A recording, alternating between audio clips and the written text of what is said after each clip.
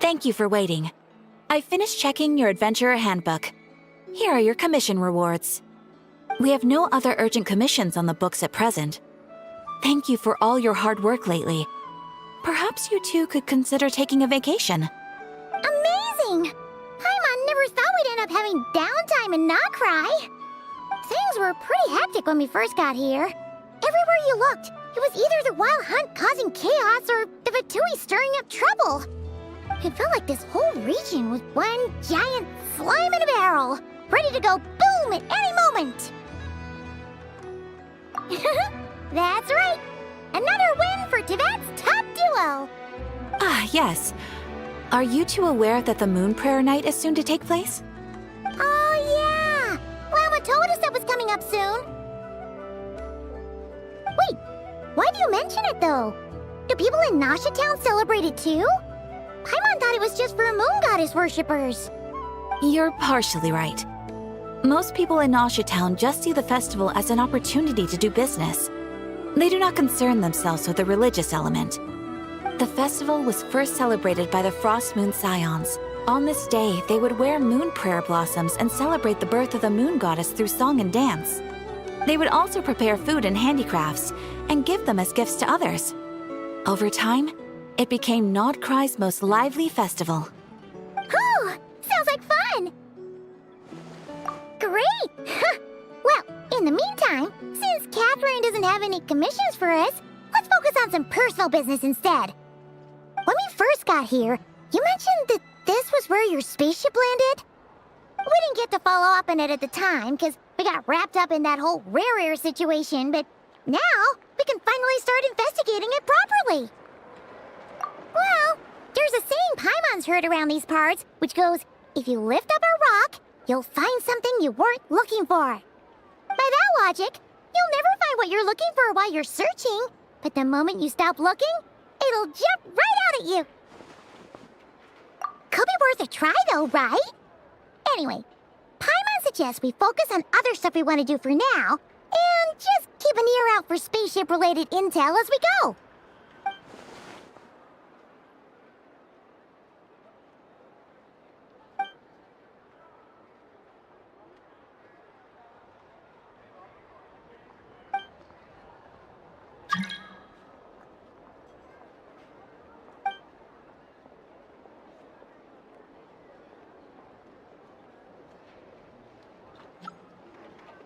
What's wrong? She looks super serious all of a sudden.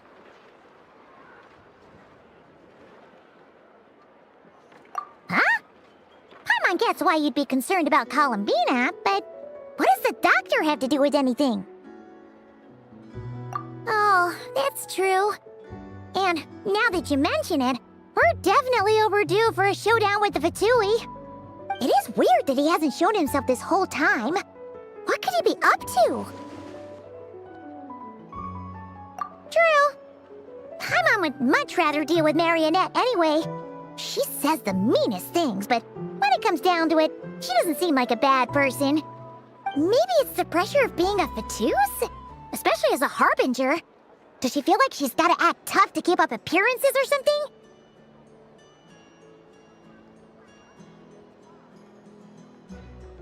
But then, every time we headed out with Rarier, she always wound up having to repair Polonia and her other robots.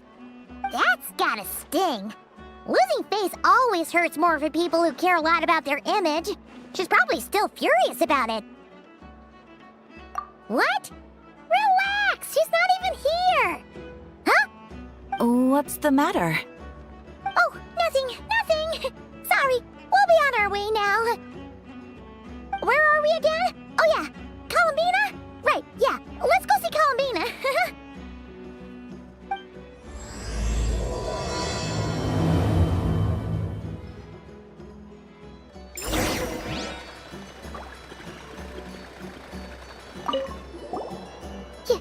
You won't snitch on us, will you?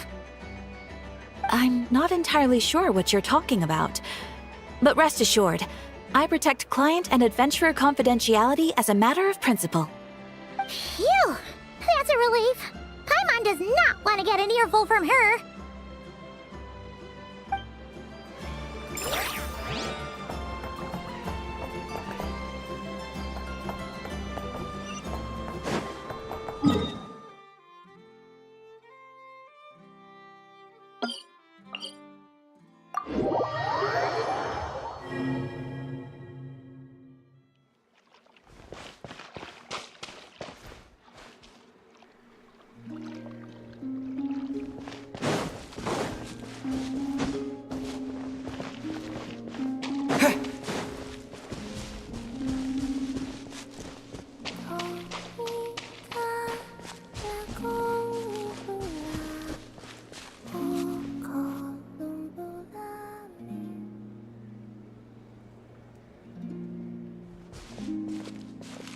She's sitting up!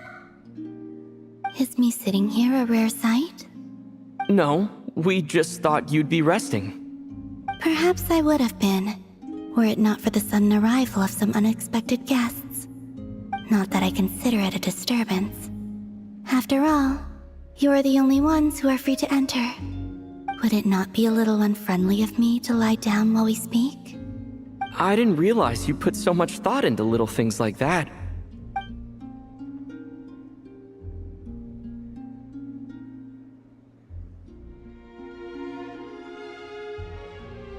Only sometimes. There have been moments lately where I think about you and your companions. They are warm, mysterious, and cozy memories. Very few of my past memories are anything like that. They say that travelers return home bearing bags full of souvenirs. But my luggage was empty, and I believed it would stay that way. Return home? So, you're still planning on returning to the moon? Yes. This planet continues to reject me, reminding me that I do not belong here. If I remain in Teyvat, there will come a day that I disintegrate. And I don't mean reduced to dust, or turned into food for the flowers. I mean, I will cease to exist entirely. Alright then. Well, we're sure gonna miss you. But it sounds like we'll have to say goodbye. How do you intend to return? The moon prayer night is soon to arrive. On that day, the moon will be closest to Teyvat. The Kuvaki in this land will reach its peak at that time. I merely need to grasp the tide, and with relatively little effort. Oh, Paimon gets it! It'll work like a slingshot! You make it sound like she's gonna get blasted up to the moon. If I did that, I suspect I would crash into the false sky. I will be using a much gentler approach. But I do like the analogy. It's fun. You see? She gets Paimon's sense of humor. In the blink of an eye, the time has come to part ways. It does feel that way, doesn't it? Time seems to fly fastest when you are enjoying it. I have always thought of myself as a wanderer on this earth, and it has never expressed any desire to keep me here. Yet, just as I plan to depart, it tugs at my arm. Is this a gesture of affection? Or is the world mocking me? Oh. Were you hoping I can answer that? Yes. You are a traveler, so you must have a lot of experience in this area. Then, what I would say is... enjoy the moment. That's right! Don't overthink it! Happiness is happiness and joy is joy! The point is to enjoy it, not analyze it! I see. Then what I would say is, even though I am very tired right now, I am still happy. I can't tell from the tone of your voice. Oh, really? You don't think I sound happy? I'm just kidding. I could tell you were in a good mood today from the moment we saw you. Ah, a joke. Albeit not a funny one. Anyway, I assume you're here about you-know-what. Give me your hand. Actually, it's not that. There's something else we wanted to discuss with you. Oh. Then, do you still want to give me your hand? Or not? Sure.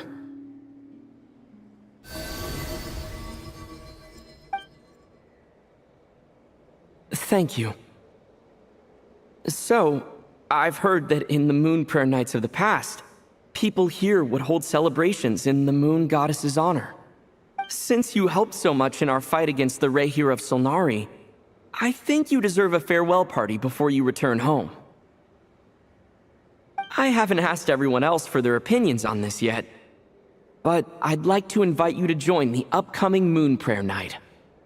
I've never joined a Moon Prayer Night before. I'm not sure what I would even do. Oh, don't worry about that. We take care of everything. All you need to do is show up. Of course, there's no need to force it if you're not feeling strong enough. It's just, this kind of felt like a golden opportunity. But they call me Kutar, and the Fatui have an arrest warrant out for me. I shouldn't appear in public right now.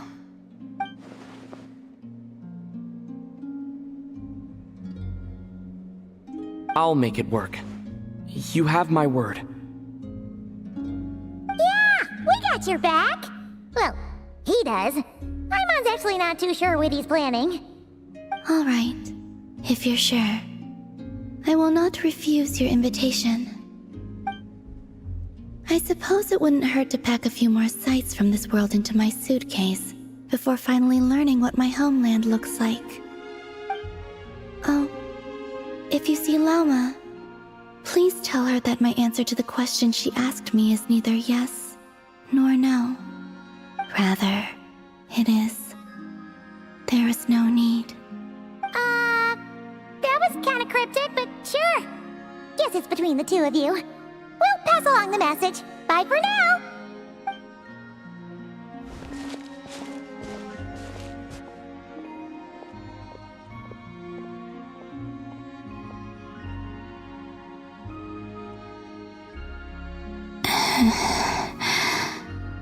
And also, I do not know.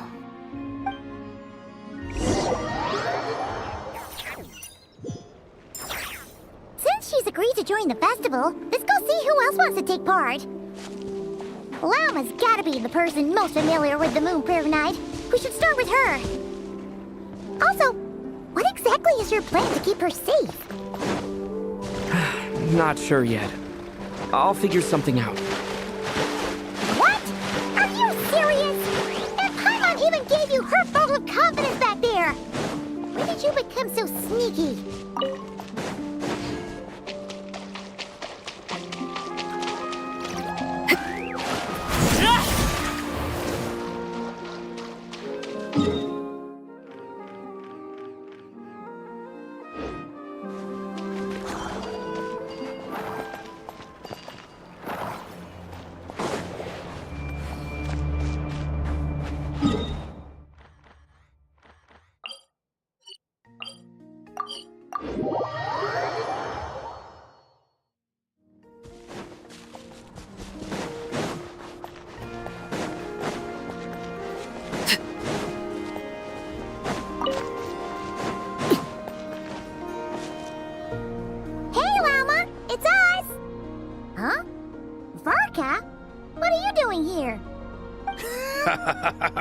Beats me.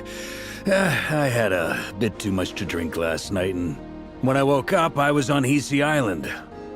Mr. Varka is helping to oversee Nasha Town's preparations for Moon Prayer Night. He is here to go over some details regarding the decorations and custom cloth designs. Right, yeah, that too. What do you mean, that too? Yes.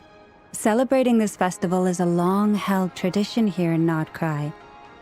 On this day, the crescent moon at the top branches of the verdant crest turns into a full moon, and the moon prayer blossoms bloom with a special radiance. Our people take these to be blessed omens. It's an especially welcome event coming off the back of all that nasty business with Rare. Everyone got put through the ringer recently, and now they're looking to turn their fortunes around. The big shots in town all agree that a big, lively celebration is just what we need to rebuild people's faith in this place. No wonder Catherine said that people weren't so bothered about the religious element. That's right. It's become more of a local custom by this point. The celebrations have little to do with whether the religious stories behind this event are true or not. Even the Frost Moon Scions are eagerly awaiting the coming of Moon Prayer Night, despite now knowing that their past beliefs were founded on a falsehood. That's fair. It's a bit like the Lantern Ride in Liyue. It's a chance for people to enjoy themselves, not debate the existence of the Adepti. Oh, one other thing! We just went to see Columbina. We went ahead and invited her to take part in the festival this time. Hope it's okay. Wait, so... you mean she agreed to it? Huh. That's quite a surprise. Then I suppose that she intends to return to the moon on that day. Oh, yeah! It's kind of a complicated process, but basically, it's like a slingshot. I understand. In truth, I had a feeling that she might make such a decision. Well, if Kuthar has decided to participate in the festival, we should prepare accordingly. Yeah, exactly. She was saying how it could be risky for her to show her face in public. We were wondering if there was any way we could hide her. Unfortunately, the people who carved the statues did an excellent job of capturing her likeness. It will be very challenging to hide a goddess whose face everyone is so familiar with. Darn! We may have bitten off more than we can chew here. Nah, don't sweat the small stuff. We can handle that. Huh? Are you saying you have a plan? Not as such, no, but the most important thing with a festival is to keep the mood light and your spirits up. You can't go preparing for a festival with those long faces. You'll never convince anyone to enjoy themselves. The Moндштadter spirit is strong with this one. As it happens, I agree with Mr. Varka. Let's start by making our appreciation for Kuthar the beating heart of the festive atmosphere. And who knows? Once we get the ball rolling, perhaps everything will just fall into place. Hey! Did you catch that? Llama said the thing! Or close enough, at least. I'm looking forward to the Moon Prayer Night already. We have a festival in Mondstadt called Windbloom, and you can always tell which couples are celebrating it for their first time by the smiles on their faces. Big, beaming smiles like their whole face is glowing. And I have a feeling we'll get to see that same smile on the Moon Goddess's face at this festival. Not quite the same, surely. Anyway, I'll take care of business in the city, but I'll have to leave the decor up to you and the Frost Moon Scions. No one else can capture that traditional aesthetic quite like you guys. But lastly, there's the final key element that brings the festival to life. Companionship. Before you leave, let me show you something that we've been preparing. Mr. Varka had asked to see it already, so you may as well tag along. Also, I have some further questions about Kuthar's decision.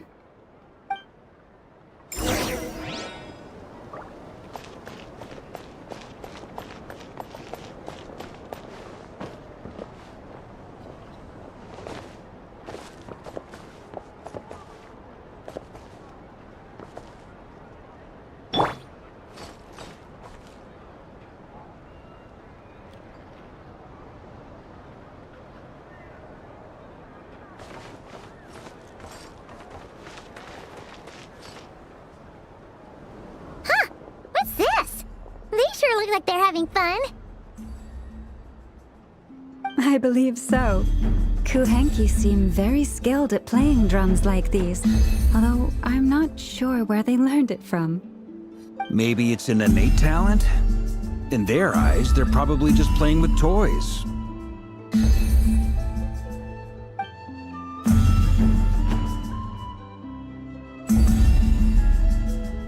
Lunatar! You want to play too?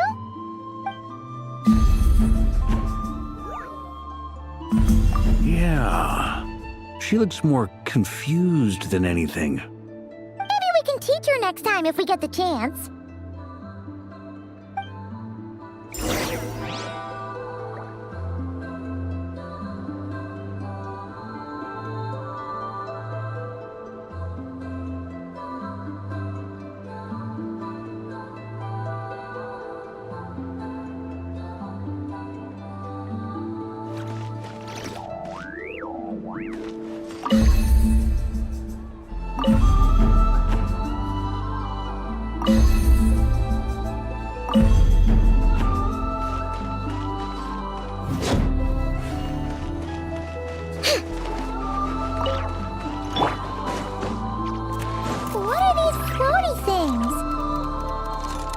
Veils. We hang them from buildings in the city during the festival. When you look at the sky through them, it creates a lovely misty effect.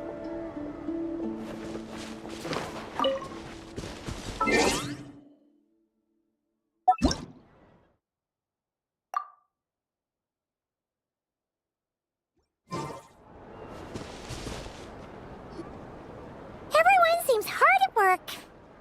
They're preparing items for Moon Prayer Night. For instance, the sculpture being made over here, Mr. Varka and I were just finalizing the details of where it will be placed.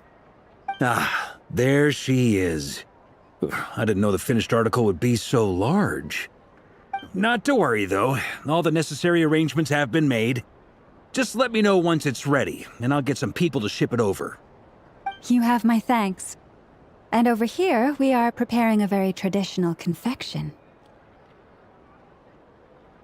Oh, look at all these colors! It looks great! Can Paimon try one? Of course. I have a feeling you'll like it a lot.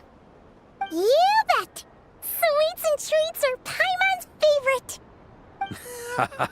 If you included those in the Feast of the Moon, I bet Paimon would have joined the Frost Moon Scions by now.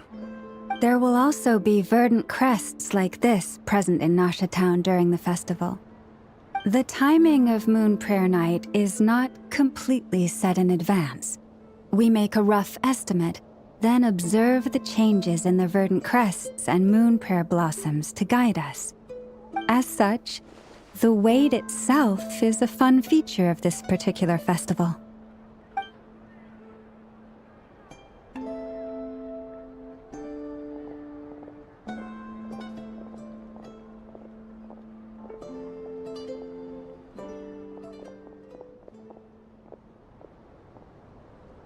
Let's talk here. To tell the truth, I am very surprised to hear that Kutar is willing to participate in the festival. I once asked her if she'd be willing to stay with the Frost Moon Scions. I could introduce her to everyone, and we could be a family to one another. She did not answer, but she has not appeared here since. I took this to mean her answer was no. But if that were the case, she would not have accepted this invitation.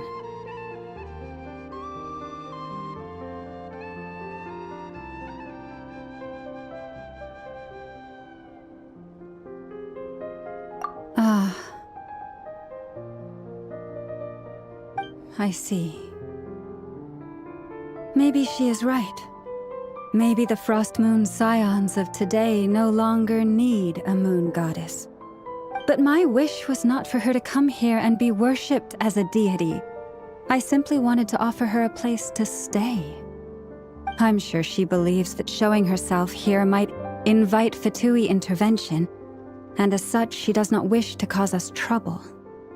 But what really pains me about all this is that this is her birthplace. She ought to belong here, yet no one has been able to grant her shelter. I think I'm qualified to weigh in here. When someone's about to depart on a long trip, What they need is blessings, not burdens. We should wish her the best, not make the journey harder than it already is. Anyway, she's agreed to attend, hasn't she? All we need to do is simply respect her decision. I see your point. Yes, she will soon depart after all. Our job is to leave her with some happy memories. Besides, who's to say her journey to the moon is a one-way trip? It's not like she can't come back and visit if she wants, right? Paimon agrees wholeheartedly. Festivals are all about having fun, so let's keep it simple. All right, I'm gonna head back to Nausea Town soon. Want to come with? I'm guessing you have some other folks to visit there. Sure thing, let's go! Bye for now, Wilma! Thank you all. Goodbye.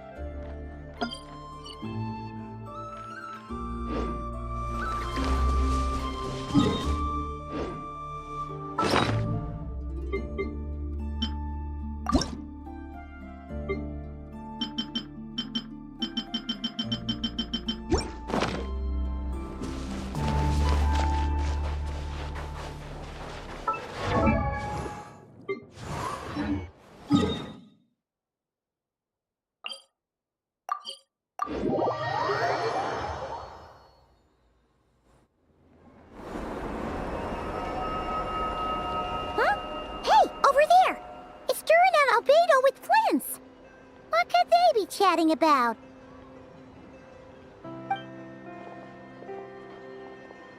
Your guess is as good as mine. Ah, Grand Master, and the Traveler and Paimon. Hello there. It's been a while. Perfect. We have some new volunteers for our investigation.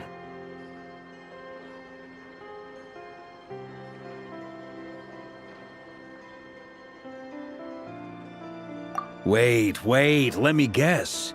The righteous Lightkeepers are finally ready to hunt down the Abyssal Dragon? Haha. Yes, that too. Yeah, right. Oh, wait. Why does everyone keep saying that too? Well, to be precise, the facts match, but not the causality. Wait, so I guessed right? Half right. Don't act so impressed with yourself.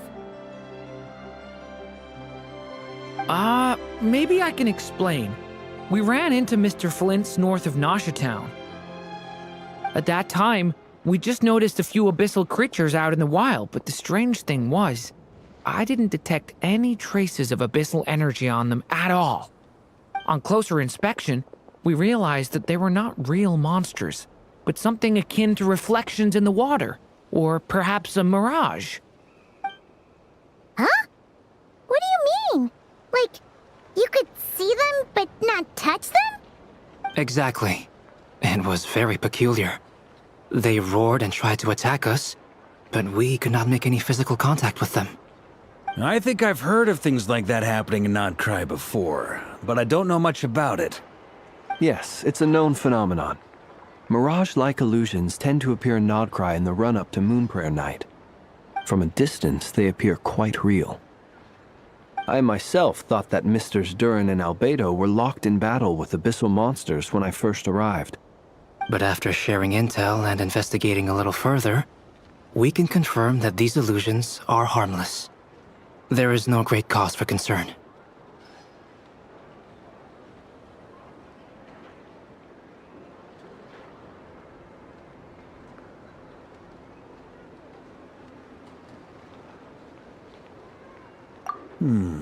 All the Mirage stories I've heard are either animals, rocks, or small houses.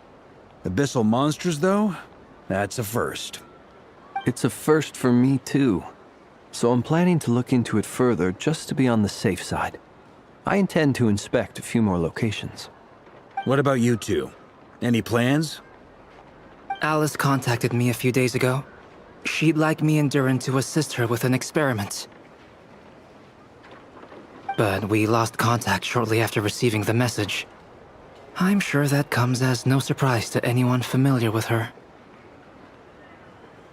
We don't know when the wind will blow, yet when the wind blows, we will know. That, in a nutshell, describes how Alice operates. Yeah, that tracks. Okay. Well, I suggest we investigate this Mirage business in the meantime. It's piqued my curiosity, and I'm pretty sure I know someone who will already be 10 steps ahead of us. Well said. Right? Whatever's happening in Nod-Crае, she always seems to be the first one to know. Let's go see what she knows. We can invite her and her staff to the festival while we're at it.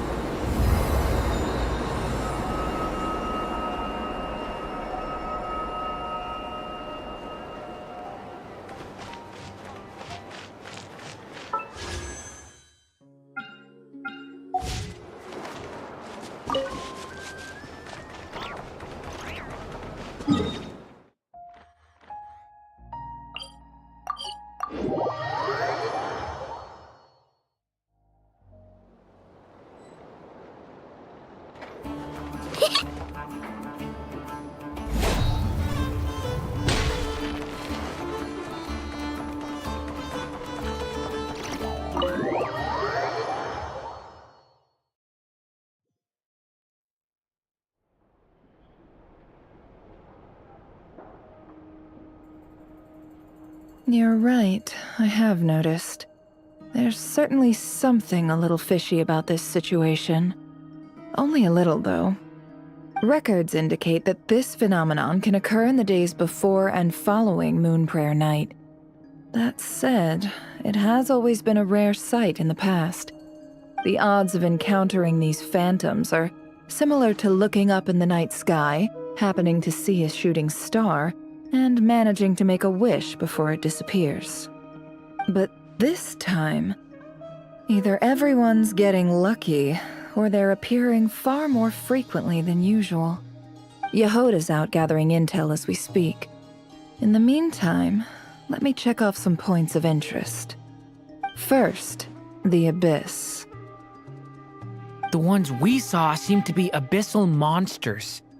Indeed. But we have identified one location where many more of them have made an appearance.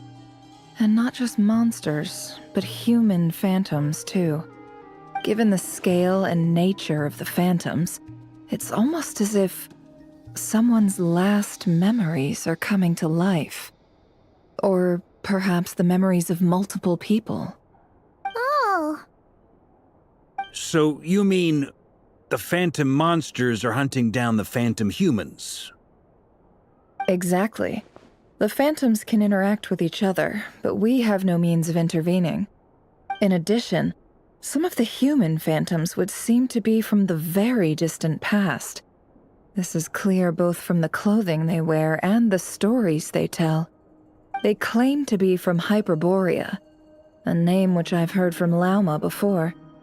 If this is true, it means they must be from 6,000 years ago. Did Paimon hear that right? 6,000 years? It sounds like this merits further exploration. That'd be a big help. I'll leave it with you, Albedo. My knowledge of ancient history is non-existent. I used to doze off every time the pre-Knights of Favonius era came up in class.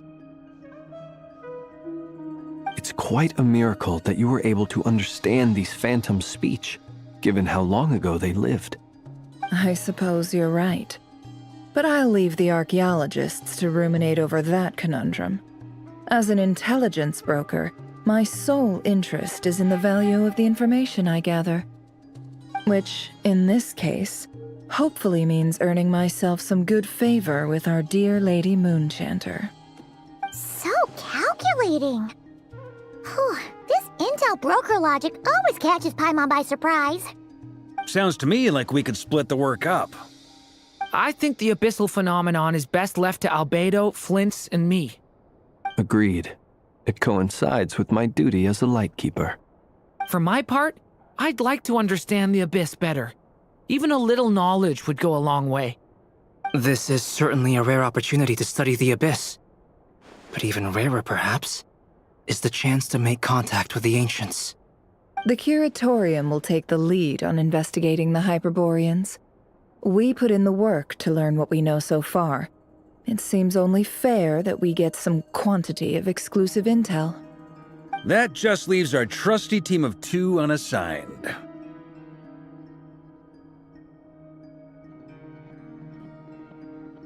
Since you became an honorary knight, of course. This was part of my grand plan all along. Ha ha ha! Oh yeah, by the way, we managed to convince Columbina to come to the Moonprayer Night celebrations. Would you and Yehoda like to join too? She agreed to that? Huh. Quite an achievement. Never underestimate the traveler, I guess. I'd be happy to join. No point shutting myself inside when the streets are all decked out. I doubt any clients will be visiting during the festival in any case. And Yehoda loves a party, so I'm sure she'll jump at the opportunity. No, no, no, no, no, no, no, no, no, no! Way to contradict me in front of... Wait, no, that's not what I have bad news, boss! So many people. Alright, everyone inside, quick!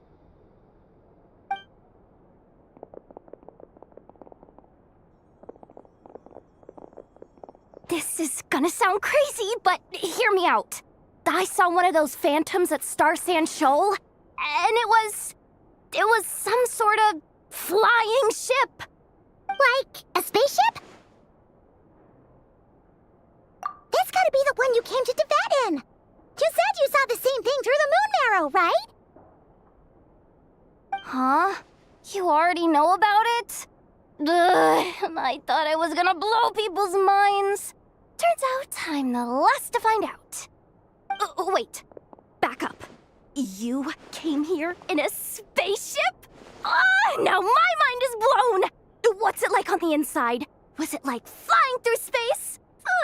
I want to know everything!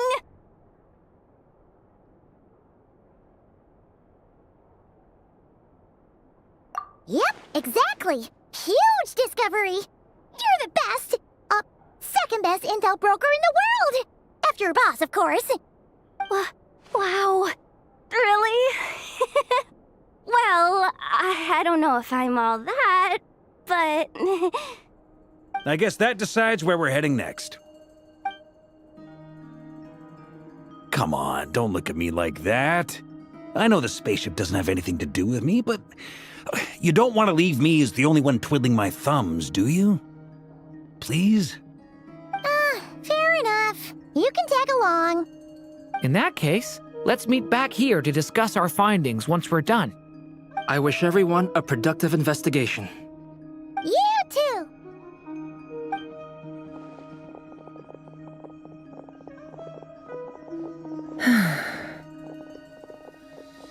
What's up, boss?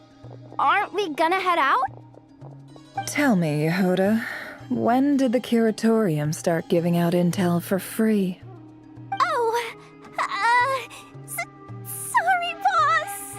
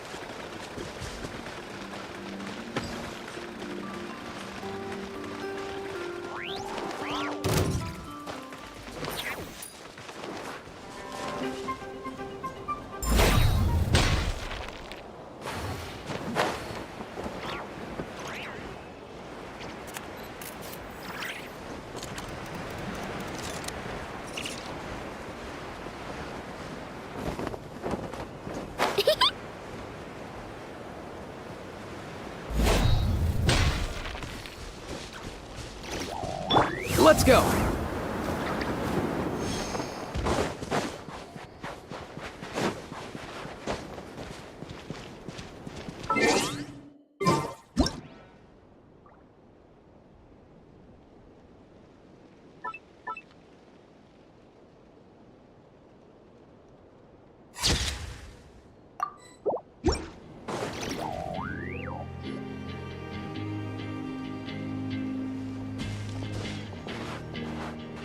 Well, what do you know? Yehuda was right on the money. This phantom really is your spaceship. But that's so weird. Why would it show up here? Is it some kind of projection? Or a ghost? Like, maybe it no longer exists, but somehow it left an afterimage? Ah, you're already here. Miss Lauma, what a surprise. I thought you were busy with festival preparations. I was, until one of our people informed me that a strange sight had appeared at Starsand Shoal. No one's ever seen something quite like this before. I thought I should see it for myself. Same here. Oh, so we heard that these things appear around the festival period. Any idea why that is? Unfortunately not. We have very limited information about them, since they can't be interacted with. And no human phantoms have ever made an appearance before now. The most we've been able to deduce is that these sightings appear to be connected to the increase in Kuvaki energy around this time.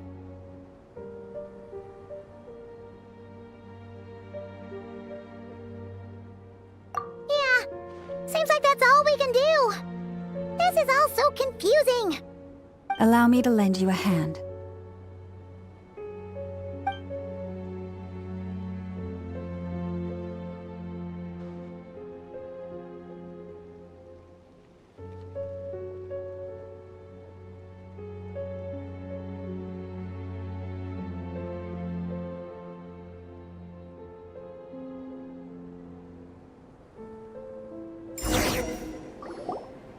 Everyone, our friend here should be able to provide us with some information. Is that a phantom rhymehorn deer? I've heard about how the Frost Moon Scions live in harmony with the animals and can even communicate with them. That's coming in handy now, for sure. Okay. Yes, I understand. Then how about this?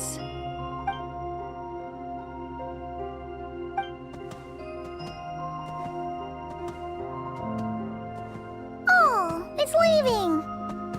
It appears to share our curiosity about this giant spaceship, so I asked it if it wouldn't mind investigating along with some friends. In return, I told it about some nearby spots where the wild fruit grows abundantly. We may live in a different era from these phantoms, but I trust that the terrain, climate, and ecology here are more resistant to the effects of time than some things are. Let's give them a moment and hope for the best.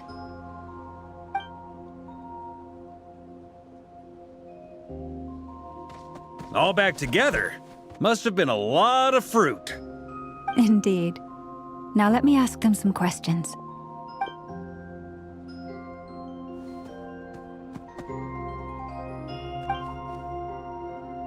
It did find a lot of wild fruit, enough for them to feast for a long while.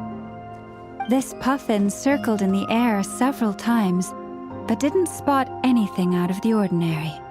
Certainly nothing to do with the spaceship. Huh. Well, it definitely makes sense to get a bird's eye view. Indeed. Other than that, I was also thinking that the world these phantoms see is also different from ours. Oh, I get what you mean. The wild fruit exist in both times and spaces, but there might also be things that only exist in that space-time, which we can't see.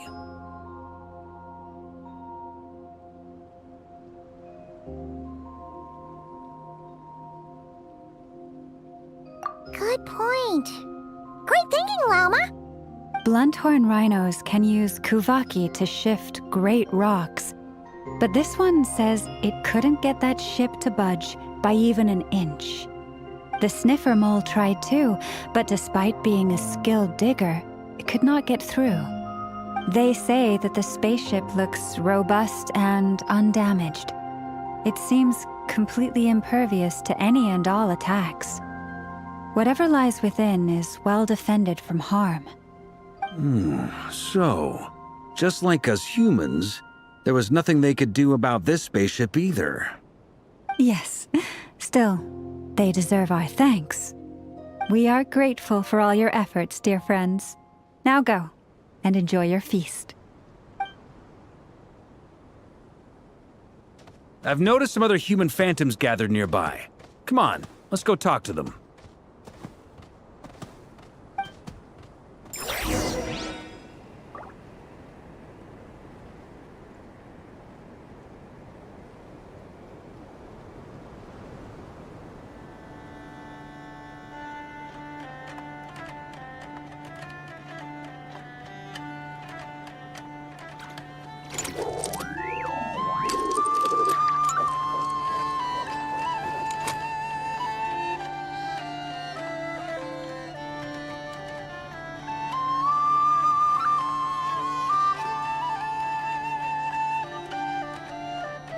Did you hear that? Sounded like an animal call. Or maybe I'm just hearing things.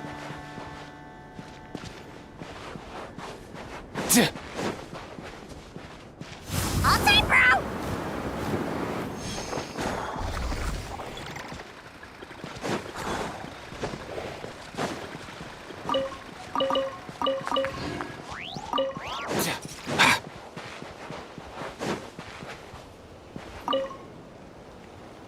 What is this thing?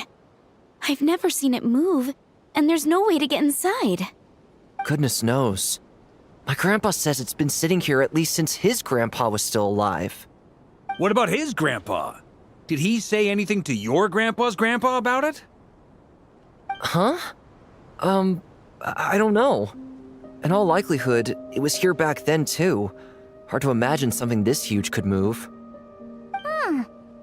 Guess that means that as far as they're concerned, this ship's been around a long time.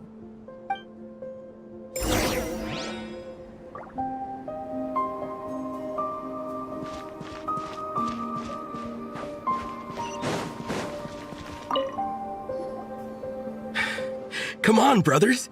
If we can get even a small chunk off of this thing, it's gotta be worth a fortune! Today is the day we strike it rich. Huh? You mean Paimon?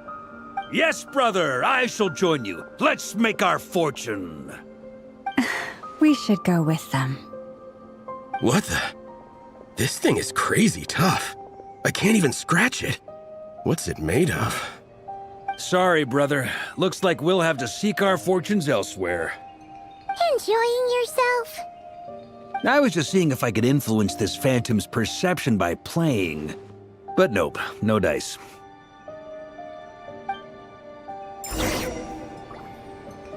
I'm sure we're all starting to build up an idea of what's going on here now that we've spoken to some of the people. These phantoms are reenacting real historical events in Nod-Krае. It's almost like we're in some kind of interactive stage play.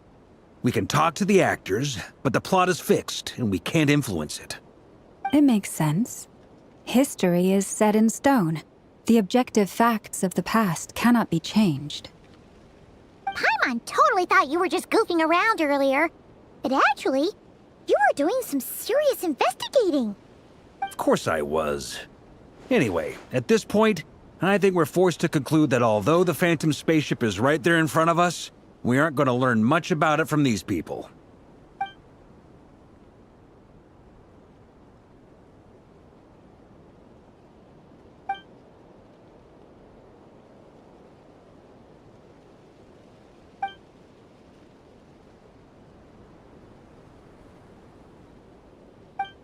Don't be discouraged. If nothing else, this is proof of the ship's existence. And think about it. So many people tried to hack their way inside, but no one could get the door open. It's made of very tough material. To me, that says that we'll either find the ship itself or the story behind it. It's just a matter of time.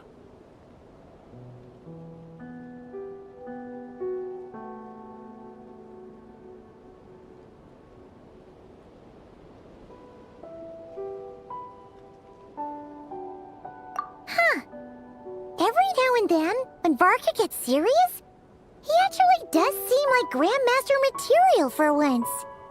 I wonder how the others are doing. Let's head back for... Sounds good. Also, drinks are on me if Team Knights of Favonius is the first to finish. Wait, we have a team name now? Am I in Team Knights of Favonius as well? You're very welcome to join. We've even got a cathedral ready for you. Isn't that technically blasphemy? You wouldn't dare make a joke like that if Barbados was in earshot. Nah, I'm sure Barbados doesn't mind a little harmless blasphemy once in a while.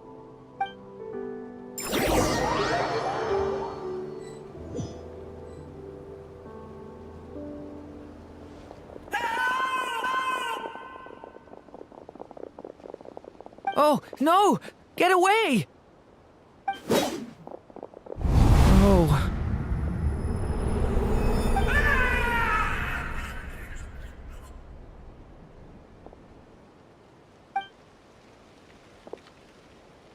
I know it's hard to stomach, Mr. Duran. But as I'm sure you've noticed, there is nothing we can do to intervene in that which unfolds before us. But we have to at least try. And try you have. But are you aware of how many unsuccessful attempts you've made now? I wasn't keeping count. I'm afraid this is the 39th failure so far. Or the 5th if we're only counting this particular victim. There are no indications that these phantoms may be altered in any way. You seem to have calmed down a little.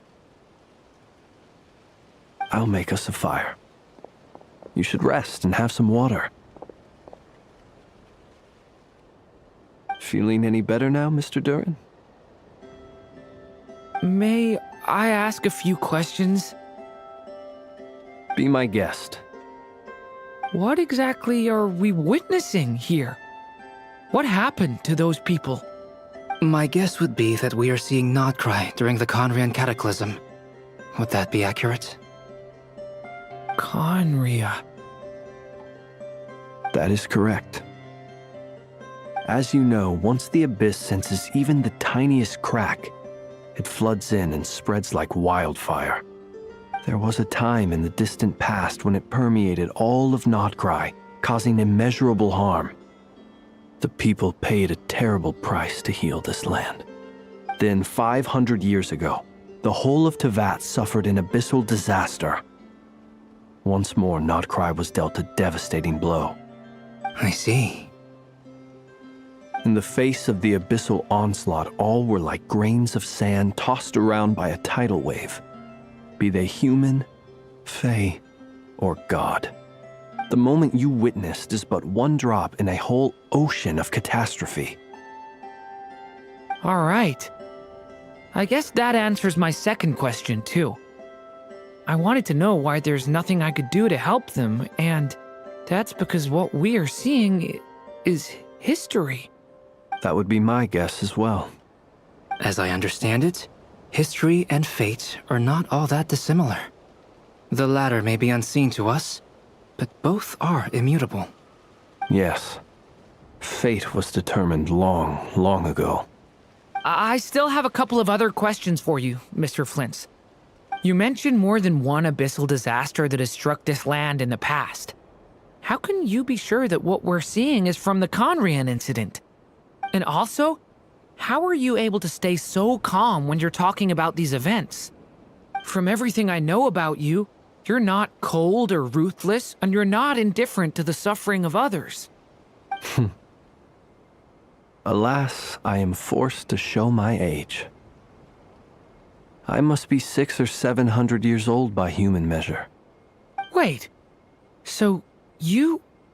One is not easily moved by history when one has witnessed the truth firsthand. I'm sorry. You needn't apologize. Your passion is a good thing to have. Treasure it, because someday you may find it in terribly short supply. Now, at the risk of offending you, I have a question in return. Your curiosity toward the abyss, is it born from hatred or because you sense its call?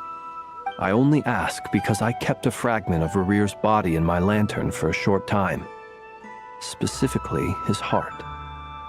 So I know what a burden it can be to carry the abyss with you. And I hear its power growling from somewhere within you. In my eyes, your mere existence is a miracle. My honest answer is... I don't know. I don't think I have the confidence to say for certain. What I will say is the abyss is not the only issue that haunts me. Even before I became who I am today, the question dogged me constantly. Should I even exist at all? My doubts remain unresolved. But when we fought Rerir, something became a little clearer to me. Sometimes it is the darkness within us that allows us to achieve the impossible. I certainly got the sense from your 39 attempts that you were trying to achieve the impossible. It sounds like you've resolved to see the truth for yourself. Absolutely. In that sense, he and I are quite similar. Then I wish you every success. I look forward to the day of your transcension. Well, if everyone's caught their breath, I suppose we should head back. Oh, and one last thing. I'd appreciate if you kept our discussion about history a secret.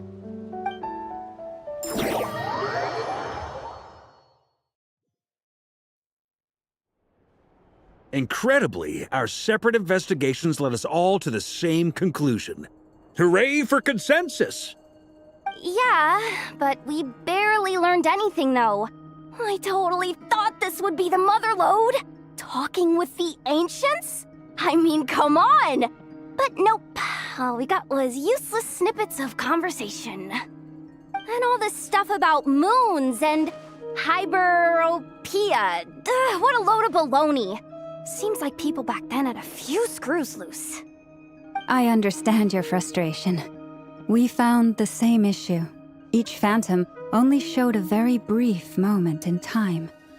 There isn't much value to be found in these miscellaneous fragments of a civilization's history, no matter how glorious it may have been.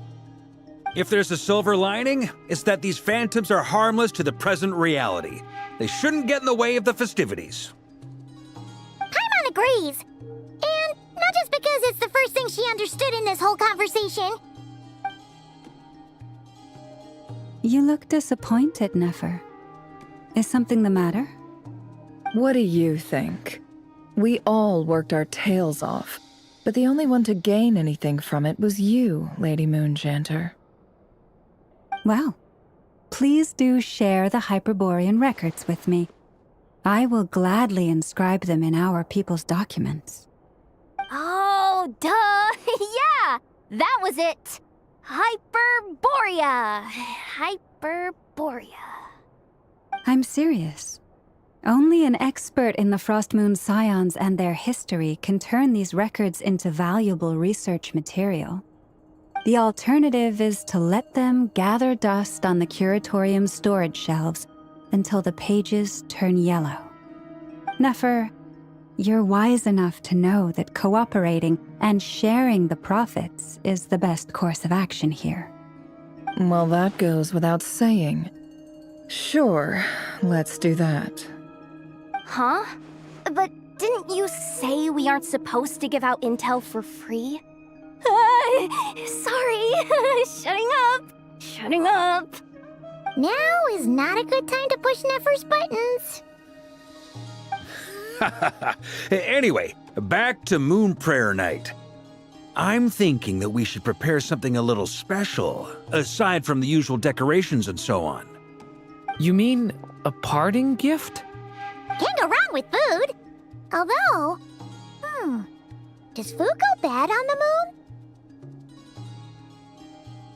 Perhaps a lantern would be a better choice. It might be dark up there. It could prove difficult to light a lantern on the moon. Magical stones might serve that purpose better.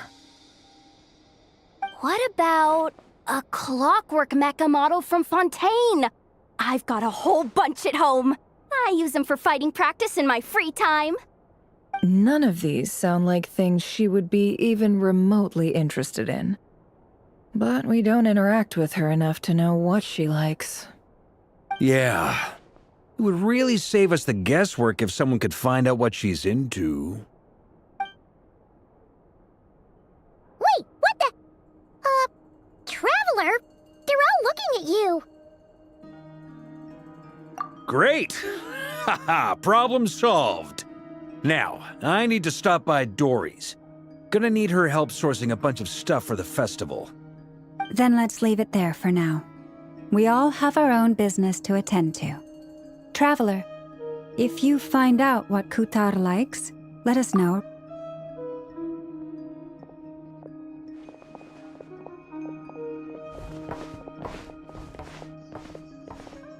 Is something the matter? I'm fine. It's just... I'm still feeling a little rattled after witnessing the horrors of the Abyss. But it's okay. This is something I have to work through. I'll be all right. Thanks for your concern. Well, don't put too much pressure on yourself. If you ever feel like something's wrong, physically or mentally, we're here to talk. Come on. Stop treating me like a kid.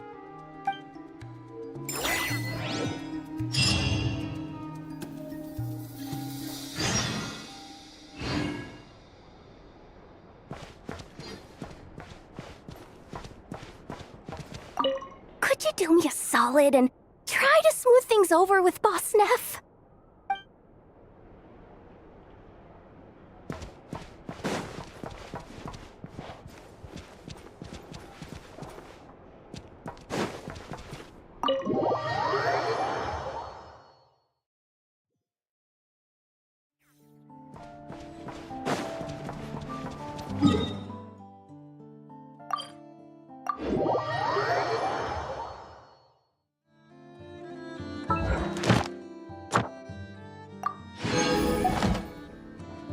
Ad Astra.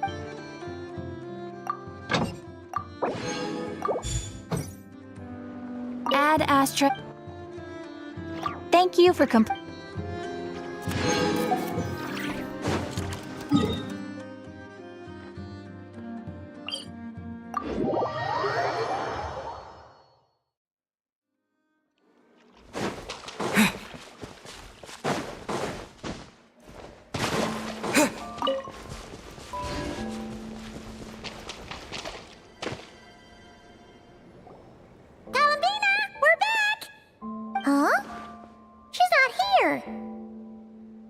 Weren't there a few Kuhenki here last time, too?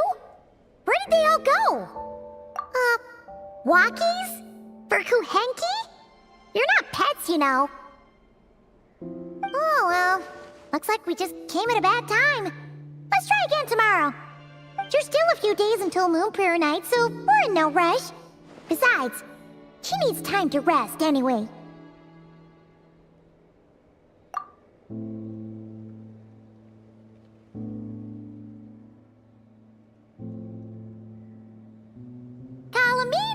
Are you back yet?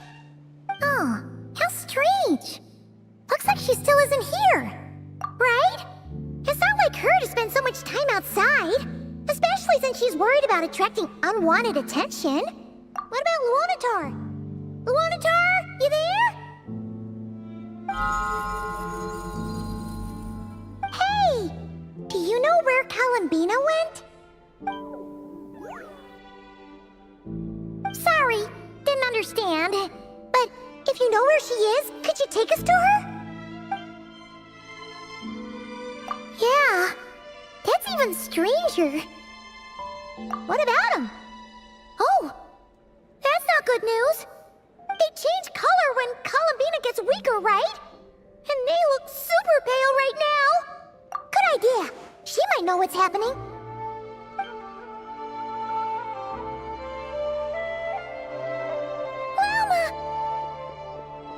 It's you. How is Kutar? Is she okay? No, she hasn't. I came here to check on her after I noticed the flowers had changed color. Based on past precedent, she must be very weak right now. Even getting up to walk would be a struggle. It seems unlikely that she wandered off outside. Not to mention that she doesn't do that at the best of times either. So yeah, this is super weird. No. Very few people are in the know about Kutar's whereabouts. And if anyone suspicious had visited, they'd have left some sort of evidence. Come on, let's go to Nasha Town. If anyone has seen her, someone there will know about it. It's Nod-Krae's information hub after all. Makes sense. Let's go!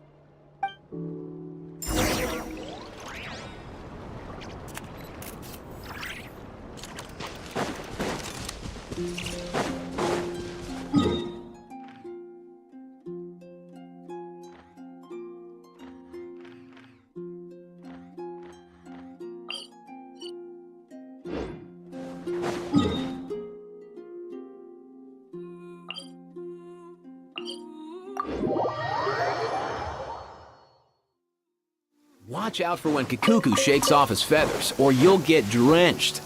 Although, actually, you're probably soaked through already. Yeah, never mind.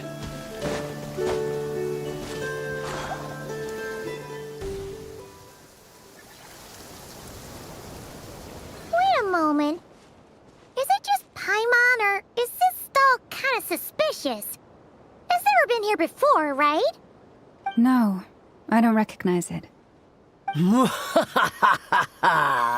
Alas, your free and easy adventure time is over. Now, prepare to face the final boss of Nod-Krае. Whoa! Where'd that voice come from? Not sure, but it's definitely hostile. No, not that way. The final boss is right here. The sniffer mole? That's the final boss? Surely not. Also...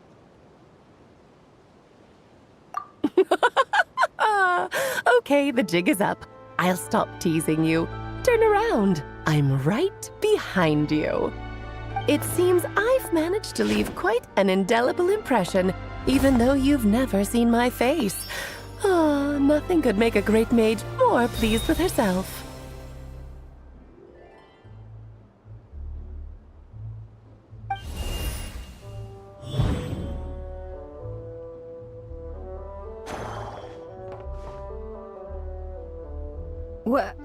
What is going on? I've heard that all the big shots in Teyvat have long, wordy titles that stun people speechless when they make their entrance. Unfortunately, none of them are affiliated with the Hexen Circle, and we ourselves keep a very low profile. The notorious name-dropping doesn't quite work for us. Still, I, for one, think I'm really quite amazing. So that didn't stop me from coming up with a title anyway. Alice? It's really you this time? Not a lantern or a dodo, but Alice in the flesh? Oh, that's right. So, what do you think? How does it feel to finally meet me? You look like...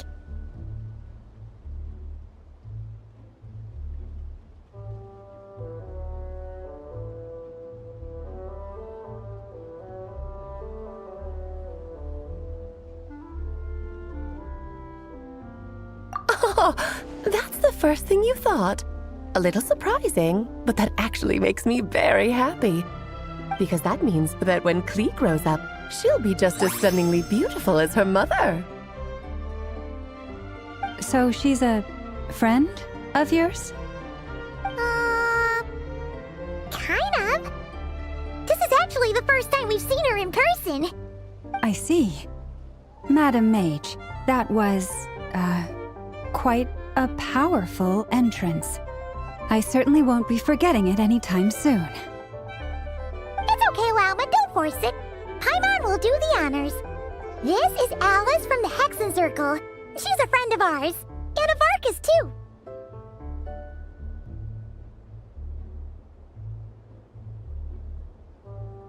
That's right! She's a good person, just kinda unpredictable. Well, what is the human heart if not unpredictable? Hmm?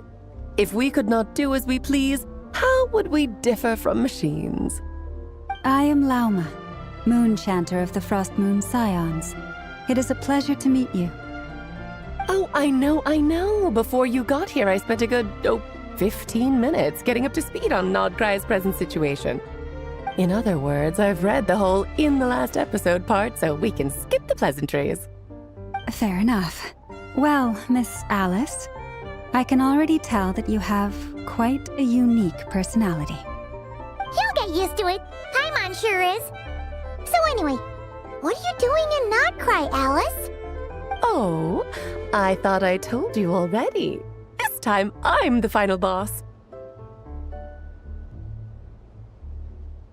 And what a formidable foe I shall be. Powerful, confident, decisive, and good luck finding my weak spot. You will never succeed.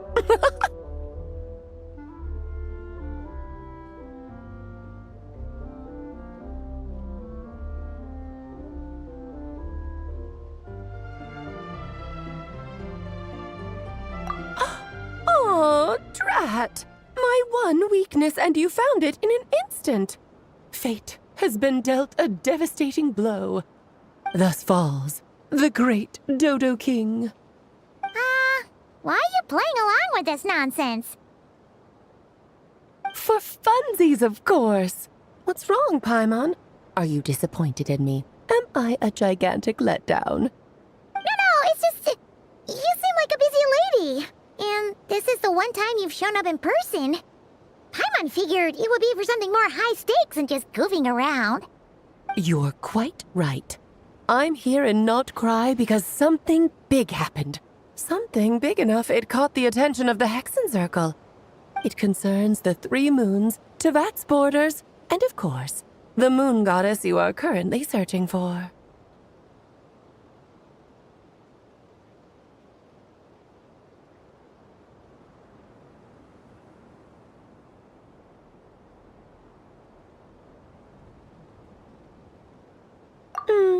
Kind of. Why don't we discuss this over a pot of tea? My main reason for coming on this trip to Tevat was, of course, to have some fun. But I do technically have a job to do as well, namely, maintaining the stability of Tevat's borders. I'll skip over the complicated parts, but to sum it up, abyssal energies are all that lie beyond Tevat's border. We'd find ourselves in a real pickle if they ever made it through. And the phantoms you've been seeing are a sign that the border has been disturbed. No wonder they tend to show up around Moon Prayer Night. Is it because the real moon is now so close to us that its power can cross the border? In part, but only a negligible amount passes through. Just enough to influence the verdant crests and so on. And as you've noticed, there has been an unprecedented number of phantoms appearing this year. The influence of the moon beyond the border cannot explain this. No, there is another far greater factor at play. The trilunar syzygy. A trilunar syzygy. Eons ago, before the heavenly principles came to Tevat, it was the then 3 moon goddesses who controlled the laws of this world.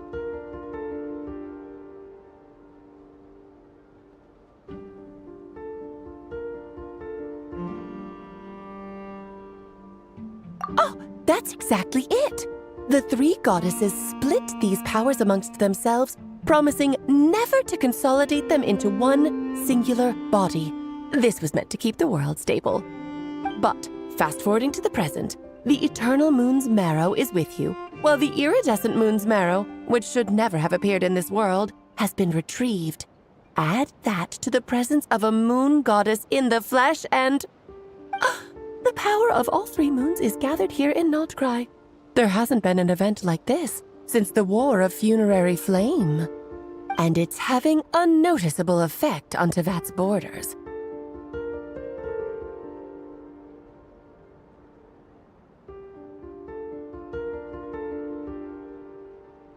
Because I wish to give my darling daughter a peaceful, sunny environment to grow up in. Is that a good enough reason? Kinda sounds like you're dodging the question, but it does make sense. Well, that's one reason anyway, and the most important one. The others are a little complicated to explain. For instance, cleaning up after dearest Miss R. Albedo could tell you more about that if you're curious, but right now, I have a more important question to ask you. Why are you collecting the moon marrows?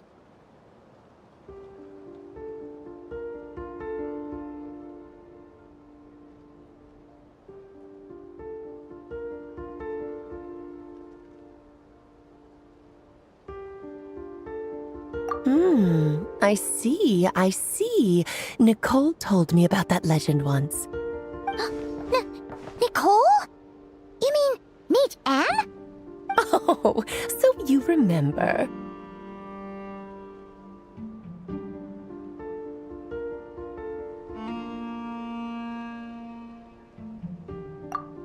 Yes, of course. That was a story about fate, her area of expertise. But back to the story of our dear moon goddess. I'm afraid her intended method of returning to the moon is unlikely to work anymore. What does that mean? She may be missing, but she hasn't gone anywhere. She has disappeared.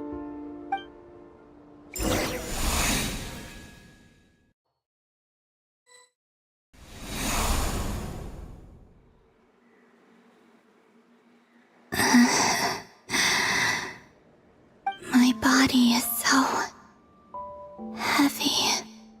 Wait, no. It's my mind that's heavy. My arms and legs are as light as a feather. What's happening to me? I feel drowsy, like I've been asleep for too long. Is it daytime or nighttime? Is the moon out? I think I'll go for a walk.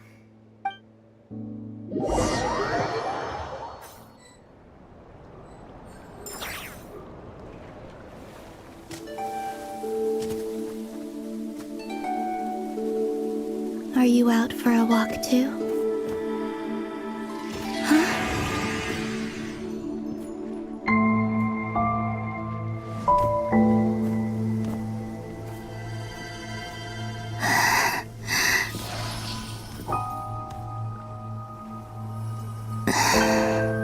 The day has come at last.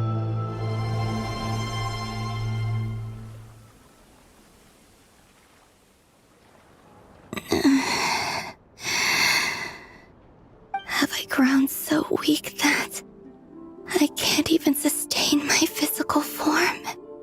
But Moon Prayer Night is nearly here. I was so close to returning home.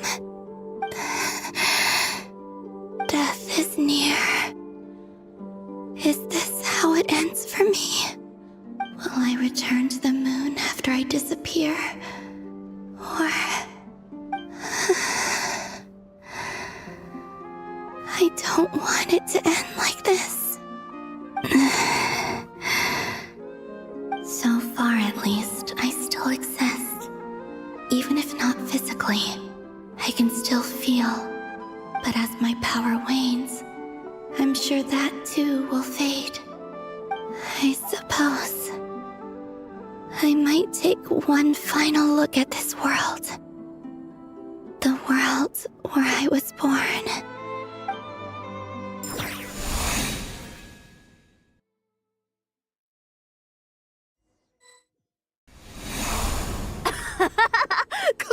Come on! Wait for me! The Frost Moon Enclave. How much it has changed since I was born.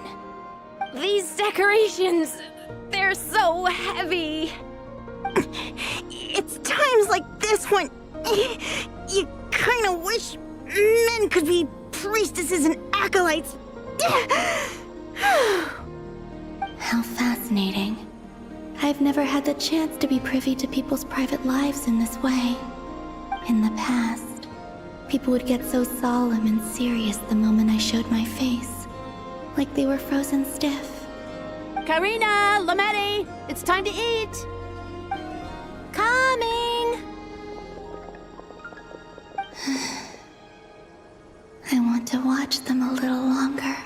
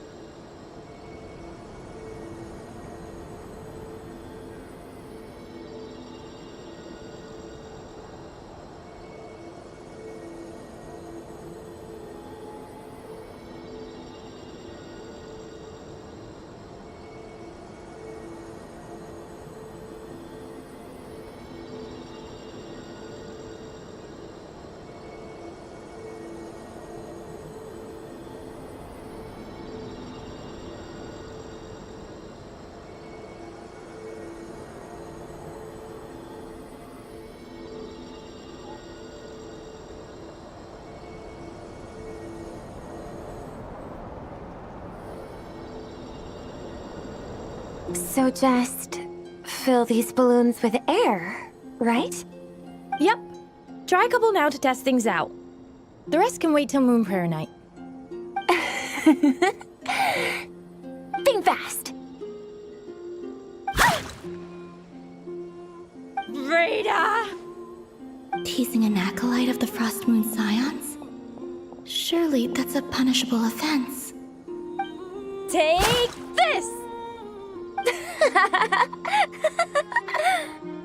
Huh? Alright, enough horsing around. Lady Lauma gave us a task. We should get back to it. The task is just to check that the balloons don't leak, right?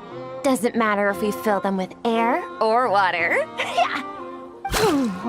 Okay, you got me there. And you got me there. But still, we can't use all the balloons before the festival even starts. We won't use all of them.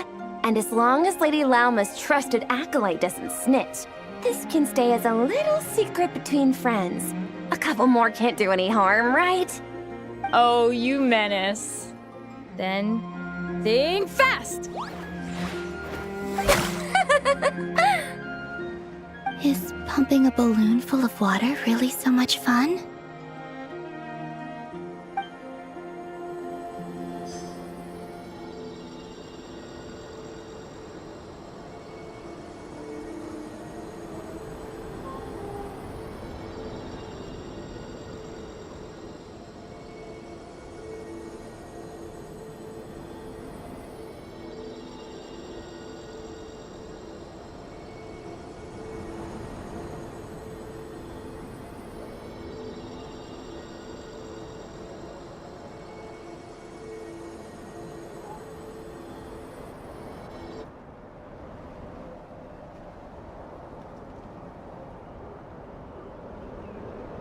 I'm sure you're both tired from playing all day. Come on, eat up. A plain, humble meal. That has always been the way of the Frost Moon midsummer berry dessert. Oh, I always get lockaberry. I don't mind sharing. You can have a bite of mine if I get to have a bite of yours. They're sharing food? I've never shared food with anyone before. Even at the Harbinger tea parties, everyone just ate off their own plate. And when I couldn't finish my food offerings from the Frost Moon Scions, they'd leave the leftovers out under the moonlight for the animals to claim. Hey! That was 2 bites! Oh, then you can have another bite of mine. Oh, you too. Oh, don't fret now. Here, have some of Granny's too. So this is what it means to be family.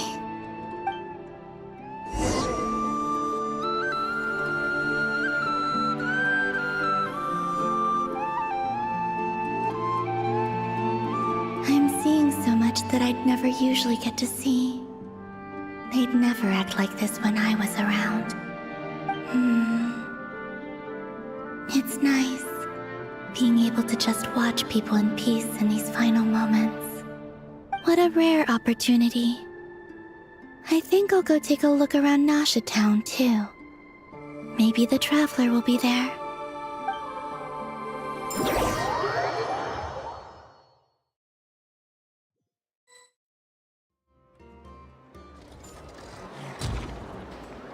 After the War of Funerary Flame, the moon goddesses were no longer recognized by Teyvat. They lost the whole foundation for their existence. That's why the moon goddess's strength is fading. She cannot withstand the world's rejection of her.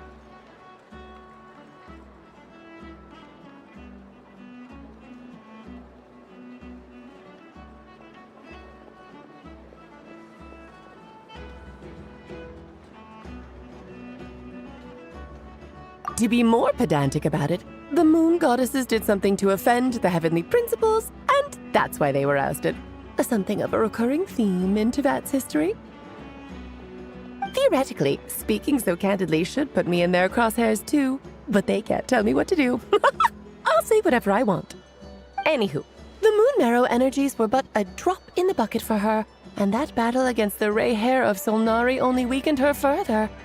Fortunately, it happened close enough to Moon Prayer Night when the Kuvaki concentration here is high. That's the only reason she managed to survive this long. What do you mean, fortunately? You said she disappeared. We're too late. Oh, what a headache. I thought this was all common knowledge. I guess I have some more explaining to do. Okay, buckle up. It's time for another lecture.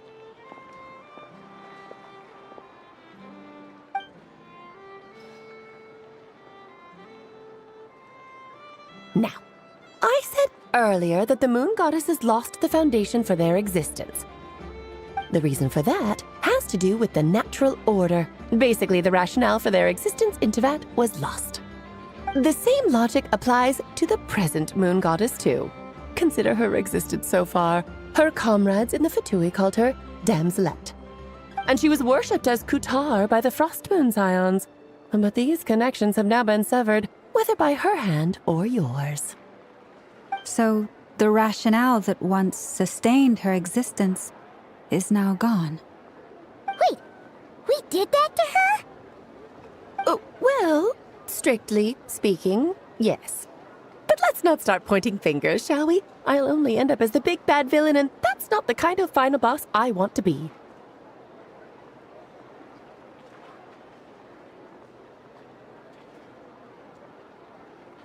Of course I do. I'm only the greatest mage in the whole entire world. Now, if you wish to find your moon goddess, there are 2 problems we need to solve. Firstly, we'll need to strengthen the connection between her and Teyvat, at least enough to sustain her until Moon Prayer Night. Strengthen her connection? But does that mean I'll have to rally all the Frost Moon faithful behind this? I'm afraid a bygone faith and a former home won't be of any help to her now. Do you know her name? Her name? Yes, names are very important things. A name is a fundamental concept that anchors one's entire existence.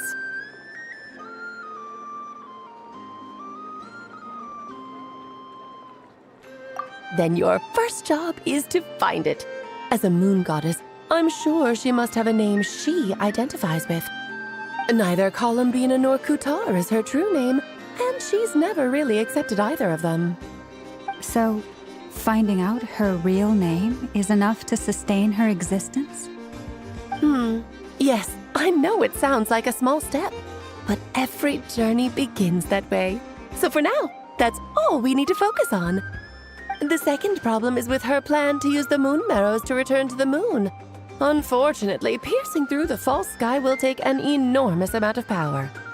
Given her current condition, she won't be able to provide anywhere near enough power, even if she recovers her physical form.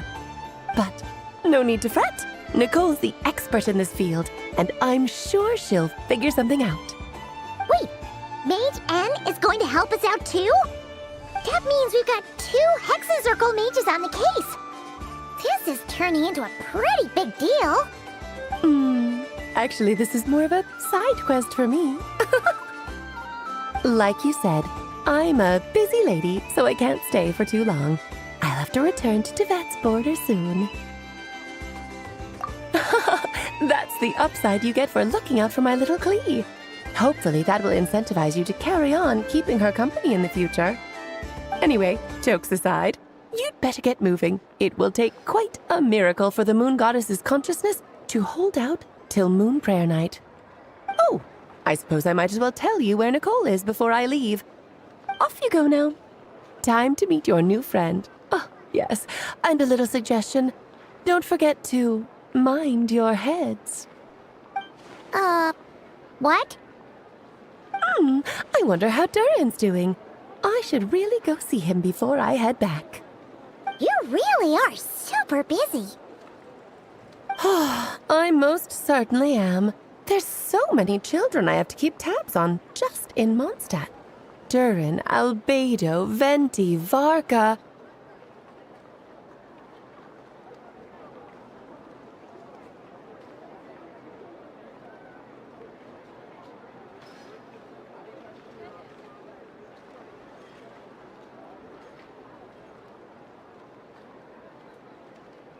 Klee didn't make the list, huh? Of course not. Klee is my pride and joy. I have no qualms about her, because she's the best child in the whole wide world. Yep. Klee's a little angel. I'm glad you agree. Well, all the best. See you when I see you.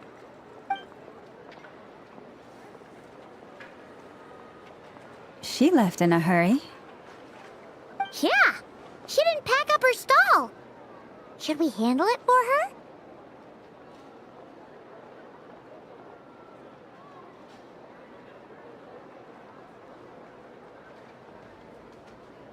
I must say, I'm now very curious about her daughter. Klee, wasn't it? What's she like? That's a long story. Come on, we'll fill you in as we go.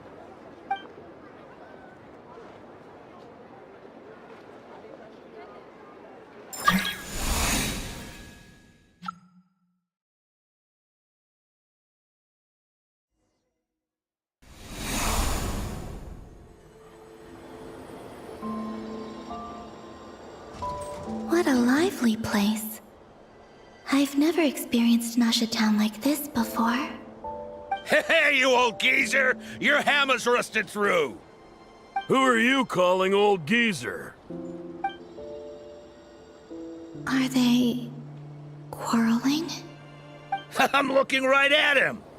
You've really gone downhill since giving your daughter free rein in the workshop. Can you even swing a hammer anymore? It shouldn't take you days just to fix a single chair! You might as well use that hammer to massage my back for all the good it's doing.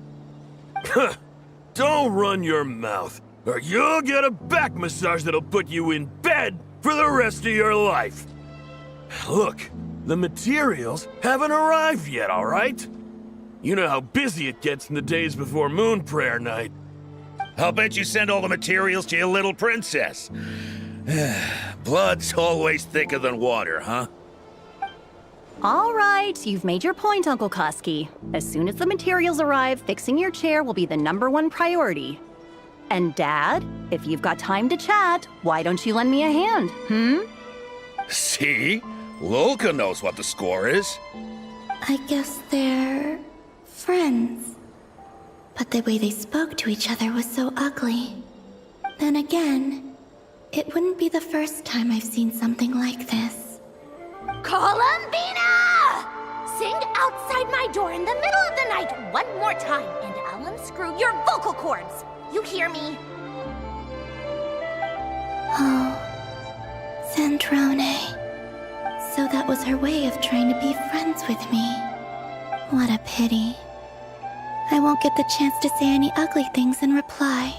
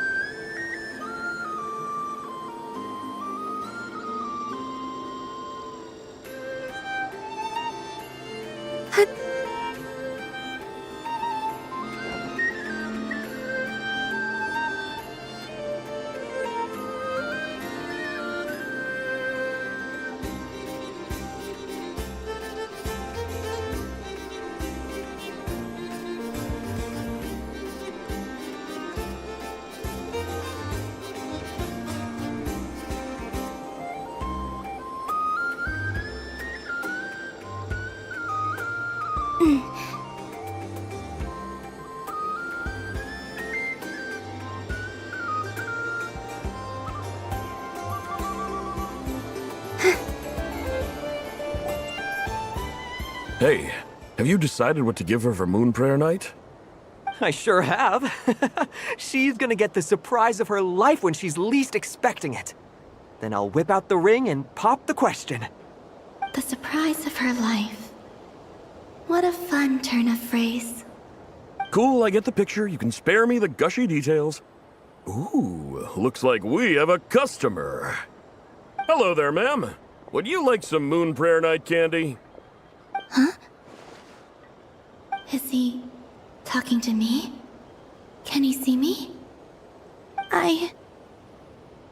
Here you go.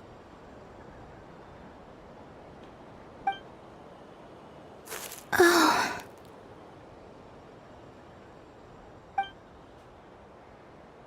Come back anytime. Right. Now, where were we?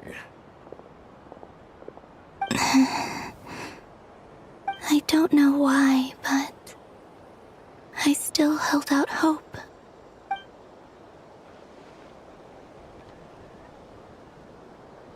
The most important thing right now is to find that mage. This name thing seems super important too, but where do we even start looking? I'd better go pay the Fatui a visit.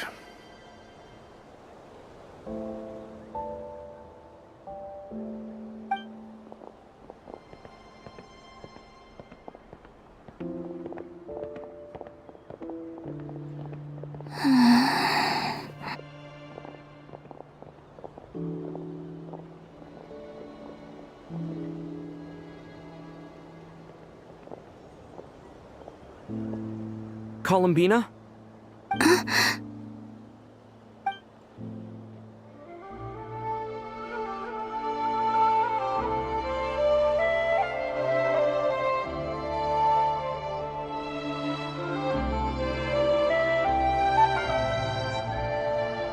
Traveler? Let's go! This is no time to be spacing out!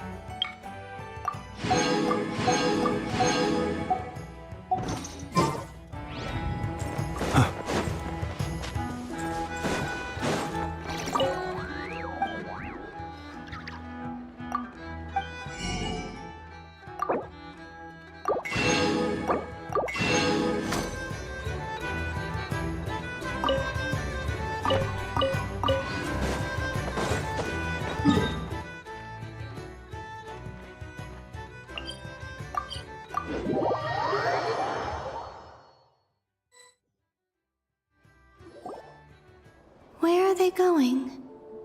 They mentioned a mage and a name? So, Mr. Varka, are you acquainted with this Nicole? Or should I call her Mage N? Ah, not really. We've never met, though she has come up in conversation. From what I've gathered, Alice kinda took Nicole under her wing. Taught her how to speak in a more ladylike fashion, that kind of thing. Huh. Hard to imagine Alice as an etiquette coach. Yeah, Alice is a larger-than-life personality, I'll give you that. But then again, that's why she's able to draw such an eclectic mix of people into her inner circle. If I remember correctly, being an interesting person is actually one of her main entry requirements. So, if you ever wanted to join the Hexenzirkel, I'm sure you'd both be eligible to apply.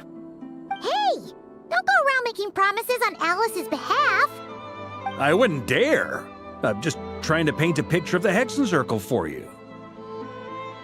Okay, sure. Anyway, since none of us have ever met Nicole, how are we supposed to find her? We can't just go up to every woman in sight and ask, "Hey, are you Nicole?" Maybe something she's wearing will give it away? Like, a windbloom pinned to her chest or something. Wait a minute. Alice never said Nicole was from Mondstadt. Oh, true.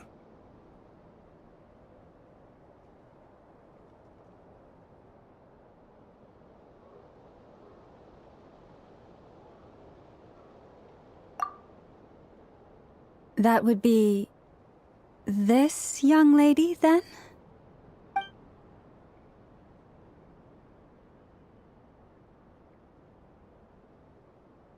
Hey there! Sorry to disturb you, but are you Miss Nicole? Varka, Knight of Boreas of the Knights of Favonius. Alice might have mentioned me before. Ah, have we got the wrong person? Sorry. Well, this is awkward. When I shook my head, I meant, no, Alice hasn't mentioned you before. Huh? Where is this voice coming from? My apologies. For certain reasons, I am unable to speak. This is the only way I can communicate with you.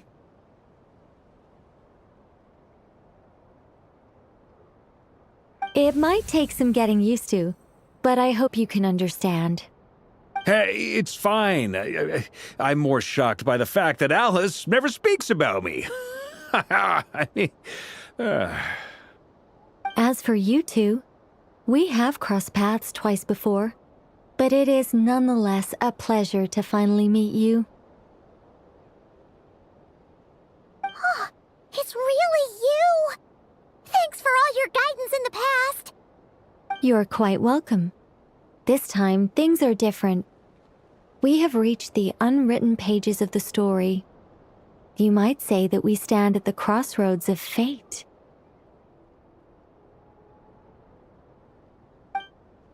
Now then, allow me to formally introduce myself. My name is... No, stop! Alice! I can't believe it! I had a whole speech prepared. I'd agonized over every single word. She always picks the worst moments to ruin other people's plans. I'm so sorry about that. Alice took the liberty of devising some bespoke self-introduction magic for each member of the Hexenzirkel. But I could have sworn I deleted all of the triggering conditions for it. How did it bypass everything? Oh gosh, this is so embarrassing. This is a very different side of Nicole than what we're used to. Is she not used to face-to-face interactions? Don't worry about it. We've seen that introduction magic once already, so it wasn't too much of a shock. Please go on, Miss Nicole. We'd love to hear what you have to say, or, well, communicate. Huh?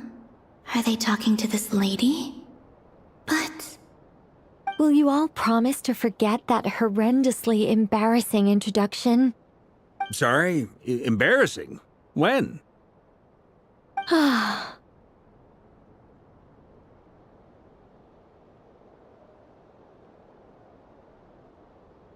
Yes, my name is Nicole, and I am one of a very few angels who have retained both their preferred form and their power. The Traveler and Paimon should be no strangers to this concept. There is another of our kind in Natlan. They call her the Lord of the Night. Right! Paimon remembers her!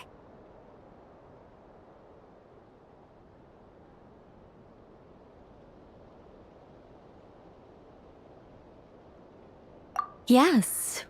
Well, I have retained more of my power than she. It's because I don't have a long-term duty to fulfill. To be more specific, no. We'll be here all day if I get into the specifics. Moving on. If I'm not mistaken, you are here because you wish to learn how one might reach the moon beyond the sky.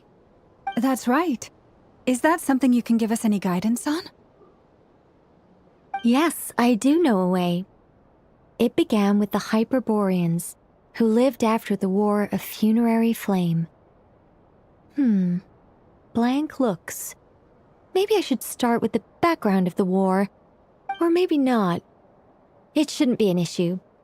I'll fill in the gaps for you when we have more time. Anyway, after that war ended, the three moons retreated to beyond the false sky. The Hyperboreans were humans I once aided. They accepted the civilization and creations bestowed upon them by the angels. But despite accepting many blessings of the angels, many among them still held on to their faith in the moons.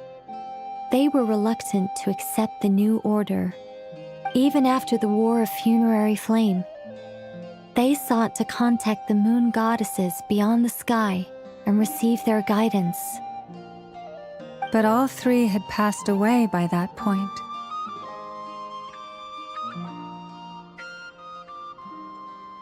This mage has a unique method of communicating.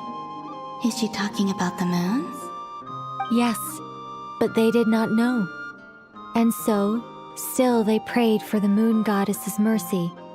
After building titanic structures that consumed vast amounts of Kuvaki, at last they glimpsed the moons and heard their voices. But of course, they were gravely disappointed. For it was then that they realized the three moon goddesses were dead. Oh, that's such a sad story. It is. Humanity was in a very sorry state at that time. The angels who had once aided them were gone, and the War of Funerary Flames had left them homeless and destitute. Just a second, I gotta ask. How relevant is all this history to the task at hand? Well, I mean, it's... Okay, it seems we've drifted into irrelevant narrative waters. It's been a while since I've had the chance to speak inside someone's head. As soon as I got started, I lost control and the words just flowed out like a waterfall. What I'm trying to say is... Right, yes, that's it. The relevant part is the ritual created by the Hyperboreans. The fact that they bypassed the false sky and saw the true moons implies that they successfully built a connection between Teyvat and the outside world. Which means, with enough Kuvaki and a sufficiently stable connection, it should be feasible to send one person over the border. Okay, so they built some kind of portal? Oh, yes. A portal. Yes. Is something wrong? You sound disappointed. I just didn't expect you to summarize it so well. It turns out I could have said all that in one word, If only I'd managed to think of it. No, please, it's fine. This is invaluable knowledge. I'll be sure to record and preserve everything in writing. Oh, really? Well, in that case, I suppose I could backtrack and add some more detail. I did gloss over a few things so far. Whoa, whoa, whoa, time out. Let's summarize what we've got first. The Hyperboreans were the last ones to use this method, right? So we somehow need to find whatever structure they built and make sure there's enough Kuvaki to power it up. Luckily, we have the moon marrow of both the eternal and iridescent moons, so we're all good for Kuvaki. Which means the key issue we need to focus on is finding the place. Am I right so far? Yes. Although I expect the structure is long gone by now. That said, what if we could take advantage of the phantoms to travel back to a time when it still existed? Well, travel back isn't quite accurate. It's more like we'd be creating a handshake between 2 points in space-time. We wouldn't even have to pick a time when it still existed. It could just be a time when it still appeared in phantom form via projection, or we could project our own phantoms, fold them together at... You look lost. Was that too hard to follow? Yeah, things got a little, technical there. Paimon's brain is reaching capacity. All right. Let me think about how to put this more simply. Okay, got it. Over the next few days, I'll search for phantoms that we can use. Once I find one that meets the criteria, I'll let you know and we'll regroup. By completing certain rituals, specific individuals will be able to enter the phantom and make it to the Hyperborean structure. If everything checks out and it looks feasible, we'll just need to wait for Moon Prayer Night, and we can send the moon goddess back home. I'm really skimping on the detail here. Is this making any sense at all? I think so. For now, we'll just wait to hear from you. Yes. Basically, yes. Great. Counting on you. In the meantime, we'll focus on finding the moon goddess's name. My name?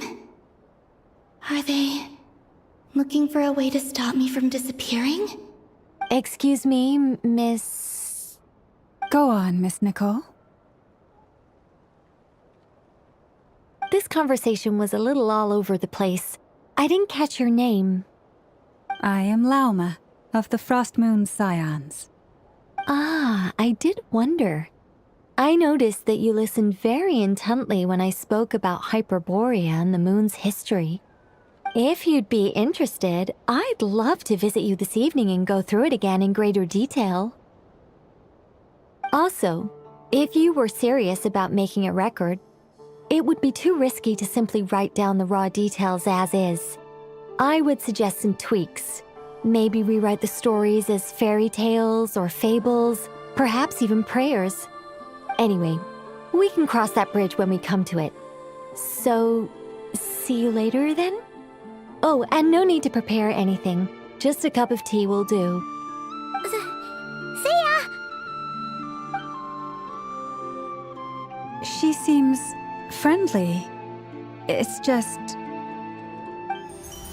It's so nice to find someone who's actually willing to listen.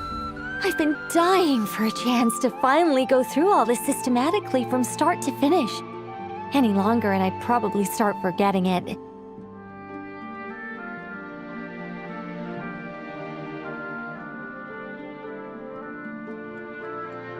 Now Paimon gets why Alice told us to mind our heads. Ha ha ha ha, what did I tell you? A lot of quirky people in Alice's orbit. Now then, the next order of business is, where do we start looking for the moon goddess's name?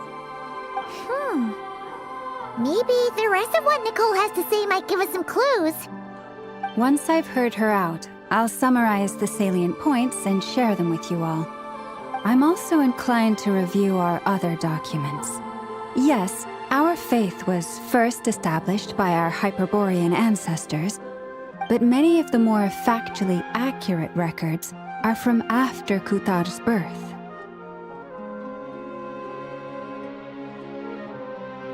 Sounds like we're gonna follow Columbina's journey through Devat, huh? In that case, we'll start by heading to the Frost Moon Enclave. Sounds like a plan. Take this with you. I'll see about getting in touch with the Fatui. It'll probably just be Arlecchino and Sandroni again. They're the only ones who would want to help. Thank you, Mr. Varka. Don't mention it. Honestly, I'm more comfortable dealing with the Fatui than prying into the details of a young lady's childhood. Catch you later. I should follow them, just in case there's some way that I can help.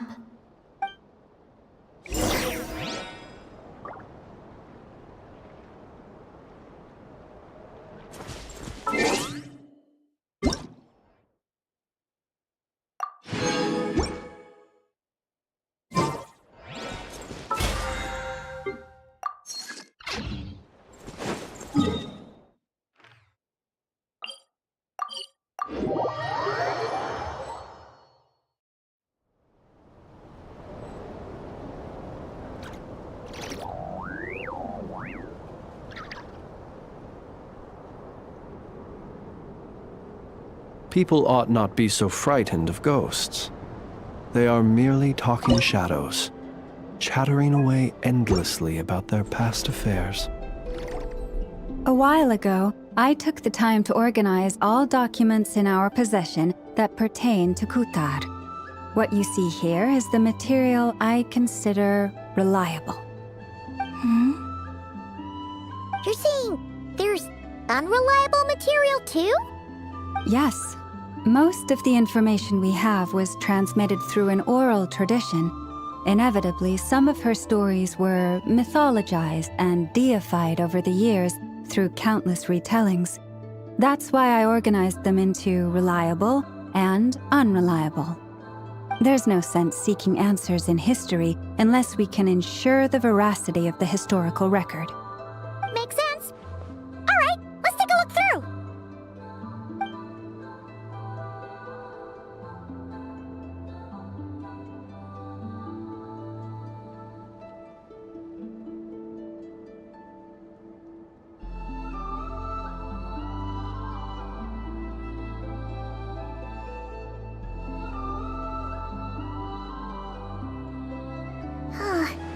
Almost all these records refer to Kutar instead of Columbina.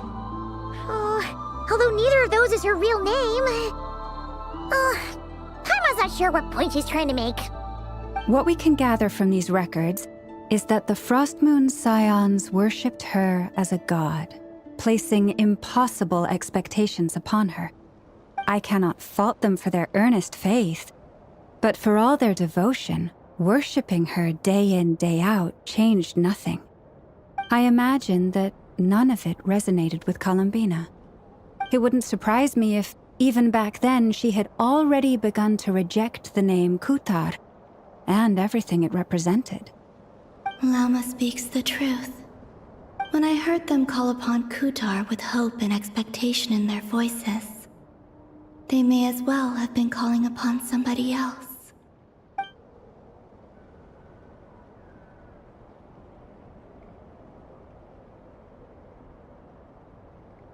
Well, that's a bit complicated. I looked at the level of detail, perceived authenticity, prose style, and how realistic their portrayal of Kutar seemed to be.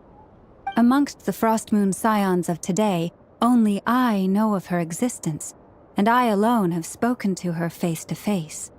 As such, I know that there are certain things she simply would never do. That being said, I have sensed some changes in her lately.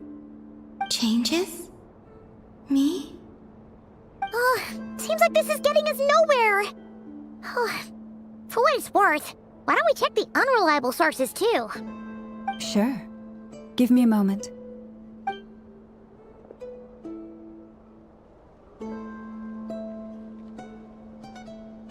Exerting but a fraction of her divine might, Kutar sheared a great mass from the snow-capped mountain and cast it into the sea, upon whose surface shone the mirror image of the moon. Thus was formed the island of Hisi. Yeah, right. That doesn't even begin to pass the sniff test. The 3 moons are naught but lies through and through. Only one moon has ever shone for us, and Kutar is her name.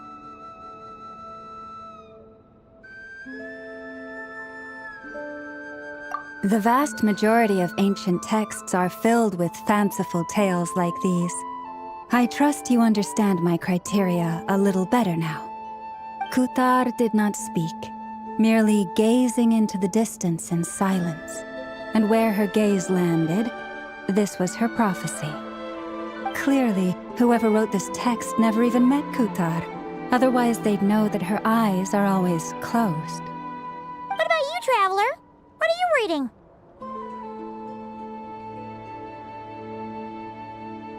Come on, let Paimon see. The child wished to build a wooden nest with which to shield a fledgling bird from the cold. But being so young and lacking in strength, the child could not snap the branches from the trees.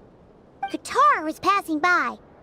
Upon seeing the child, she summoned forth a Kuhenki, who built a beautiful nest for the child.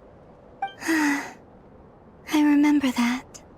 Not knowing the meaning of Kutar's divine intervention, the child dared not to respond, and thus ran home to call their parents.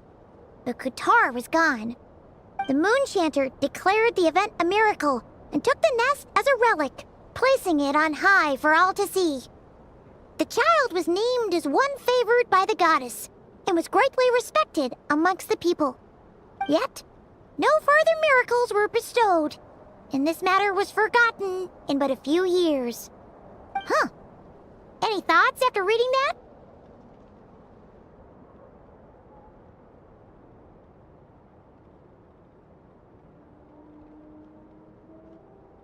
Yeah. Columbina probably just wanted to join the kid in making nests. Ah. I'd originally considered this a fabrication, because Kutar did not perform any similar actions in subsequent records. But now that I think about it, it does seem like something Columbina would do. It's just that... She didn't know how other people would interpret her actions. She was probably worried about making things difficult for people. And so, she gradually stopped joining in. Yes. Oh, that's so sad.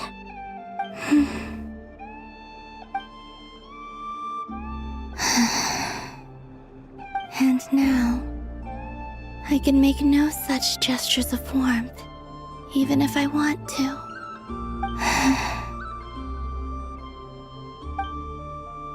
Still no name. That's a bit of a shame. But we did learn some interesting stories. That's gotta count for something. Barca said he was gonna set up a meeting with Arlecchino and Sandrone, right? Let's go back to Nasha Town and see how he's doing.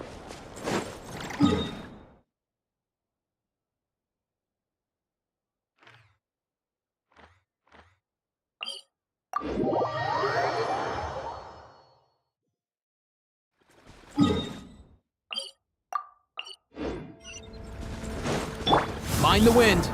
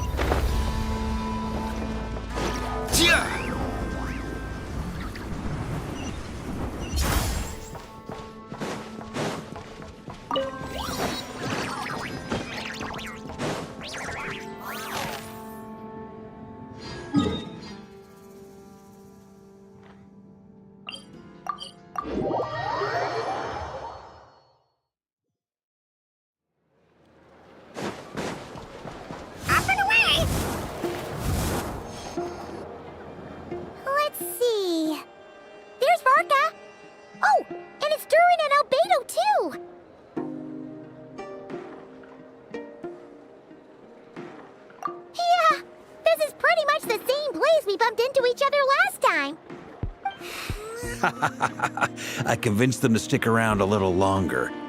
We were all waiting on people, so I figured having a little company would help pass the time. Ah, so you've been waiting for us? Does this mean that you've already arranged things with the Fatui? Sure does. Now you're back, we can go meet up with them together. How'd your investigation of the Frost Moon Enclave go? Well, we didn't find out Columbina's true name. But apart from that, it went pretty well.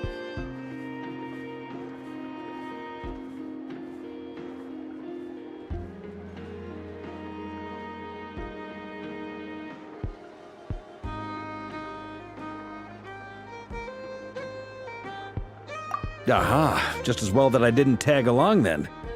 I'm sure our moon goddess wouldn't want every man and his dog knowing all about her private life.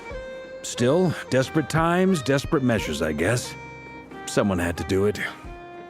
So, Varka was waiting on us, but what about you two? Are you waiting for Alice?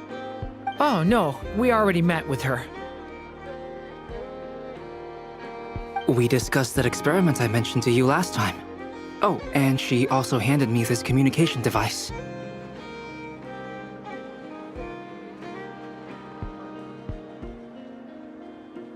That's right. I understand she informed you about the relationship between the phantom phenomena and Tevat's borders, yes? She wants me to help her with some more experiments on that front. She said that she'll contact me through this device with more information. Ah, I see. Following instructions and making observations. Pretty common research method. Takes me right back to Albedo's lab. Wait, then who exactly are you meeting? Someone you know. Albedo's met him too. But I don't think Miss Lauma or the Grand Master have been introduced. Introductions are overrated, especially in cases like this. It's you! So? It's not like the academia has prohibitions against going abroad. Also, I applied for leave. I've been writing to Hat Guy since obtaining a human form. I've already brought him up to speed on everything that's been going on in Nod-Crае. Hat Guy? Turns out, I actually have heard that name before. Oh? Then why did you react the same way I did? I only knew the name, not the fella. But since we're all here, let's do some introductions for what it's worth. I'm Varka, Grand Master of the Knights of Favonius. Lauma, Moon Chanter of the Frost Moon Scions. And I'm a Driosh from the Vahumana Darshan of the Sumero Academia. Hat Guy. Good to see you again, Mr. Guy. I believe we last saw each other on the boat ride here.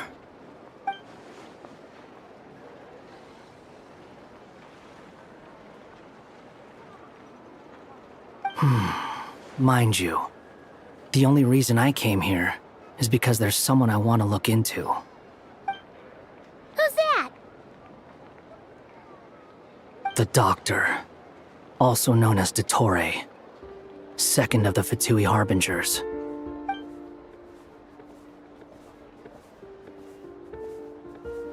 From the tone of your voice, it sounds like there's bad blood between you. I was reviewing our archives and noticed that a lot of information about him was missing. Left a bad taste in my mouth. That's all there is to it. Dottore, or Zondik, as he was then known, once studied at the Academia, but he got kicked out before he could graduate.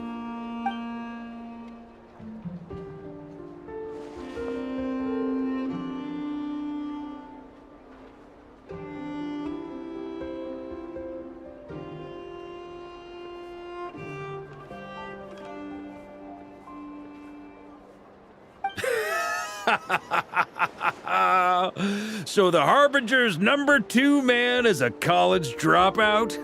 How embarrassing for them. Last we heard, he was planning something. We actually heard that a few times before, even coming to Ноктюрн, but we haven't seen a trace of him since we got here. He only appears when something interests him. For all we know, he might have left already. But the fact he did something here at all is worth noting. It'll fill a couple extra lines in his file. Why does it sound less like a file you're writing and more like a criminal record? Anyway, we were just about to meet 2 of the other Harbingers. Want to come along? You might learn a thing or two about him there. Sure. Even though they're Harbingers, well, they're old acquaintances of ours, so, you know, when you talk to them, try to be... I got it. The Frost Moon Scion's relations with the Fatui remain tense. Forgive me if I do not attend. In that case, we'll continue assisting Miss Alice with her experiments. Good stuff. Everyone's having a fruitful time. All right, we better get going. I'll lead the way.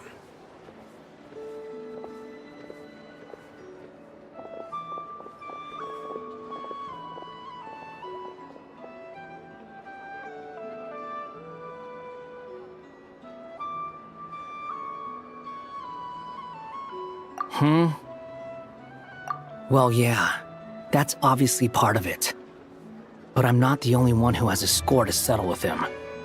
Neither you, nor Lesser Lord Kusanali, nor I want to see him meddling with things again.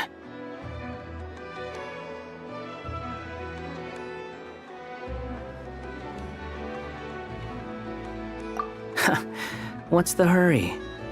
Don't worry. Pigeons always know which way home is.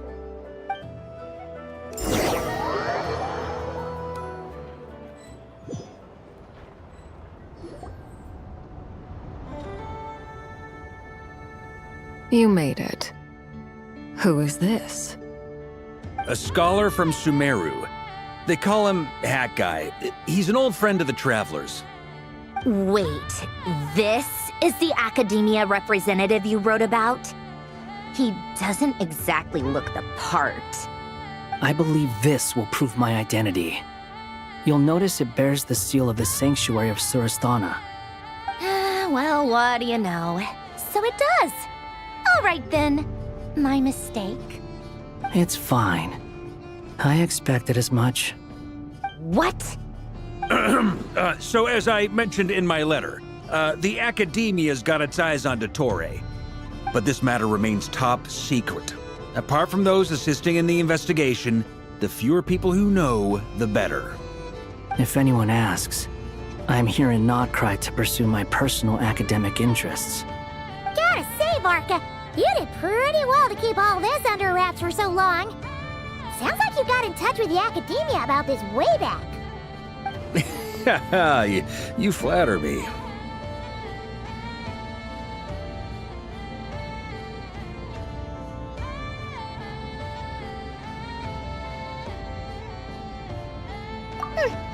Where do I even start?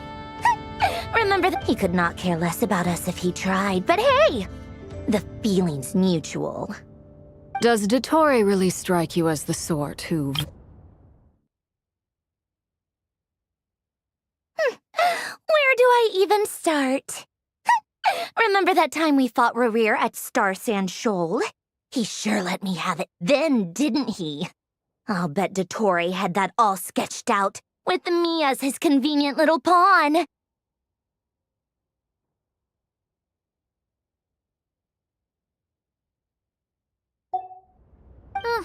Fair point. Definitely not. Which is why I always keep my guard up whenever he starts making suspicious moves. To that extent, our motivations align. On top of which, I consider you trustworthy people. Now, back on topic. In the wake of the Reikir of Solnari episode, Sandrone and I grew suspicious about Dottore's complete inaction during the entire affair. So we tried to find out what he'd been up to, but unfortunately to no avail. He never lets anyone in on his plans. The more he cares about something, the more secretive he gets. Indeed. Perhaps he believes that by keeping a low profile, he can avoid trouble. But that trick isn't going to work on his colleagues. Yeah, I mean, he's been researching the ancient moon's remnants. And he's been trying to get his paws on the moon marrows. Only an idiot would believe he doesn't have something more planned. With this in mind, I returned to Snezhnaya and relayed my thoughts to Her Majesty the Tsaritsa, entreating her to have him recalled. That's pretty direct. Did the Tsaritsa agree? Yes. I made it abundantly clear that the Fatui's business in Nod-Krае is almost concluded, and we do not need 3 harbingers in this territory. Her Majesty concurred. Accordingly, Dottore has returned at her orders. I imagine he is continuing with experiments, which no one besides he would ever have any interest in. Common sense might mean nothing to him, but he's not stupid. He knows that no good can come from opposing the Tsaritsa. Smarts alone won't get him all the way. He needs the Rooster's resources and Regrator's Mora, both of which the Tsaritsa can strip from him by waggling a finger. But doesn't he have a track record of publicly following orders while going against them in private? He probably has it down to a fine art by now. Wouldn't put it past him. We worked together on a research project once. Only briefly, but it was enough to show me that we're fundamentally different people. He has no interest in doing things methodically, stage by stage. His thoughts jump all over the place, and the moment his curiosity is satisfied, or he gets the results he wants, he disappears. The only similarity we share is that, once we set our minds on doing something, we will see it done, whatever it takes. Oh, we definitely saw some of that in your battle with Rerir. You got so competitive. Ugh, do not remind me. Then I believe we all concur. Dottore will not simply give up. Fantastic. Now this is turning into a whole day of unpleasant memories. Ugh. Are you talking about the moon marrow stuff? He also strikes me as the kind of person to disregard experimental regulations, ruin all the equipment, and go way over budget. Then leave the first person he can find to deal with the fallout. Exactly. This one time, he was running some high-temperature experiment and the substance exploded. But does he care? No. He orders his subordinates to open the device so he can observe the results, which causes the gas inside to leak out. That gas was poisonous. If I hadn't been there, who knows how many people might have died. And after all that, he left while I was still cleaning up after his mess. What a waste of time, he said. Waste of time? The nerve! He wasted my time! You've been bottling that up for a while, huh? Hat guy, I must say, you seem awfully familiar with internal Fatui affairs. Especially when it comes to Dottore. Thank you, Lady Harbingers, for providing such valuable information. I have no other questions for now, so I'll be on my way. Wait, what? You're just gonna leave? You're welcome to join if you want. Ugh. Just when Paimon thought he'd finally mellowed out. He makes quite the impression. I'll say. I've met tons of headstrong people, but not many of them would join me in bad-mouthing Dottore. Anyway, back to the main agenda. Barca, you said that Columbina has gone missing? Or rather, disappeared. Yeah. We're working on building a connection between her and this world. The simplest method is to find out her real name. I've actually asked her that question before, but she said she didn't know. Considering our relationship, I doubt she was lying to me.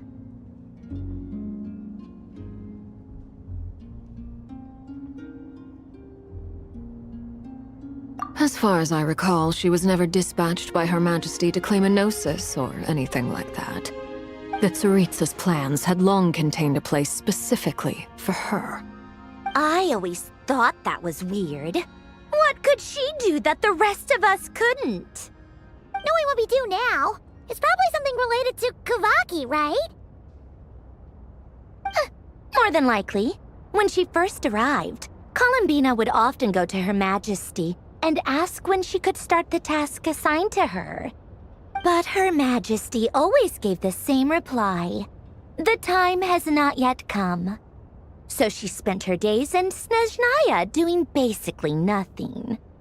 The Tsaritsa has summoned a beautiful blind maiden to be a harbinger, giving her the third seat by virtue only of her enchanting voice.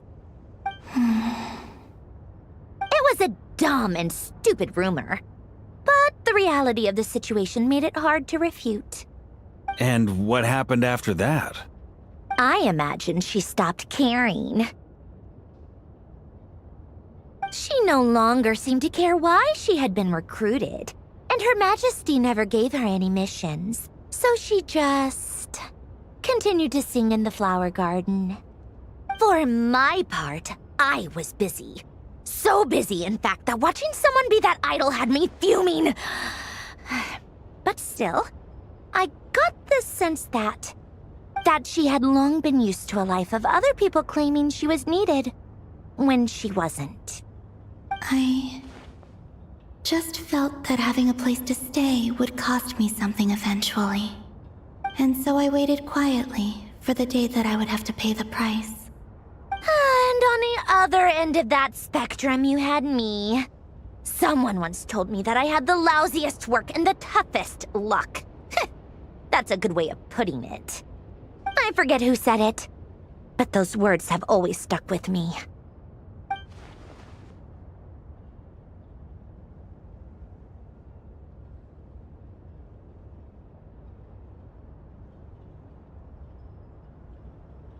But you've done your job exceptionally well all this time. Because at heart, you are a conscientious person.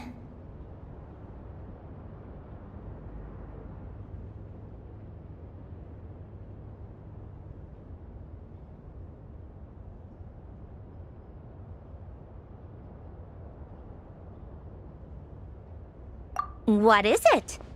Something come to mind?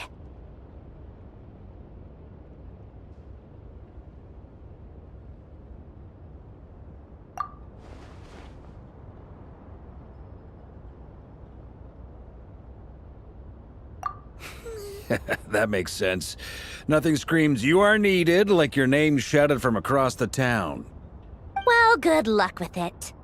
But if you ask me, Columbina is still the most shoutable name. I'm just so used to it now, after all the arguments we've had. I can't be bothered trying to remember another name for her. Nor I. Sandrone. Harlequino.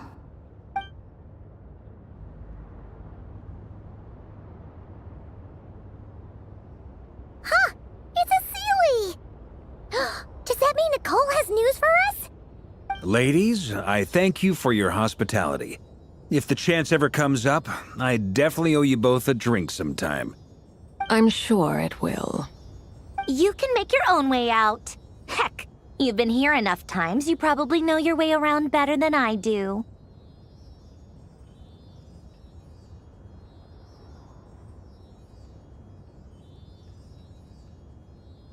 Okay, time to do what adventurers do best. Follow that Sealy!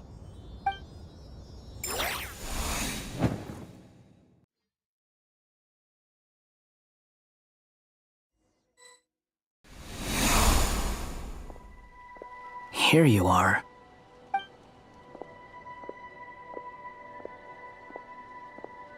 Oh, hat guy. How come you're back so soon? Did things go all right with the Fatui? Fine. Totori's been summoned home by the Tsaritsa. Couldn't get much more than that. How about you? Any progress with the investigation? Unfortunately not. We've tried everything. Different phantoms, different locations, different points in history. But the results were the same each time. Abyssal monsters roaming the land. People crying out in despair, with no hope of being rescued. Every time I see it, I can't help but think, is this what it was like in Mondstadt when Dragonspine Durin attacked? And if I fail in the task I've been given, will I create yet another tragedy? That's just meaningless speculation. When we encountered similar phenomena previously, I tried to interfere with those illusions, using sounds and lights to guide them. However, we could not change their fates. At most, we were able to extend their existences. The events of the past are like fate that has been written into Irminsul. There isn't a living thing in Teyvat that can escape its past. But Miss Alice instructed us to try to find ways to change the outcome that these phantoms face. It's an impossible task. Can't you just refuse? Since she asked us to do this, I feel like it can't truly be impossible. Or if it is, well, mages can make the impossible possible. I could not have been born as Durin otherwise. But you also said that your past 39 attempts were fruitless. That's true. But you're still going. Yes. After this many futile attempts, surely you realize that you're not doing this because you still believe what some mage told you. It's because you want her hypothesis to come true. It's something you wish for deep inside. So, think for yourself about what you want to do. As long as you don't believe it's futile, it isn't. Yeah. Previous experience indicates that we cannot touch the phantoms, which limits the effectiveness of our interventions. If we want to clear this hurdle, we need to break this rule somehow. Same thought here. Following the same rules means repeating the same failures, reducing ourselves to mere playthings of fate. So you mean we need to figure out a way to make contact with them despite knowing that we can't? Yes, and I suspect that's something only you are capable of. Everything in Teyvat is logged in Irminsul, but the withering that once occurred in Sumeru was a sign that the Great World Tree was being corrupted. This corruption allowed things that should not have existed in Teyvat to appear. This is tantamount to rewriting reality to an extent. You're saying abyssal power might be able to affect those phantoms? No one's ever tried it before. If you're gonna try it, it'll take courage. And you have to be confident that you can control it. Is anyone there? Has anyone seen my daughter? She's missing. I have to find her. I hear someone inside. Spargana? Are you in there?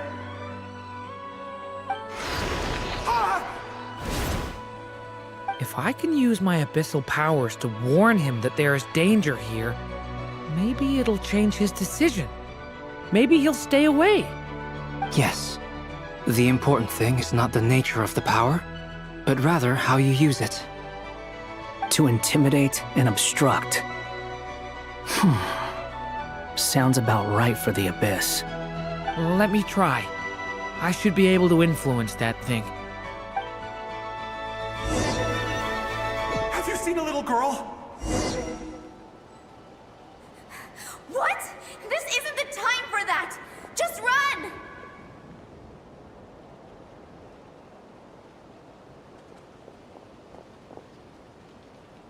I hear someone inside. Spargana? Are you in there?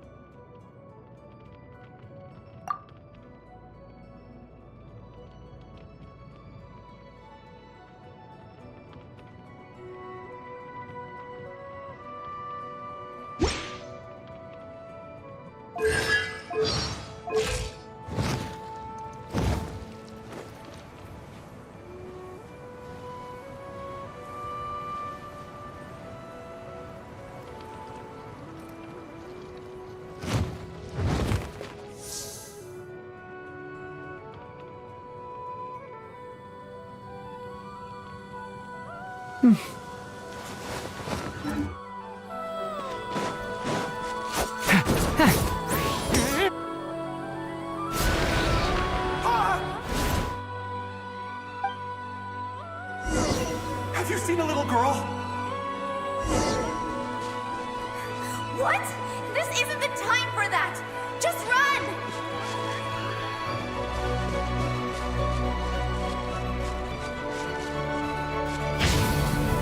I hear someone inside. Morgana? Are you in there? What is this? Looks dangerous. I should get out of here.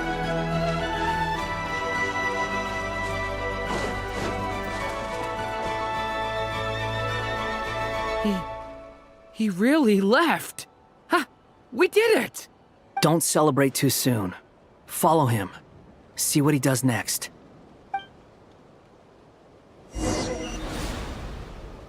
Monsters approaching from the front.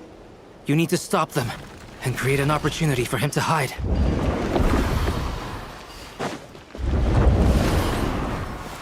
No! There's monsters ahead!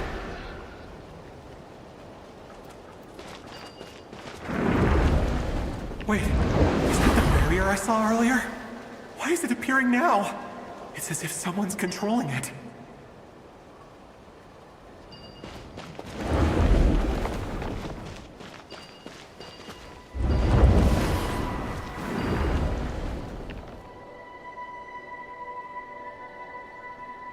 The monsters are gone. Is it safe now?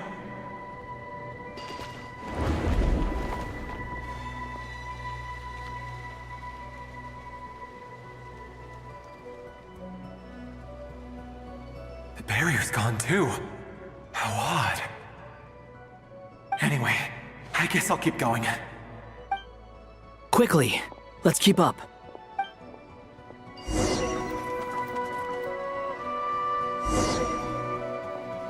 Wait, there was someone else here? Don't go any further. We've got anti-monster traps laid out everywhere. But my daughter must just be up ahead. I have to go. This way's blocked.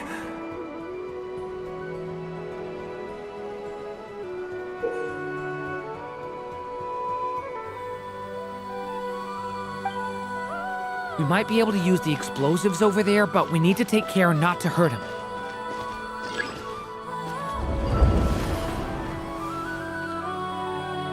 I'll use the barrier to keep him at a safe distance. This barrier seems to be helping me somehow.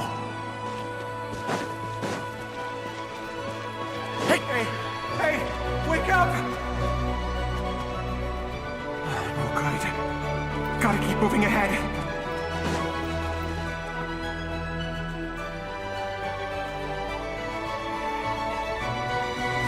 So many monsters! There's still a chance, Durin. Use the traps.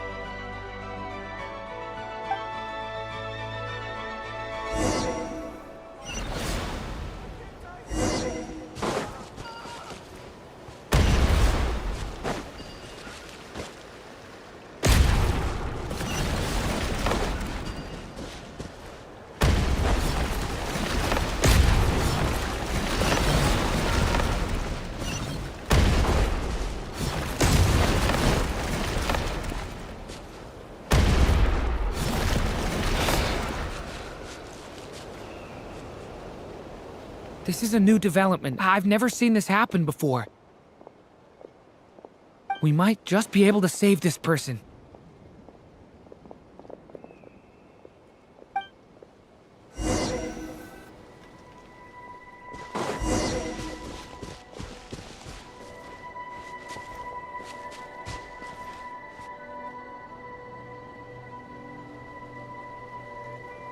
Hello there.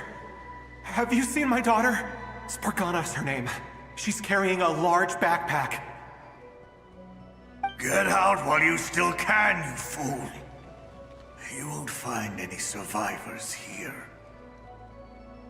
But I can't just leave her here.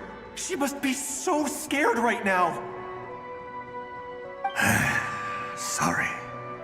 Wish I could help, but I haven't seen her. You'll just have to keep looking.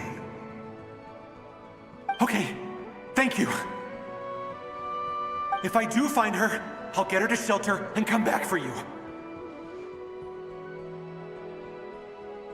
Don't bother. I've got nowhere left to go.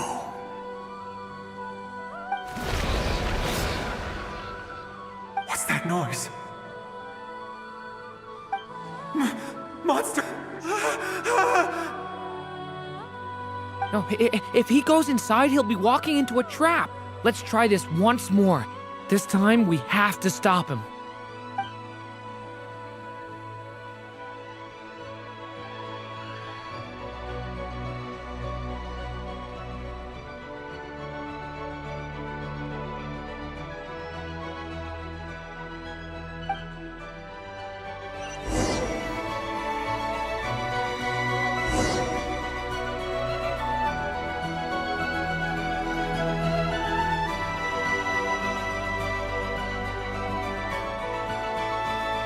Hello there. Have you seen my daughter? Spargana is her name. She's carrying a large backpack. Get out while you still can, you fool. You won't find any survivors here. But I can't just leave her here. She must be so scared right now. Sorry. Wish I could help, but I haven't seen her.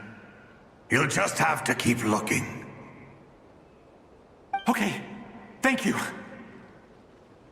If I do find her, I'll get her to shelter and come back for you.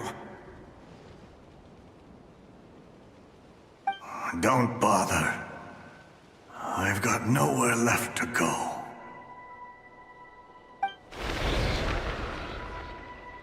What's that noise? Monster!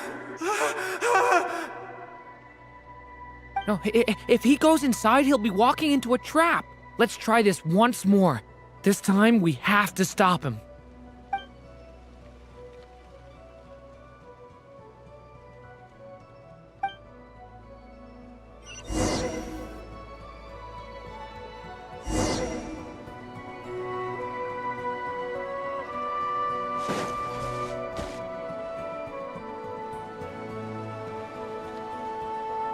Hello there.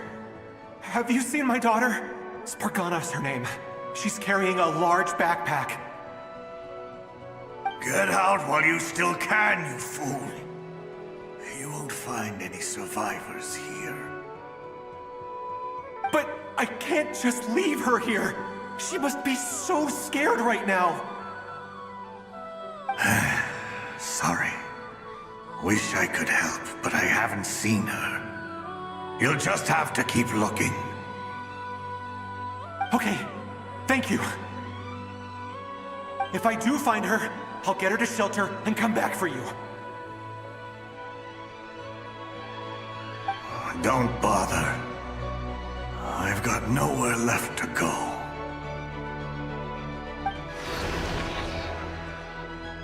What's that noise? Monster! No, if he goes inside, he'll be walking into a trap. Let's try this once more. This time.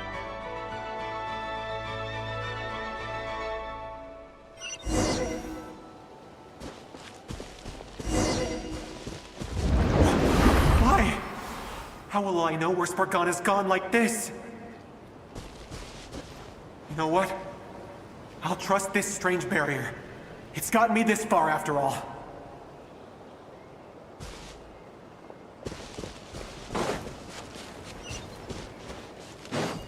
What?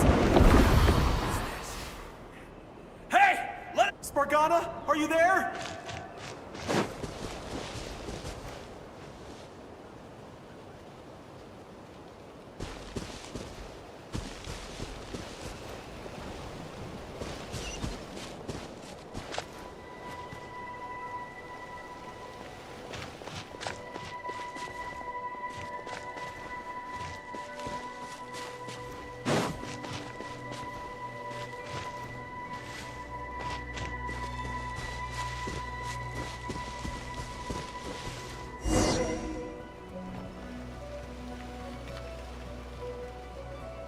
Huh?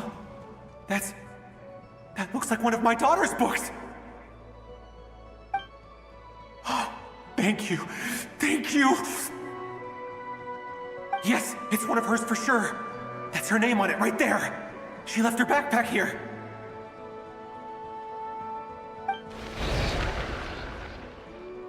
Durin, just like last time.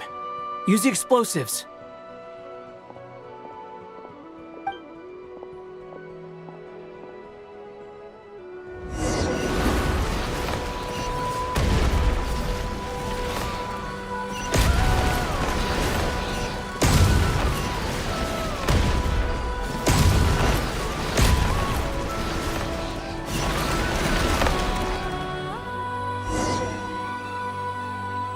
It won't work.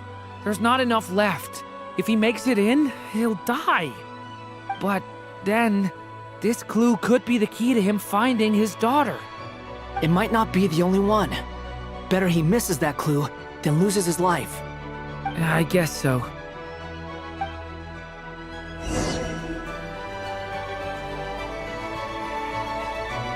Stop him, Durin! We can't let him get any further in.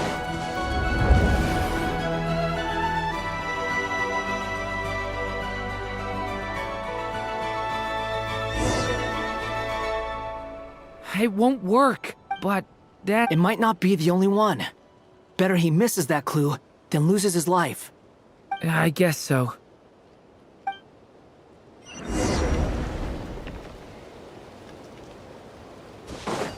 Stop him, Durin! We can't let him get any further in. That's my daughter's book! She's passed this way! Why? Why won't you let me go in? I've searched and searched and searched just for this! But how will I find her without any clues? I no longer have anywhere else to go.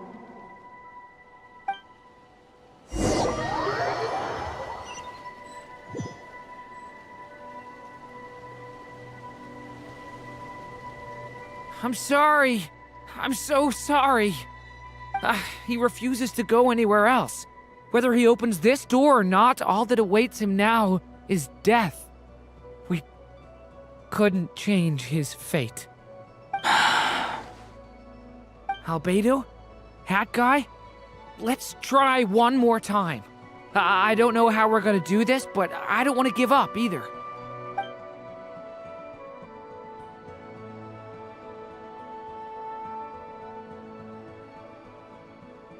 Why am I here?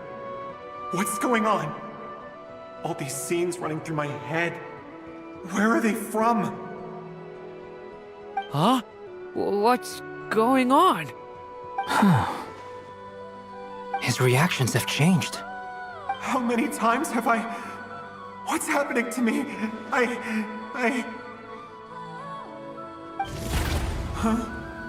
Wait. Who are you? You can see us now? I feel like I always could, but that I only just realized you were there. I'm sorry, I don't know how to describe what I'm feeling. But you were the ones guiding me using that marked barrier, right? I haven't done anything yet, but those monsters, those deaths, they feel like memories. Like things I really did experience. I won't find my daughter. In fact, I'll ultimately die trying to find her. Isn't that right? Well, no, it isn't. Yes, it is. Even so, we're trying to find a way out of this. You've not seen my daughter either, have you? It seems she really isn't here.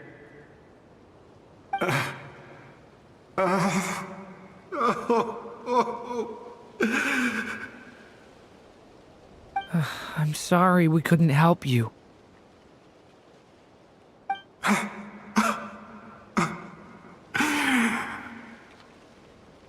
I'm just tired.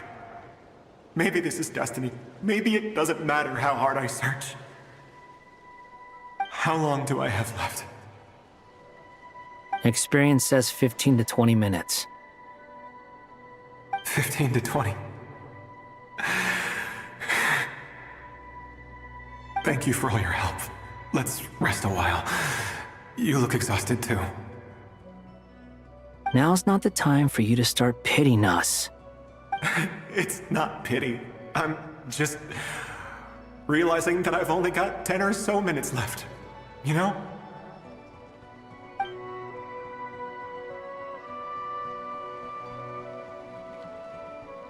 You say you're from Mondstadt, yes?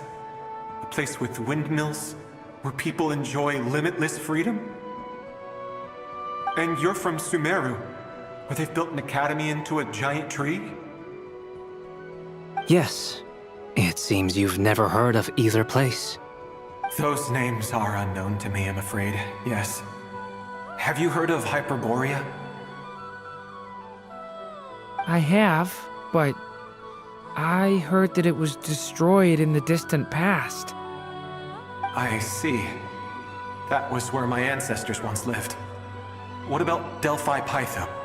Was it later rebuilt? I've never heard that name. Then what about Sal Vindaknir?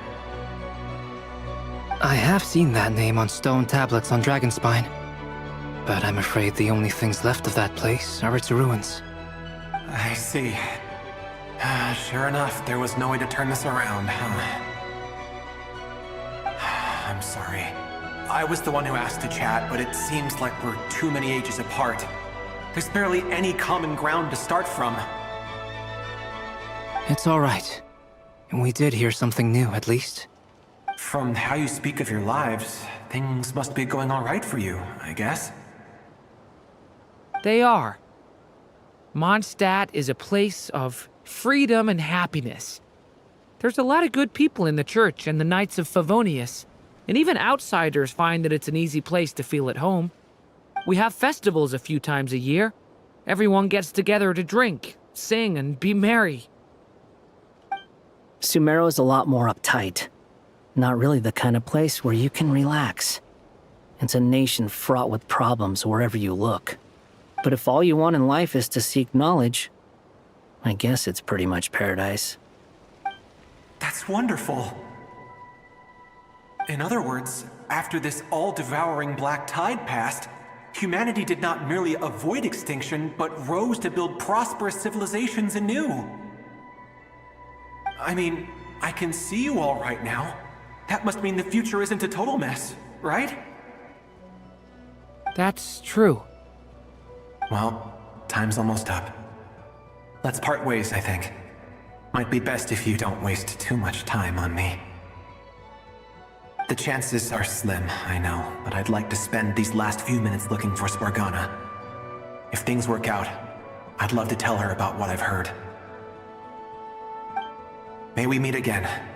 Well, or not, most probably. In that case, may your wishes come true.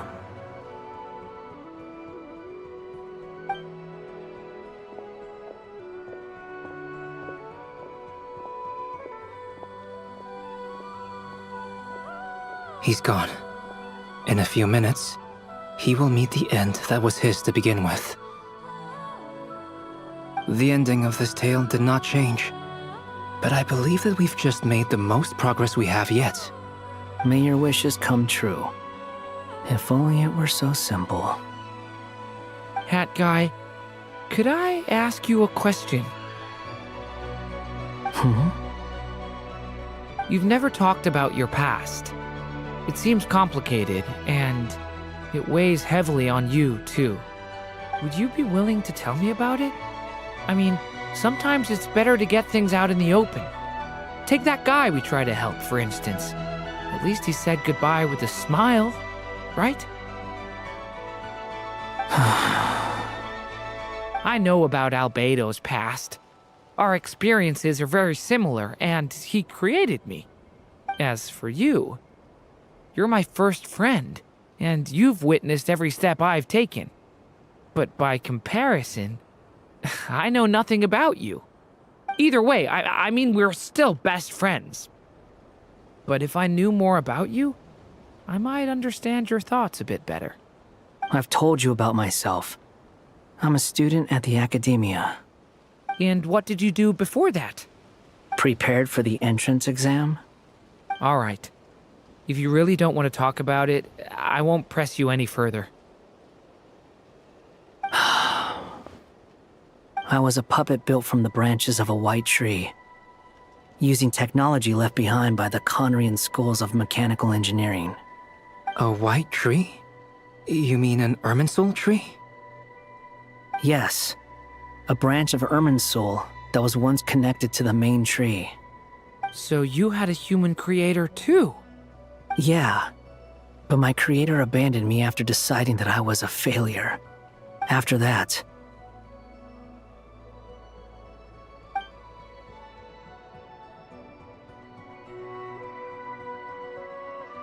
Durin, resisting the influence of the abyss, suppressing the urge to destroy, trying to do the right thing. None of these things are easy, but no matter how hard they are, trying to rewrite past wrongs is far harder. You asked me if you would create a new tragedy if you failed. I told you there was no point speculating about that, but the real answer is yes. You absolutely will. That guy. But at least you've got people here to help steer you away from the wrong path. So, just keep aiming towards the light. I will. I promise. All right, break time's over. Hello, Durin speaking. Hello, friends, it's me! What have you been up to, I'm detecting some unmistakable fluctuations here at the border. The amplitude isn't particularly high, but they're completely different signals from the ones before, and the scale is comparable to those I've detected previously. Alice, we were unable to save that person. However, he appears to have retained a portion of the memories gained through that cycle, and was able to hold a conversation with us. I see. Well, that is rather odd indeed. It definitely merits further attention. Could I trouble you to keep trying the same approach? I need to gather some more data. Counting on you. I should probably have Nicole come and check this out as well.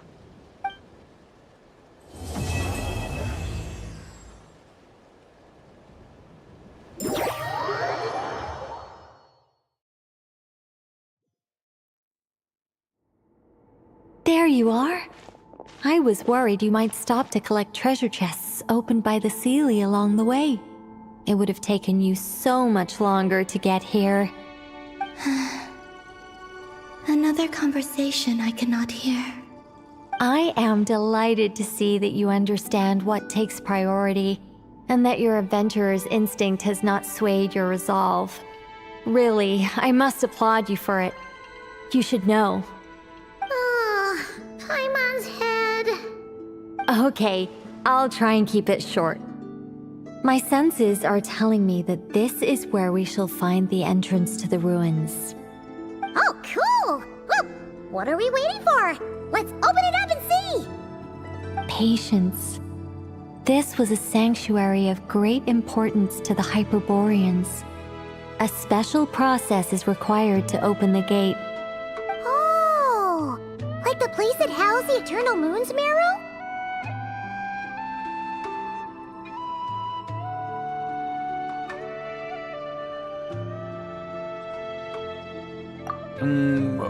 Okay, so what's the plan? Need us to do anything? And just the short version, if you can. Ah, alright then. I was planning to start with some background on the invention of these techniques. Are you sure you don't want to hear it? It's quite informative. Remember what you were saying about priorities? Fine. Simply put, we need 3 human representatives to successfully undergo a process of Kuvaki resonance.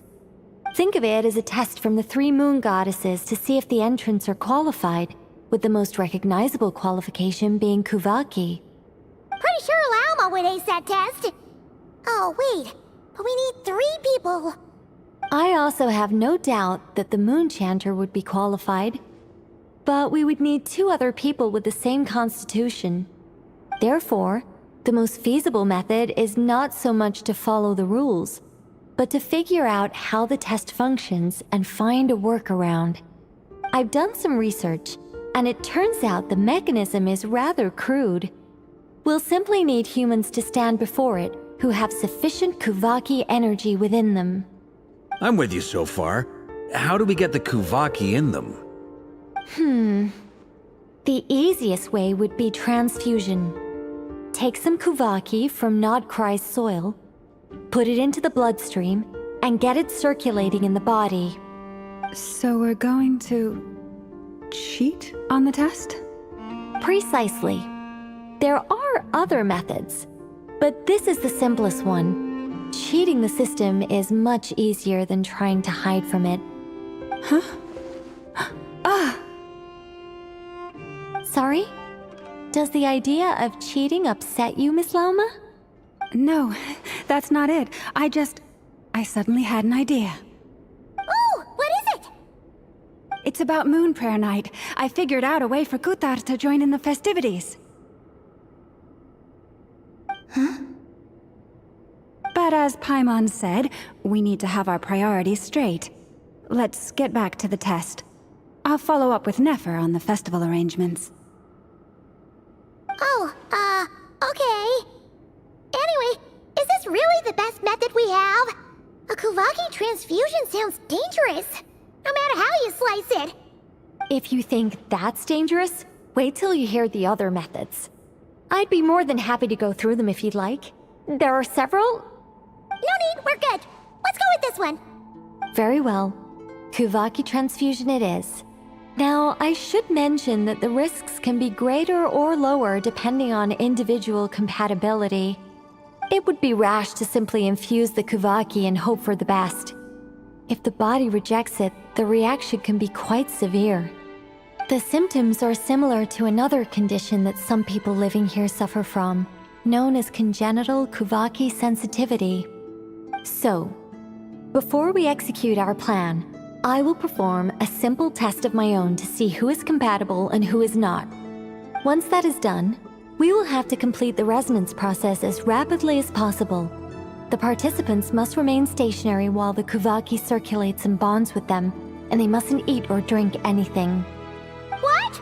No eating or drinking? That's some hardcore fasting. They'll all be monks by the time they're through.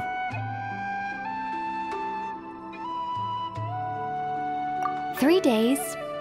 Oh, that's so long! And we still need to find 2 more people who are not just compatible, but also willing to volunteer. Fasting? What are they talking about?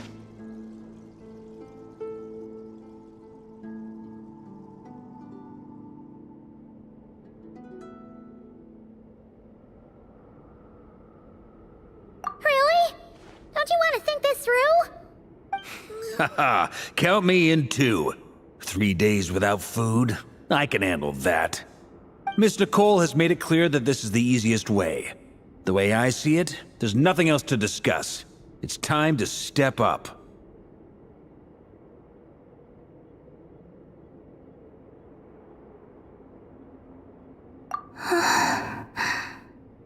Yeah, you're right. In that case, Paimon volunteers to be captain of logistics. She'll keep the fires lit and grab some spare clothes to keep you comfortable. Then we'll start with you first, Traveler. Please step forward.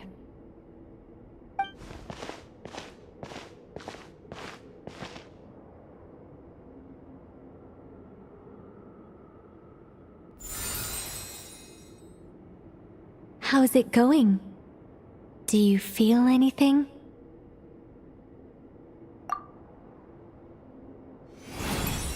How about now?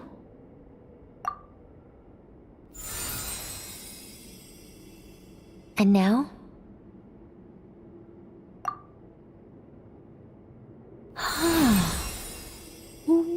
What about now? You guys, it's not a competition, you know. All right, I'm officially impressed. Even as a descender, you can withstand far more than I imagined.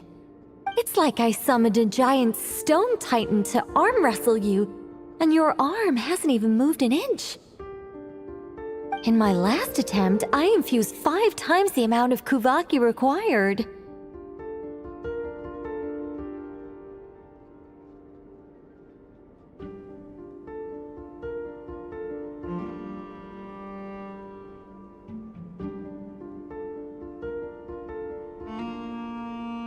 Yes, safe to say, compatibility won't be an issue for you.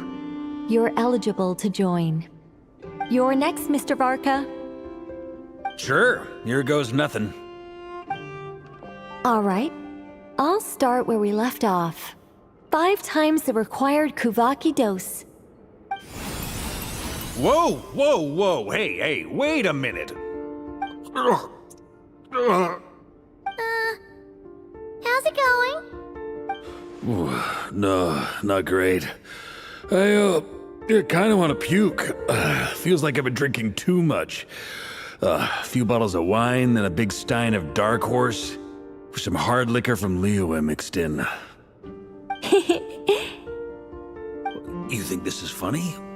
I just lost to a young lady in an arm wrestling contest. I'm never gonna live that down. My apologies. I'll lower the concentration and try again. Oh. How's it going now? I'm not as dizzy as last time, but I can still feel it pulsing around.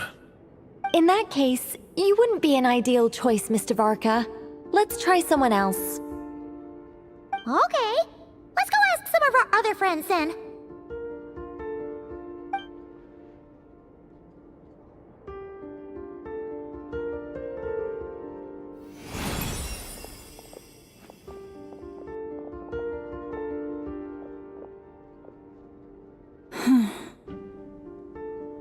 No surprises here, Miss Moonchanter.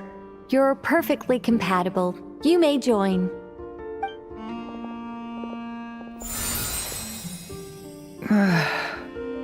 I'm getting a slight headache. Shame. You were so close.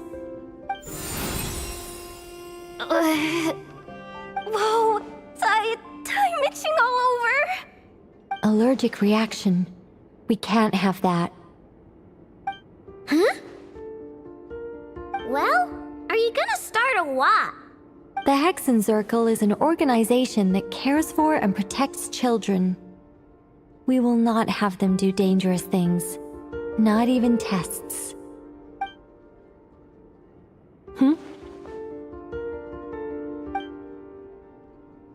Is something the matter?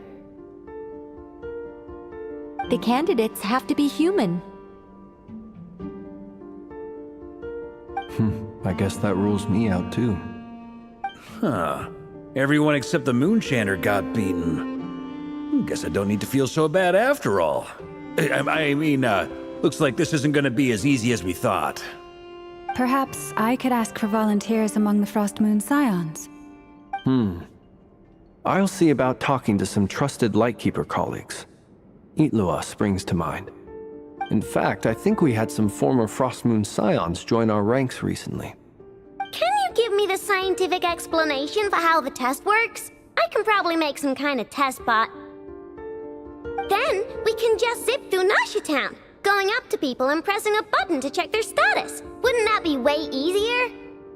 No. Wow! No elaboration for once.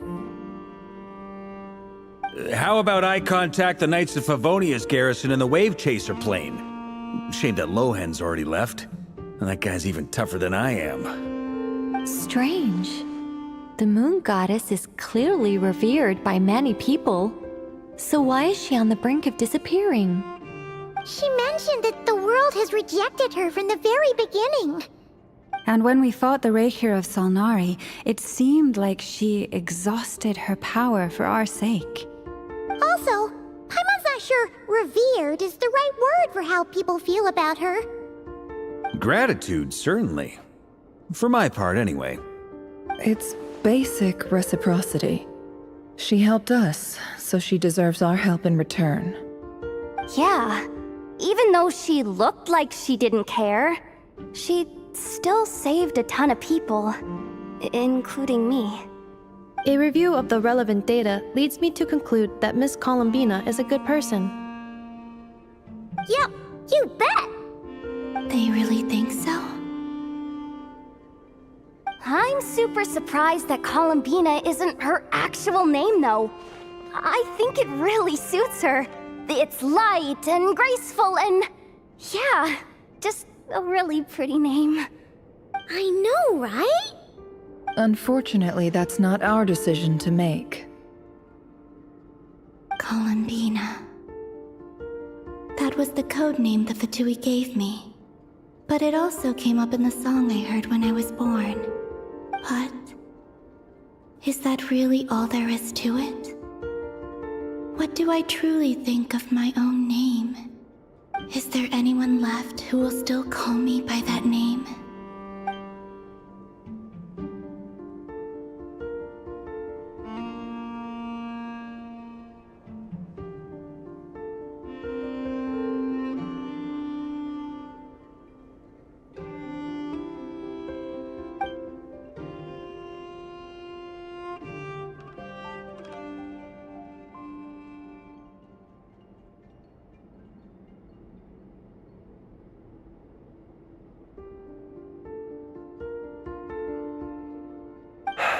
Moonprayer Night is getting closer by the day. We're running out of time. We need to look for other candidates. Then allow me to try. Huh? What are you doing here? You contacted your friends via the Adventurers Guild. Sandrone has been keeping an eye out for something like that, so she informed me. Since I have the ability to accommodate a moon marrow, I should prove to be a suitable candidate. Arlecchino. When can we begin? I see. We can begin right away.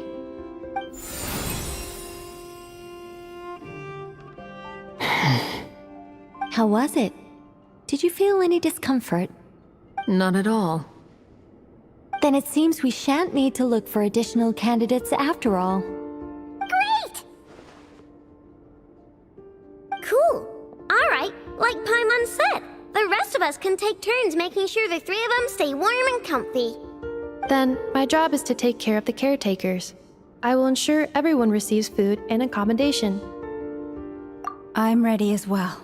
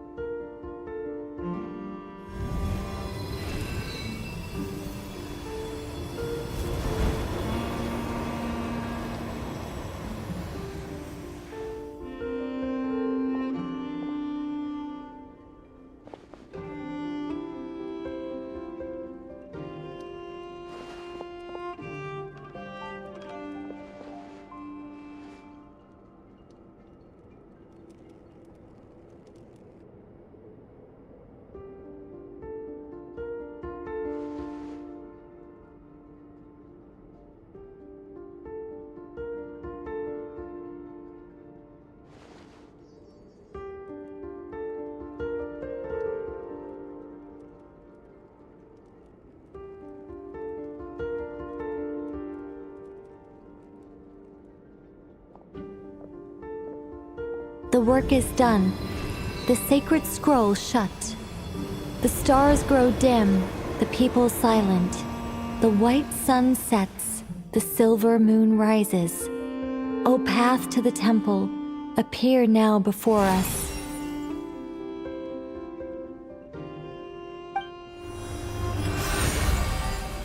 Wow! It really opened! So that's what all this is about.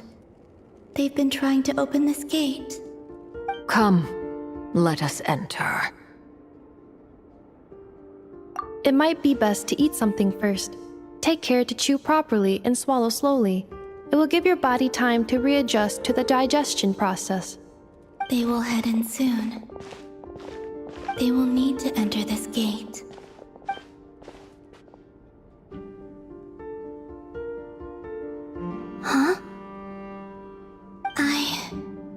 cannot pass through. Is it because I have no physical body? It has been 3 days. My strength has all but completely faded. Can I really hold on until Moon Prayer Night?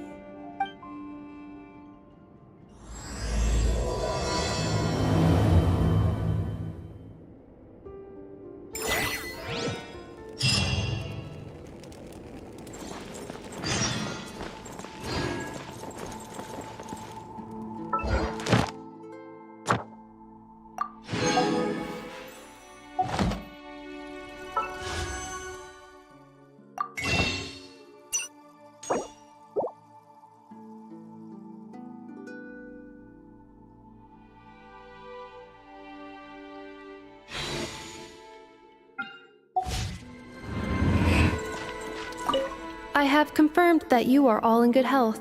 With that, my work is now complete. Congratulations are in order.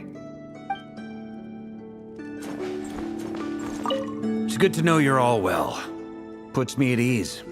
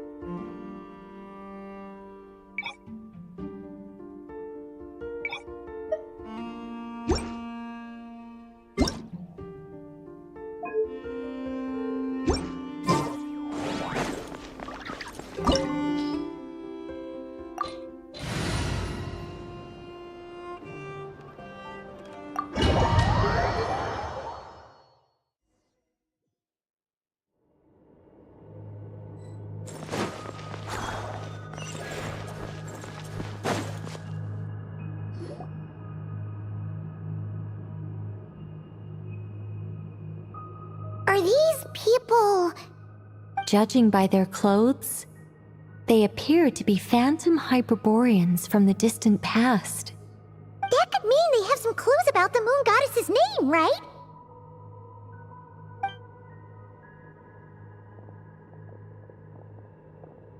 Hey there!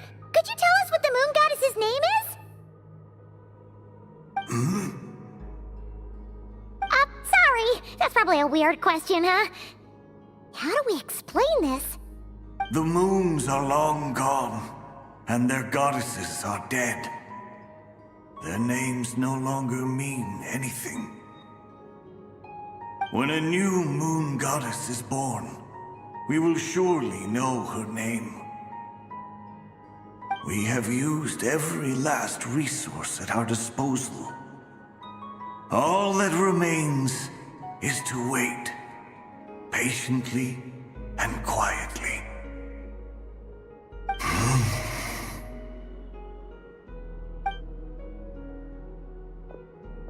Were the people of the past all this devout? It looks like this phantom doesn't intend to converse with us any further. Surely the new moon goddess he speaks of must be Columbina. Alas, Kuthar's birth came long after the age in which he lived.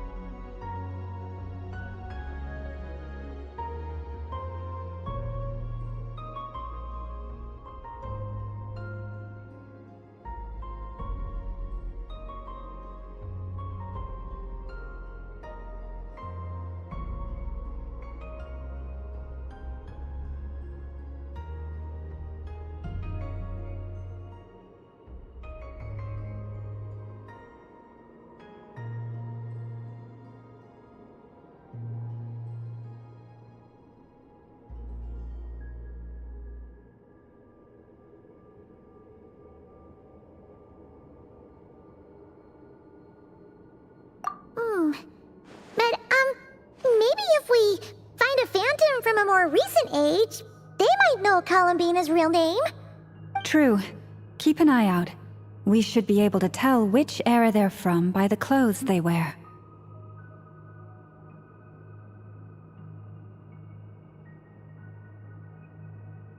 Yeah, you've been pretty talkative this whole time. What changed? Oh, nothing. I'm fine. You all make good points. When the Hyperboreans speak of moon goddesses, they mean the three from truly ancient times. I can't imagine they would know anything about our current moon goddess. There once was a time when the moon goddesses blessed them greatly and protected them from harm. So, when the war between the gods and dragons plunged the world into chaos, it seems they looked once more to the moons for help, praying for a new goddess to be born. Yeah, that checks out. Let's continue on. Who knows what else we may discover?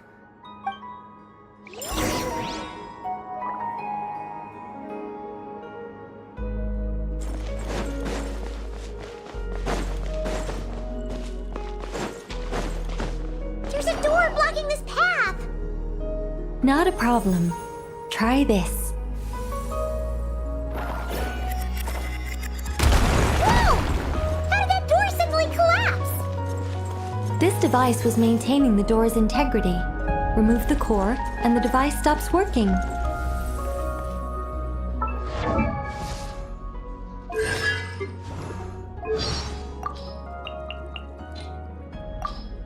Papa Ren? Ooh, Lene, I can tell you really appreciate true genius.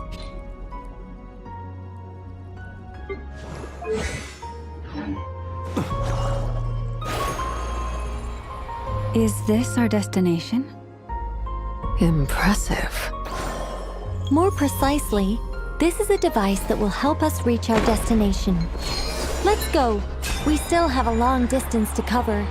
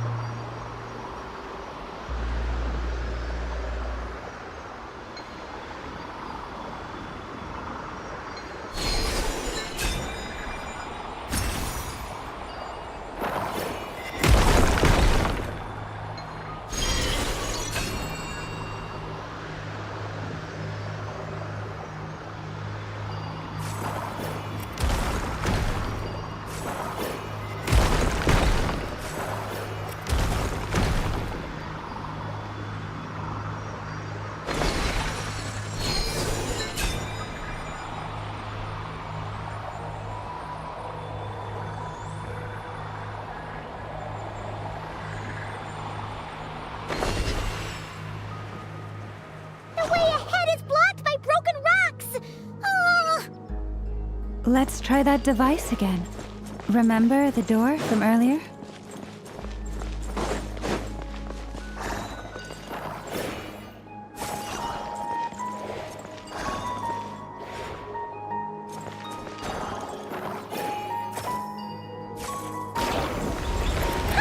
So it works in reverse, too! The humans we see are all phantoms, but the monsters are real. What a fascinating place. There'll be plenty of time to admire it later. Look, the rainbow! Come here, you little rascal. Let's go.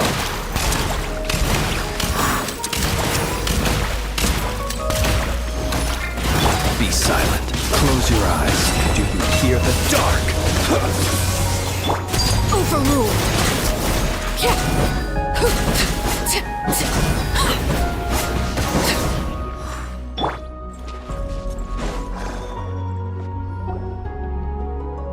Ooh, there's a whole bunch of artwork in here. Seems pretty old. Nicole, this is probably your area of expertise. What do all these paintings mean? Let me see. To understand these murals requires some knowledge of the history surrounding the War of Funerary Flame. I shared a little of this with Lauma before. Yes, I think I follow. The dispute between the Moon Sisters, the transformation by Nibelung.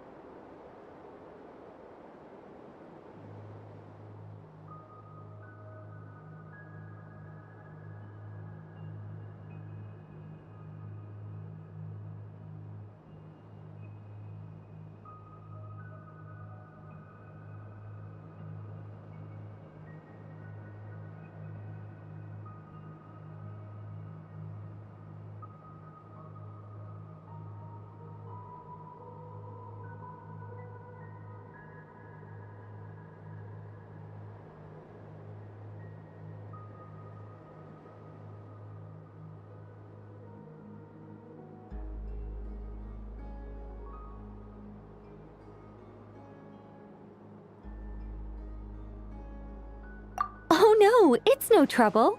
I'd be delighted to share the tale again. Alright then. Tevat's 3 moons and their goddesses were brought into being by the will of Nibelung, the then ruler of Tevat. But when the heavenly principles came, they changed the world completely, down to its very foundations. The moon goddesses were nowhere near strong enough to challenge this entity. But the heavenly principles did not view them as heretical entities that had to be removed. Essentially, the 3 moons existed to keep this planet alive and operational, which did not directly conflict with the heavenly principles' aims. Nevertheless, the inherent precariousness of this arrangement would soon be revealed. Nibelung returned, yes. He did, and thus began the War of Funerary Flame, a battle for dominance between Nibelung and the heavenly principles. Discord would soon emerge between the 3 moon sisters.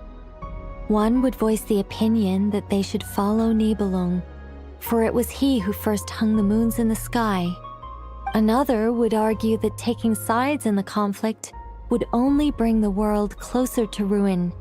There was no telling where it would lead, especially since their creator had returned bearing the perilous power of the abyss. Nibelung would eventually discover their disloyalty.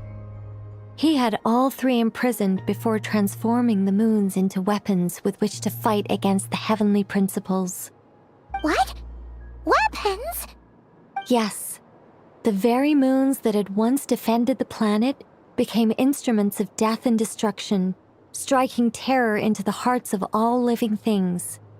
And although the heavenly principles and the 3 moon sisters had once been at peace, it now seemed that the moons posed an unacceptable threat to Tevat. It is possible that the heavenly principles did not know of the goddess's imprisonment. If so, the weaponization of the moons would surely have been viewed as an intentional breach of the peace agreement.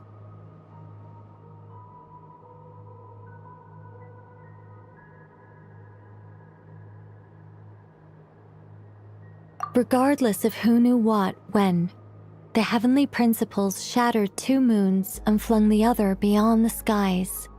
Whether the goddesses managed to escape Nibelung's captivity after his fall, nobody knows. But this much is certain.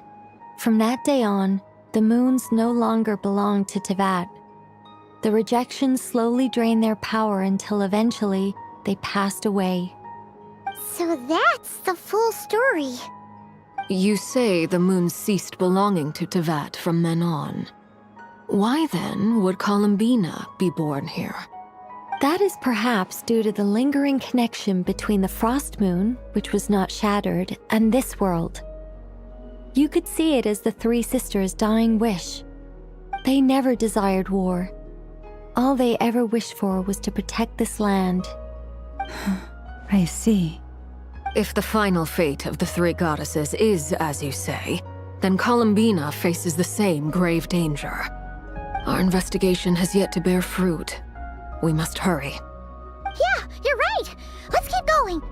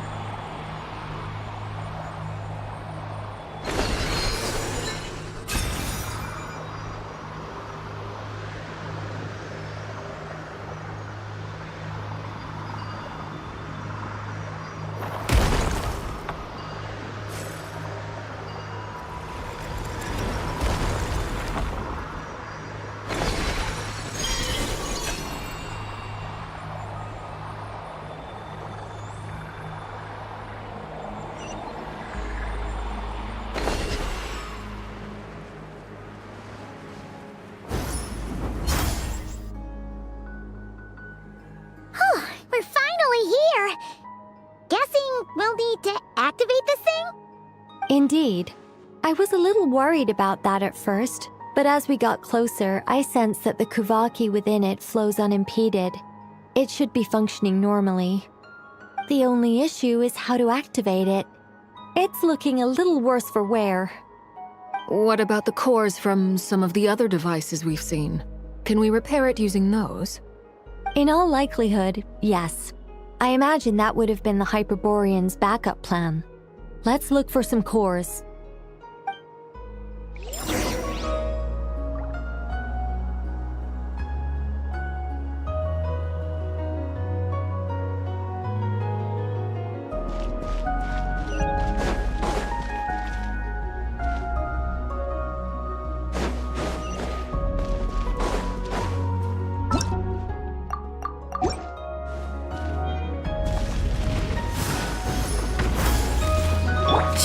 Transfixed! Mind your step! Be silent. Night falls. Observe. Good luck!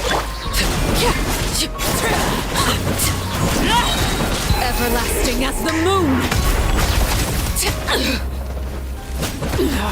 Go on, laid bare. Night falls. Let's go!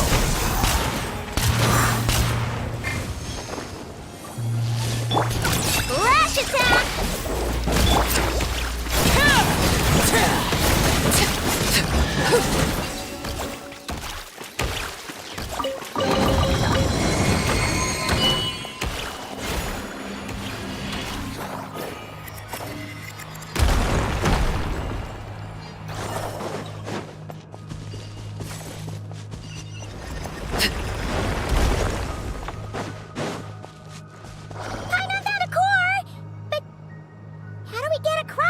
Walk up, then jump down.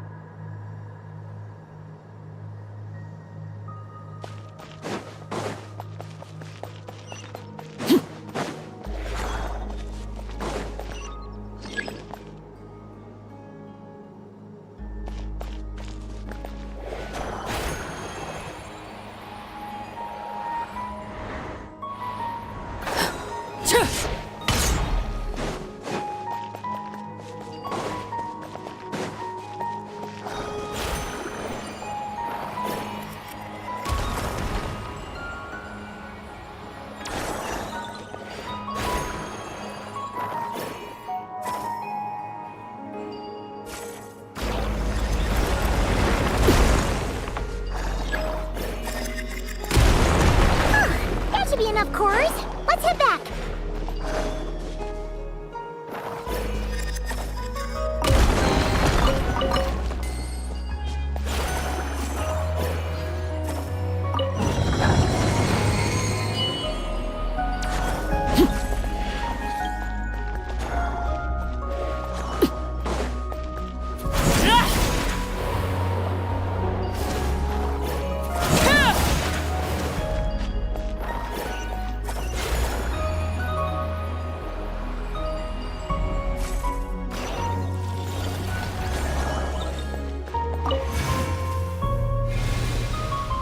The device is up and running.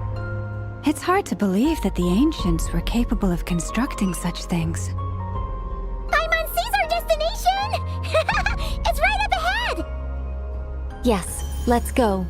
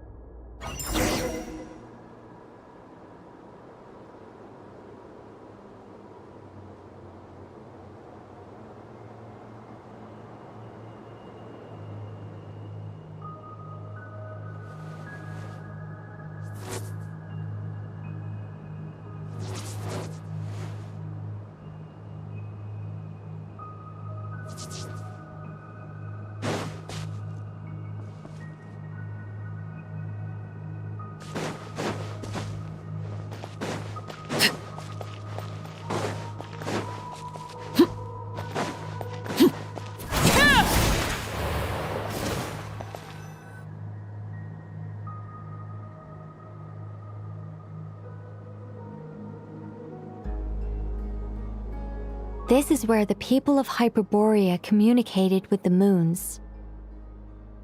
We need only place the moon marrow upon this platform on Moon Prayer Night, and we shall be able to open a portal to the moon and send our moon goddess back home. The assumption being, of course, that we can find her first.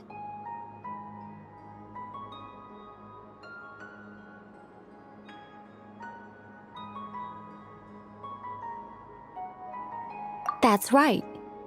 You want to know if it's safe there, don't you?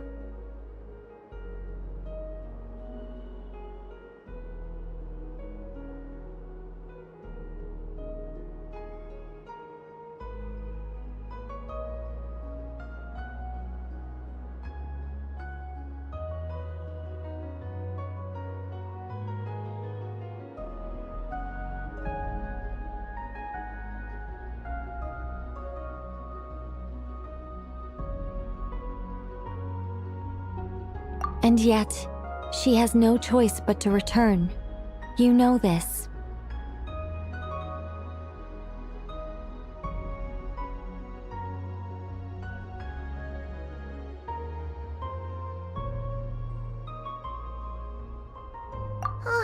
That's not the only issue here. This is the end of the line, right? We've explored everything we can. And despite looking at historical artwork and talking to people from Hyperborean times, we're still no closer to learning Columbina's name. If it's not too much trouble, could you tell me exactly what Alice said to you about finding her name? Oh, sure. What she said was... Then your first job is to find it. As a moon goddess, I'm sure she must have a name she identifies with. Neither Columbina nor Kutar is her true name, and she's never really accepted either of them. Is it not also possible that she has never had a true name? Not at any point in history? That would be a hard pill to swallow. But at this point, we may have to accept that that is the truth. No one knows how she came into being, and she certainly doesn't have parents in any sense that we're aware of. Perhaps she was never granted a name at all. But does that mean there's no way to get Columbina back? She's just gonna disappear and there's nothing we can do about it? Huh? Wait, why all this pessimism? Was it the way I phrased this question? You all seem to be taking this in completely the wrong way.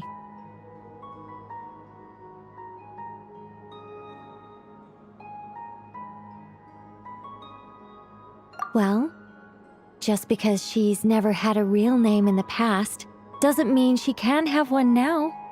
What? Think about what Alice said again. She never once said that you'd have to find a new name, did she? Are you saying what I think you're saying? Yes. Names are anchors that connect us to the world. If she doesn't have one already, then all we have to do is create one, no? It's like... yes. Traveler, when you first arrived in Teyvat, do you think you would have turned around if someone behind you shouted, "Hey, Tumaini!"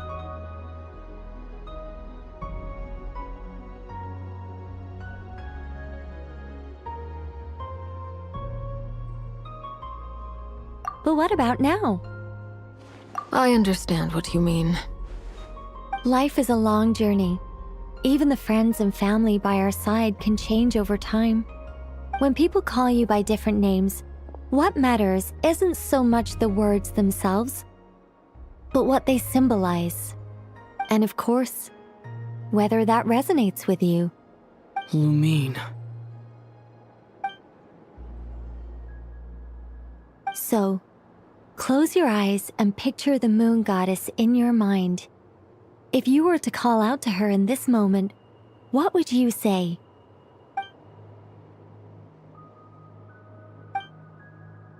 Columbina. Columbina. Paimon would call her Columbina too. She has long forsaken everything that Kuthar represents. I think from now on I should call her Columbina too. Well, it sounds to me like you found your answer. Are you sure? Is it really that simple? We haven't found her this whole time, and not for lack of trying. For a journey like this, the process is every bit as important as the outcome. Had you not searched far and wide, rejecting every other answer you were offered? How could you have come to an answer you felt was finally correct? Oh, it all makes sense now. This has Alice's fingerprints all over it. Are you suggesting that mage knew from the start that Columbina never had a real name to begin with? I can't say for sure. But I can definitely imagine her chuckling in satisfaction somewhere right now, saying, "Ah, what fun." Llama! Your antlers! You should hurry. The festive moon has begun to rise. Do not worry, for when you called the name Columbina just now, I could sense that the power within was enough to summon back the moon goddess. The power within what? The name? Yes. So, the thing is...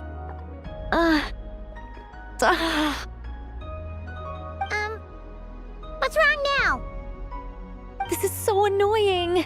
I really want to explain how that whole thing works. Starting from the founding principles of Tevat and... Oh, I could talk about this for hours. But... Deep breaths, Nicole. Deep breaths. You're an angel. A sober, sensible, solemn angel who has her priorities straight. Okay then. Sorry for asking. Clearly a bad call on Paimon's part. Anyway, you all need to hurry. Last thing, remember how it felt when you called out that name. Then it is agreed. By the name Columbina, we shall find her. Then we'll throw her the best Moon Prayer Night party ever! And at last, we will send her home.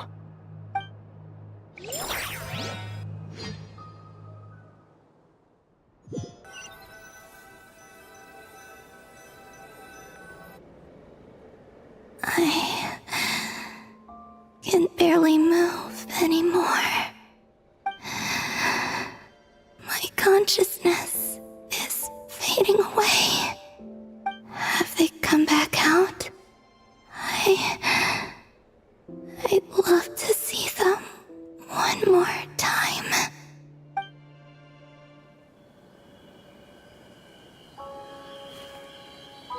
They didn't make it.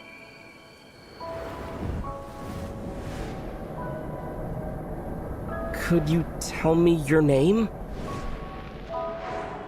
My name is... Columbina!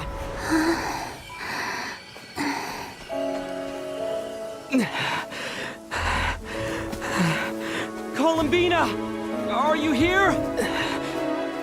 Columbina! That's the name you gave when we first met. And it's what I've called you ever since. Columbina. It's a fine name. I have many fond memories of Columbina, and so do all of your friends.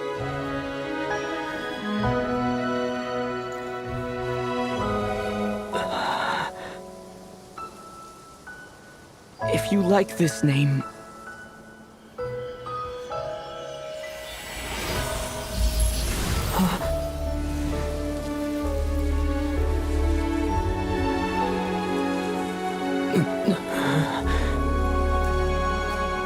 Looking for me? I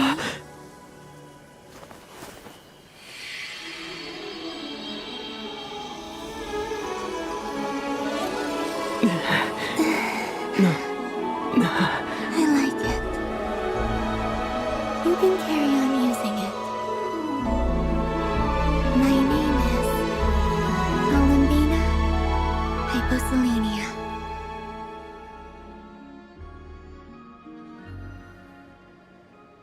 Columbina Hyposelenia. That's a wonderful name. I never thought that Columbina would become my real name. But after I met you and my other friends, the things that this name stood for slowly began to change. It went from being a Fatui code name to something my friends call me.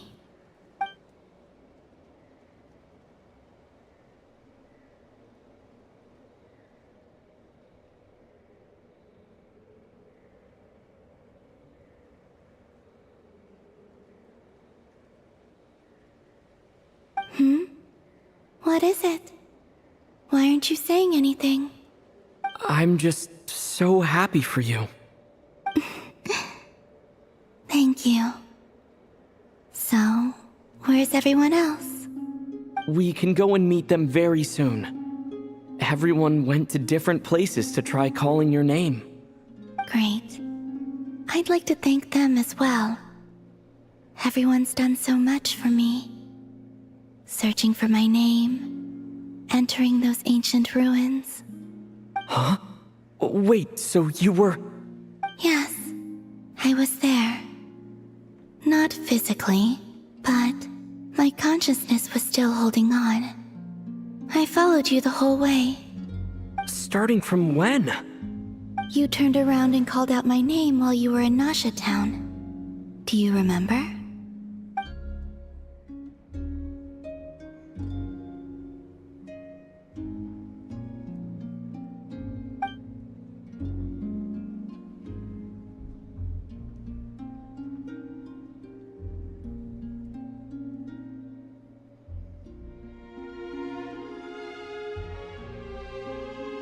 Let's go.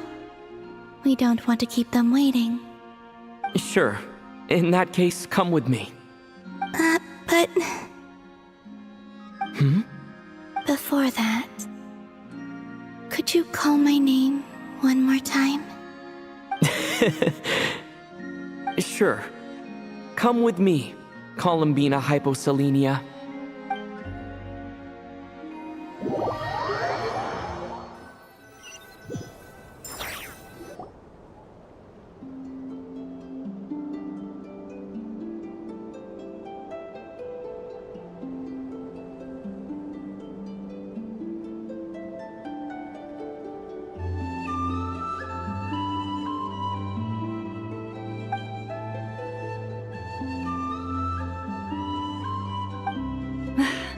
Columbina!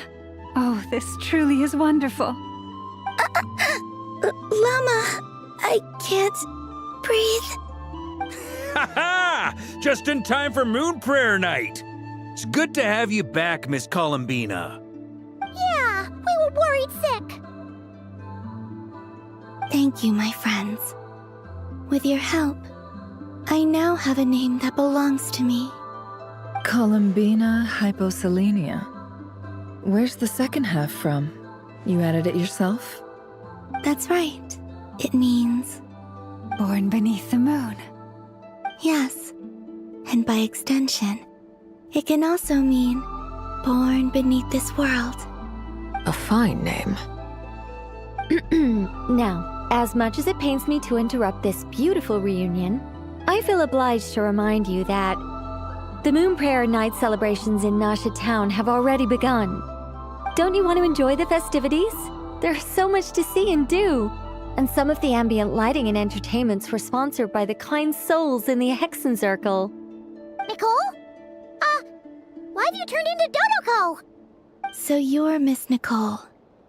Thank you for helping us, and for helping me find my name. It's nice to finally hear your voice. You're quite welcome. Guiding lost people to hidden treasure is what we Seelie do. And if you ask me, spiritual treasures are far more precious than material ones. Chests are all well and good, but this was what it's all about. Ah, so satisfying. Anyway, I had to go help Alice. It seems like she ran into some trouble. That's why I couldn't be here in person. But don't worry, we're with you in spirit. We'll be celebrating right along with you. Keep an eye out for the Hexenzirkel's festive stalls in Nashatown. I think you'll like what we came up with. Alice said she even managed to rope B in this time. The Frost Moon Scions have also prepared various attractions. I believe Aino, Nefer, and their crew are setting things up as we speak. On that note, Nefer, about that request I made. It's all in hand. Yehoda is on site to ensure that everything goes off without a hitch. Wonderful. In that case, Traveler? Huh? Come on, Columbina. It's time to celebrate the best Moon Prayer night ever.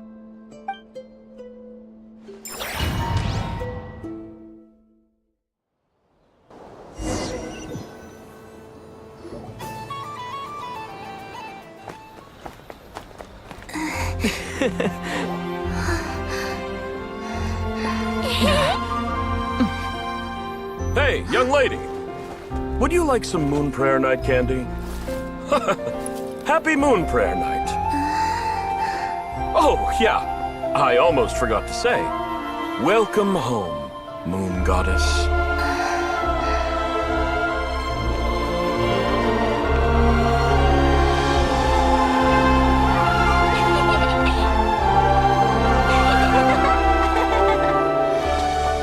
Welcome home, Moon Goddess.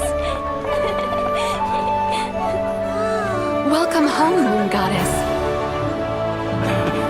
Welcome home, Moon Goddess. Turning Nashatown into her home is a festive gift. A rather brilliant idea.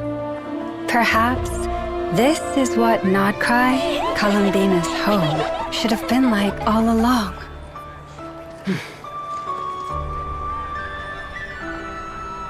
Thank you for the gift. I like it a lot.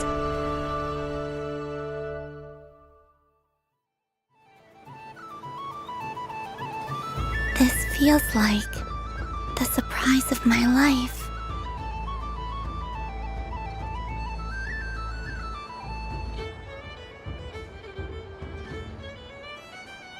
I do.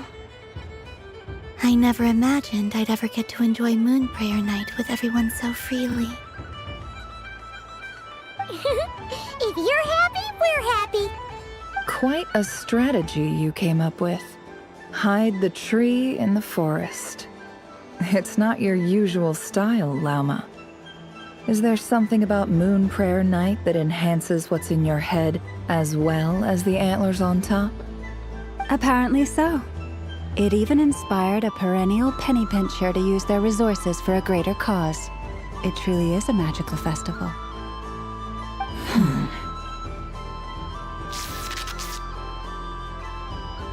I see it now. This bickering is actually a sign of a strong relationship. Huh? What's everyone doing here? Oh! Miss Columbina, you're back! Yes, I'm fine now.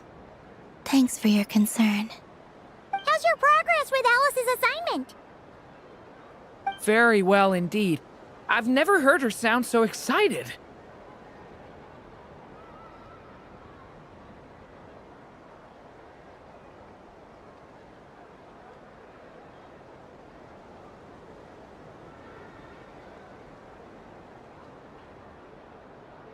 Not like this.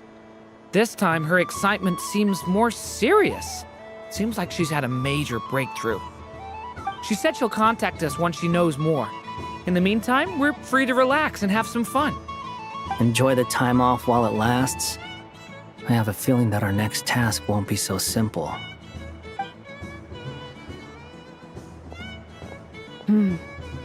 I should go. I still have a few things to attend to at the Frost Moon Scion stall. And I think I'll take a look around. With any luck, this once-in-a-year festival will come with once-in-a-year opportunities. Hold up a second. Where's Varka? I believe he made a beeline for the flagship the moment he entered Nashatown. That's Mondstadter's for you. They know what they want when festivals roll around. Goodbye for now, Columbina. I hope you have a wonderful night. I will.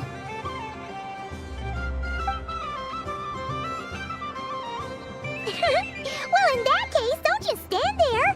Get out there and have some fun. You'll definitely get a warm welcome at every stall. Oh, also, take this map with you. It's a guide to the festival.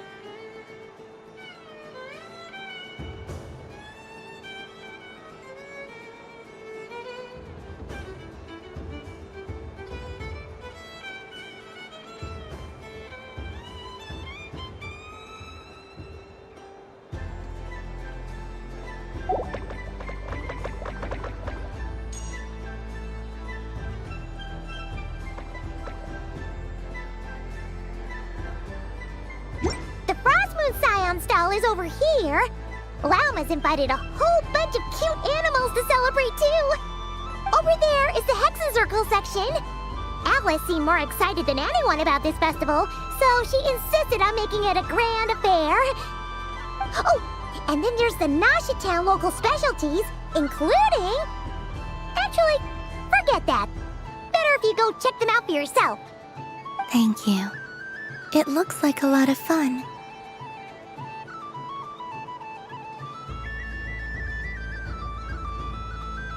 You're not coming with me? We'll be around. But don't you want to browse by yourself for a bit first?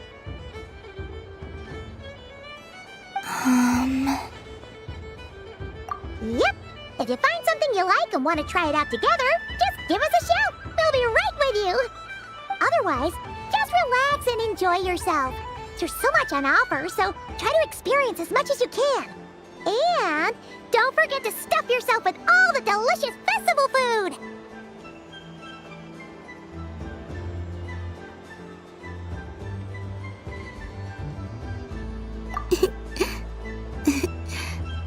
All right then, off I go. Where should I go first?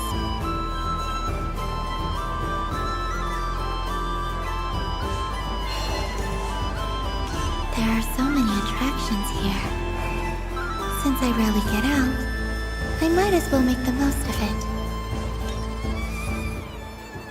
Moon Prayer Candy! Beautiful, tasty Moon Prayer Candy! Buy a whole box, share it with your friends and family! Candy? To share? I wonder what flavors everyone would like. Welcome home, Moon Goddess. Fancy a box of Moon Prayer Candy? Sure. I knew you would. Now, what flavor would you like? I'm not sure.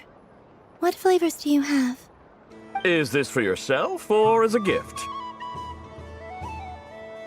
A gift for my friends. Ah, I see.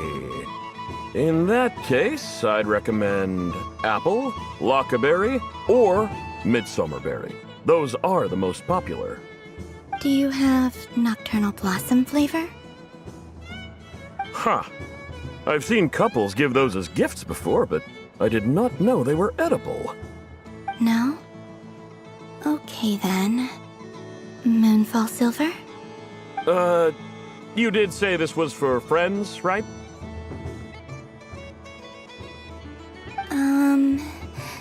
Maybe smetana then. Hey, now that's a creative idea! I've never tried it before, but if you're happy to wait, I can see about whipping up a batch on the spot. While we're at it, you got any other ideas?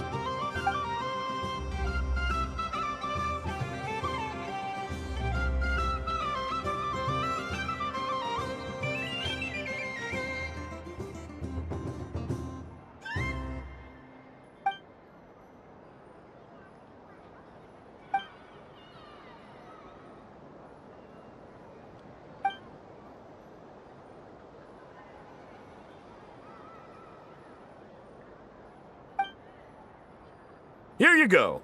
Every flavor you asked for is in there.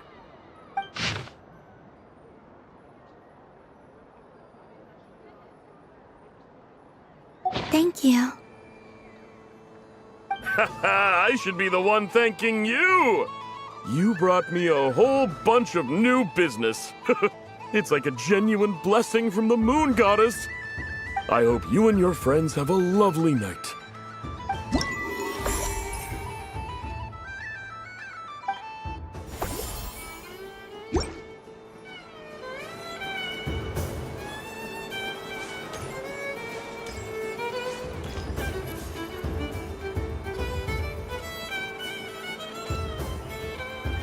What is going on over here? It looks like fun. Hold it right there! You can't run away from me, moon goddess. Are you talking to me? Of course. Do you see anyone else here dressed up as the moon goddess besides me and you? Hey, come on. Call me by my title. Happy Moon Prayer Night, Moon Goddess. And the same to you. Anyway, there's no time to waste. Get ready for the duel of a lifetime. Duel? Meet my partner, Stacko. Come on out, Stacko. Well, don't just stand there. Let's see your partner. Partner?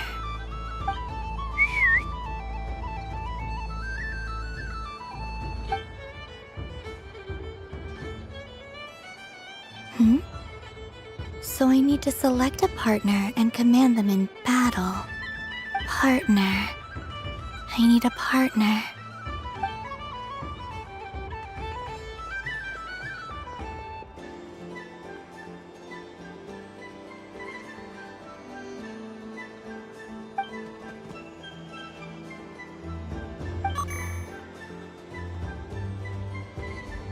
Whoa! Am I seeing things? Where'd you get a Kuhenki? They're super rare. That's great. But you can only bring one partner to battle against me and Stacko. No ganging up allowed. They all look so eager to be picked. Which one should I choose?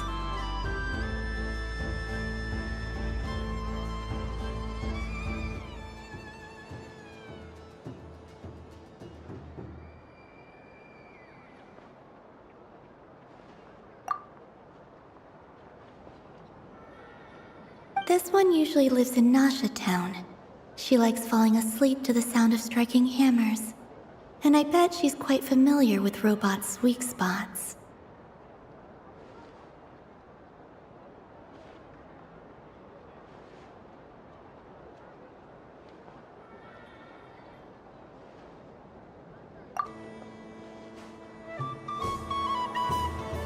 Testing! Testing! Oh, this is an emergency broadcast! An exciting battle is about to take place right here at the Nasha Town Special Arena! In this corner, we have the Moon Goddess and her robot partner. And in the other, we have the Moon Goddess and her Kuhenki partner. Only one Moon Goddess can be victorious in this ultimate battle of destiny! But who will it be? There's only one way to find out! Now, without further ado, let the Battle of the Moons begin!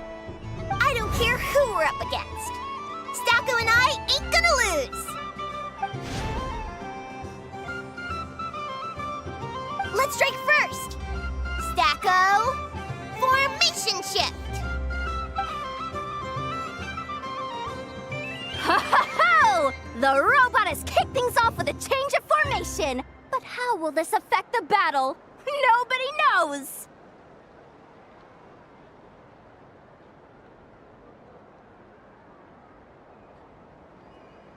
Cautious play from the opposing team! This Moon Goddess has come prepared!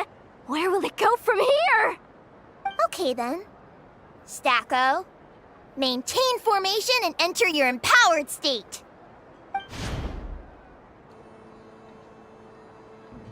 Empowered state! There we go, now we're talking! Absorbing the immense Kuvaki present on Moon Prayer Night, this lean, mean machine has greatly increased its offensive power! Here it comes! A Lockaberry! Oh, what could the Moon Goddess be planning now? Frankly, I don't have a clue, so your guess is as good as mine. The battle is heating up fast! I'm about to start sweating machine oil over here! Go for it, Stacko! Set Kuvaki to maximum! Can their opponents withstand this blow?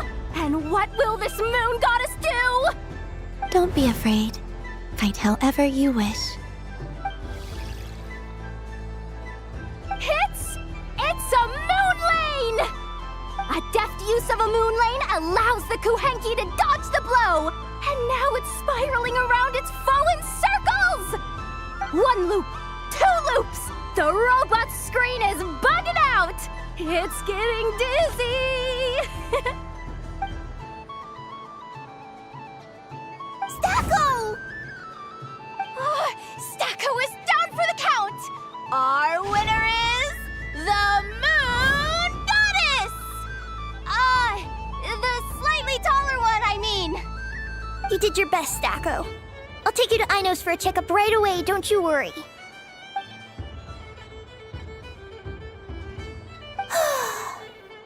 Well, you beat me fair and square, I guess. Honestly, I underestimated you. Won't make that mistake again. I think my partner deserves most of the credit. Just you wait. When I'm a little bit older, I'm gonna come back a whole lot stronger. Be ready for a rematch.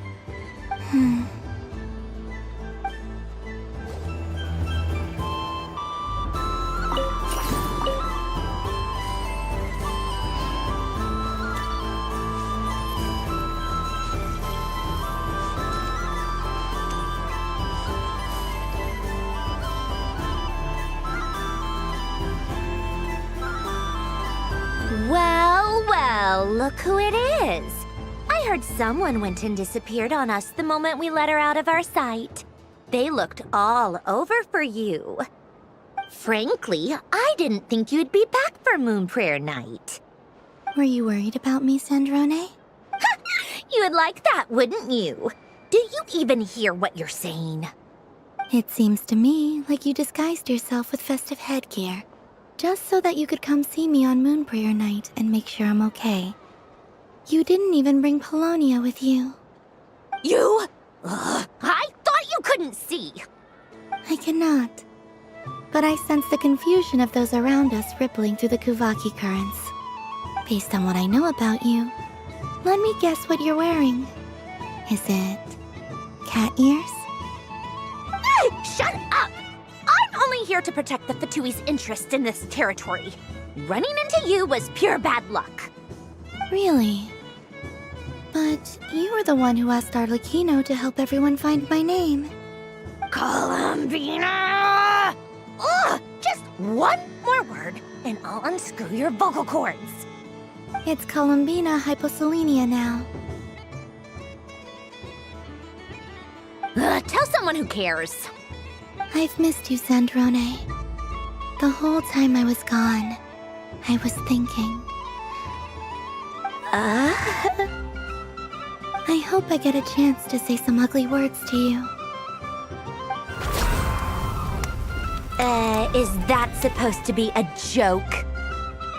Anyway, let's go play that game. What? You mean that frostfin whale? Yes.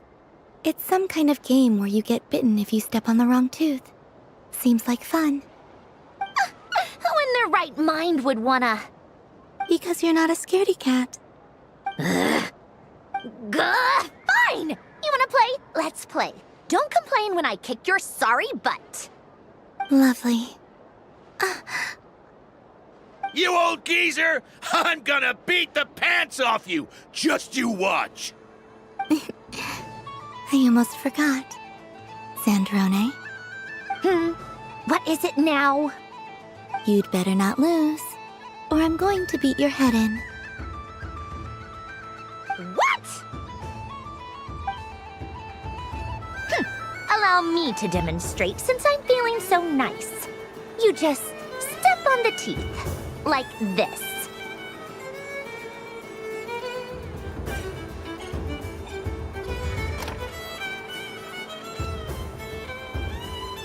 Which should I pick?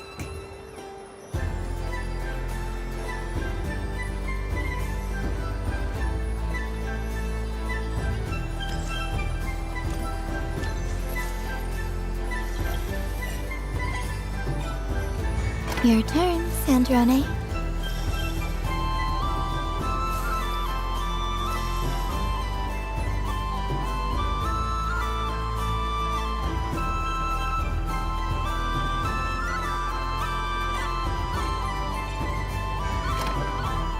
Don't come crying to me if you get bitten.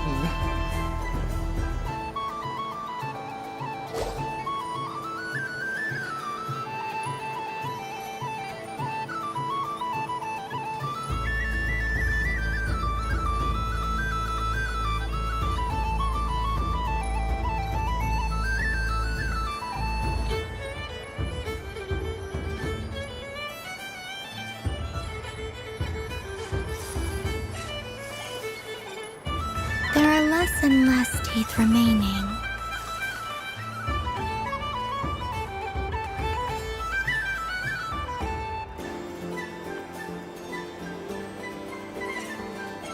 Huh? What's that noise?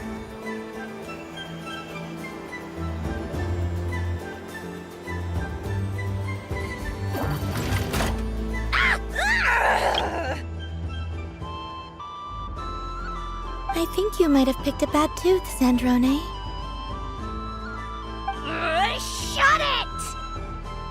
Do you need any help? It seems like you're stuck. No! It's just a blasted toy! How is its grip this strong? Stop laughing! All right. Well, you lost. So just like I promised. Hey! What are you doing? Are you seriously? Hiya! Why, you... Oh, just you wait! Rematch! Are you all right, Sandrone? That was quite a strong bite. Are your clockwork parts?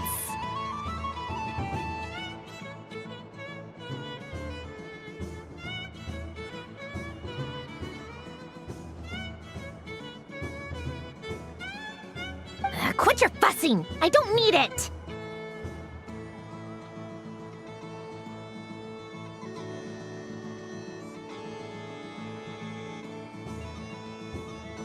All right. I'll go first this time.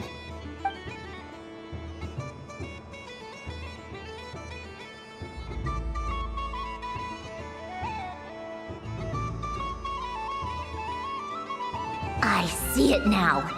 She can sense which teeth are rigged.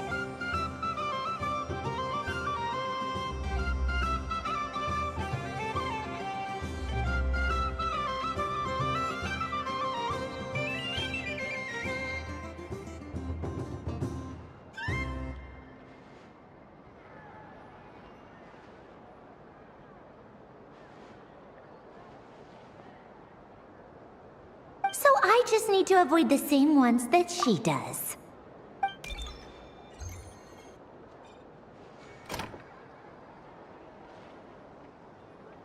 This one... Seems fine. She avoided that one then? Now I've got you. All right, my turn.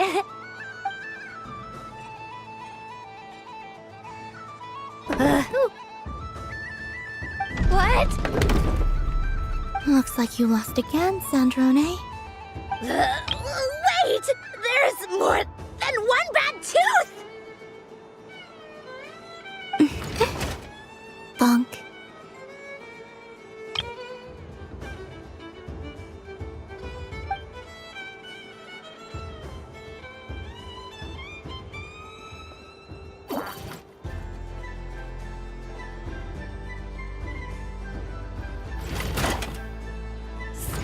Stupid game! What idiot came up with this? Are you alright, Sandrone? You said some nasty things just now. Oh, I'm peachy. Should I let you bonk me on the head as well? Ah, forget it! Come on, bonk away. It can be your consolation prize for losing so badly. I told you, forget it! Gah, you've always been so annoying. Singing right outside my door, inviting yourself to my tea parties, going AWOL. And now you're off to the moon or something. Of all my days with the Fatui, the times I spent with you, Arlecchino, and Rosaline, they were my favorite. I will not forget them. Just as I shall not forget this moment. We'll always be friends, no matter where we are, right? Who would want to be your...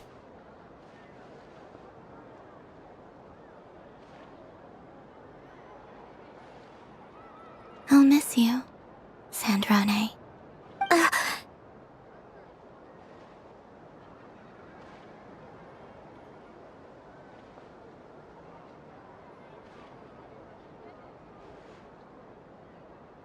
Goodbye, Sandrone.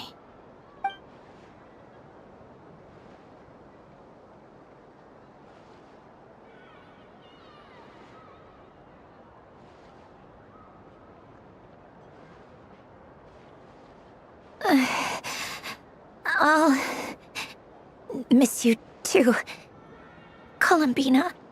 Sorry, what was that? Ah!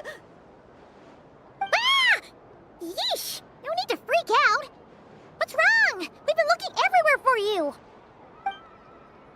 What do you want? Oh, nice ears. What do you want? This. Huh? It's your turn to draw something.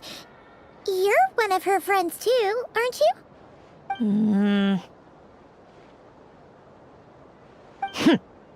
Doesn't know how lucky she is.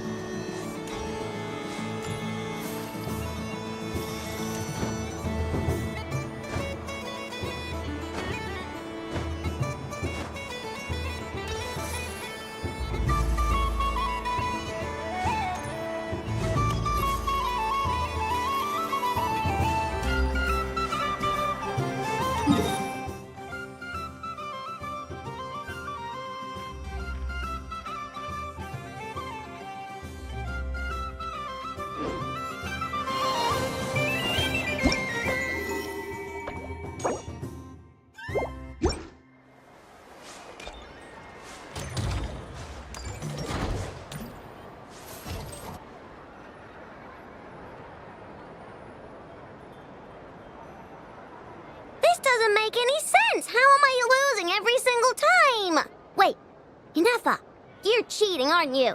Yeah, that must be it. I am not cheating, Aino. Uh-oh, sounds like Inefa's turning into a big baloney bot. I think it's time for some serious maintenance. Moon Goddess, help me. Miss Columbina, Aino is attempting to cheat.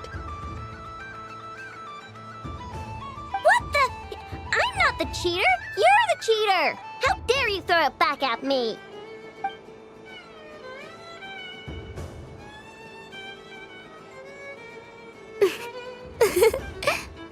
All right, fine. Let's all laugh at Aino. Just you wait till I get home, because I'm going to make a game bot that can win 100% of the time. Let's see you laugh when I come back and beat your butts. You'll all have your heads covered in stickers when I'm through with you. We came to check everything was okay after all that yelling, but,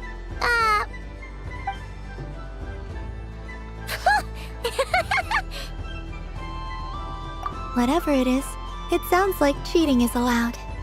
Kuhenki concentration. Each player starts with differently colored kuhenki. Each round, they draw one kuhenki from their opponent. When a player has two kuhenki of the same color, they make a pair and can be discarded. Any that can't form a pair must be kept. The round ends when a player can't form any more kuhenki pairs, and that player gets a sticker.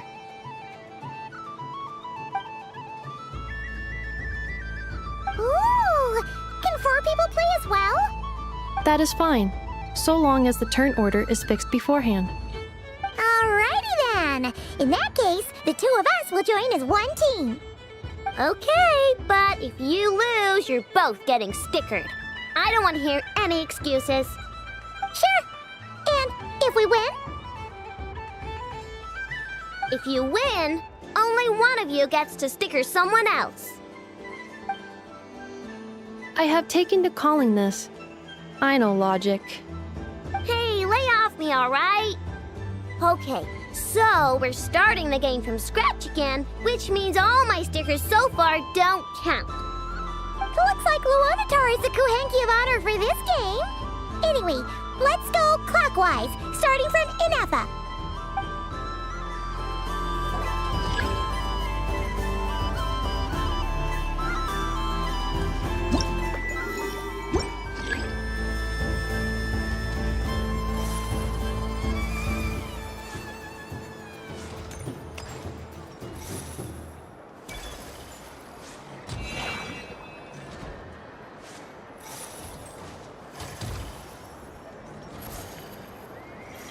Nice! That's a pair!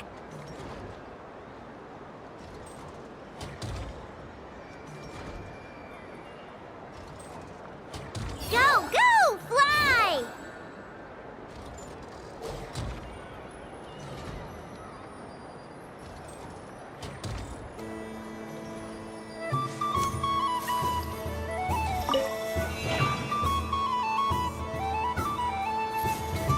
Go on.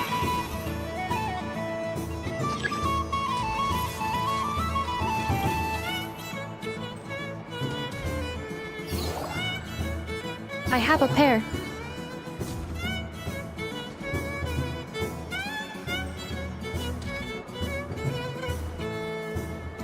Uh-oh! We gotta pick up the pace!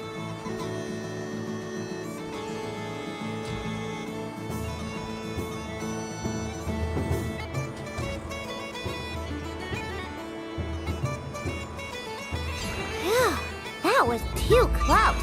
I thought I was gonna lose.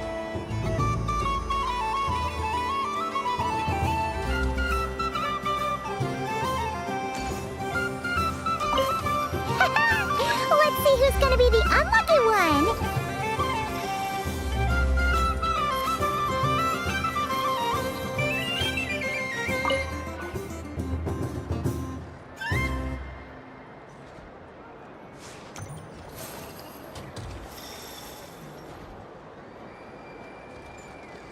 Good luck, everyone.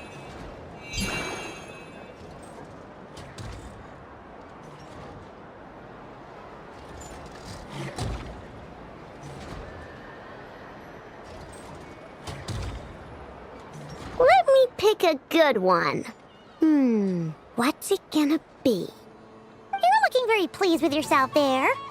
What happened to being a huge Grumposaurus? I won. Duh.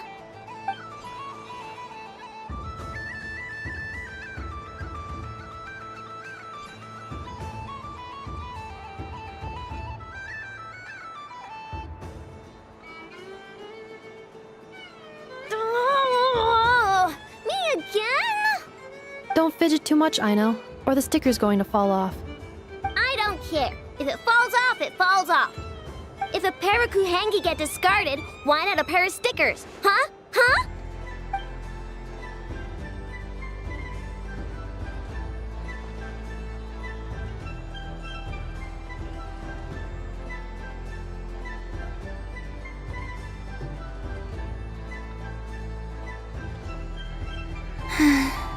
I've lost. Sticker, sticker, sticker!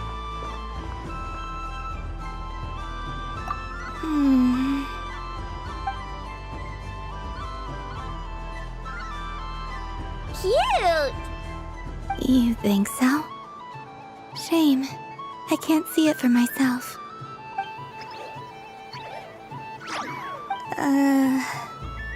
What did Luanatar say? She said it looks so cute that she wants me to lose a few more rounds.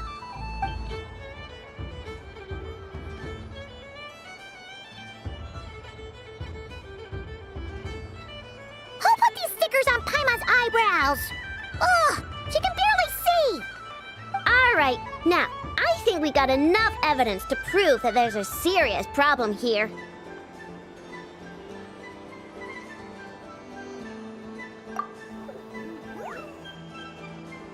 Yes, I agree as well. The culprit is... Inefa! Culprit? What did I do? Quit acting dumb, Inefa! You're not wriggling your way out of this one. I've been watching you. Not only did you remember whose side Luanatar started at, but every time someone drew a Kuhenki, you were logging it and calculating every last possibility. Which Kuhenki pairs were gone, who had what color Kuhenki in their hand, even our facial expressions. You were keeping track of it the entire time. Exactly! What I know said! Putting aside the fact that running calculations is not against the game rules, do you have any evidence to support your allegations?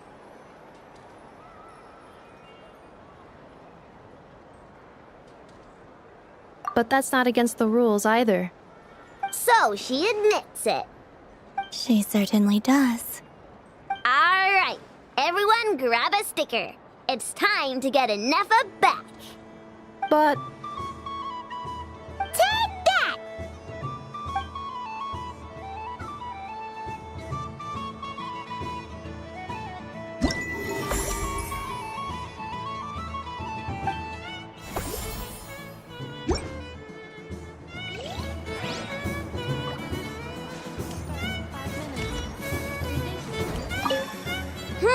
I'm never playing games with you ever again, Inefa!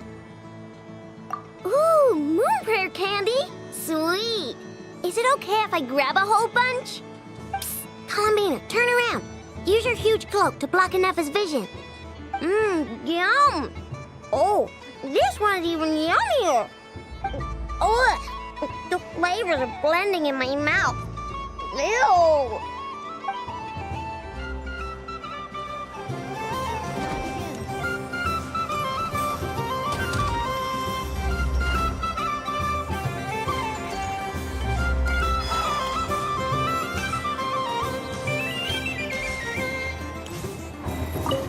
What's there to see on that moon anyway?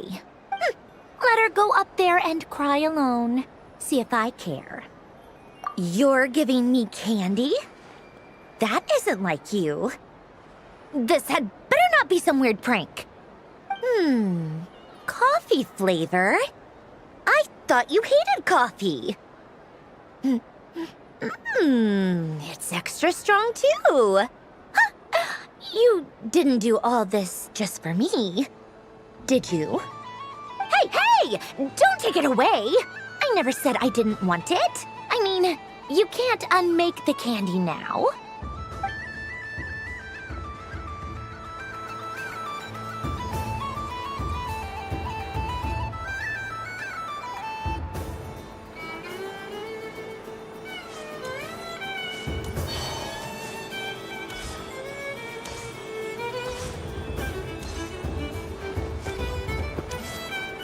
So this is the Frost Moon Scions area.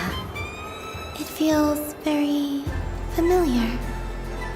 But everyone looks much happier than usual. This must be the Mage's Stall. It feels like I've entered a fairy tale. Ah, how lovely. Happy Moon Prayer Night, adventurers. May you have a lovely evening.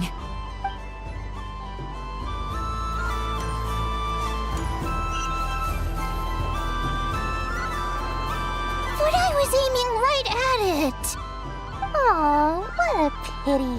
I saw it with my own eyes. You were so close. So very close. The That's not true. It dodged out of the way right as I was about to snag it. I'm sorry? You heard me. This paper frog can move. I swear. Dear, oh dear, what are you saying? How could a paper frog move? Unless you believe there really is magic in this world. But even if I, the mere humble merchant that I am, knew such magic, surely I would not use it on a paper frog. I'd sooner give Mora legs, so it could walk right into my purse. My dear, dear customer, why not have one more try? This time I'll give you 12% off, a very generous discount for one of my most regular customers. Just think about how much experience you have under your belt now. You're sure to win the next one. Darn, I used up all my coins. I'll be right back. Just gonna fetch some more from my house. Take your time, but don't take too long. This event is Moon Prayer Night only. Miss it, and you'll have to wait a whole year before I'm back. Next customer, please. Welcome.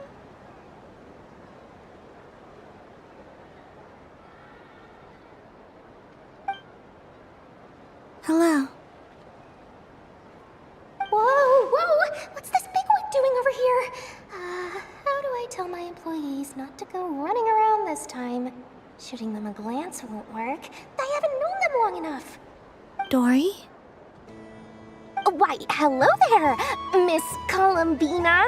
Would you like to play my ring toss game? The rules are very simple, and it's easy to get the hang of. How much for a round? Oh, first time's free. Not a single mora. After that, well, we can cross that bridge if and when we come to it.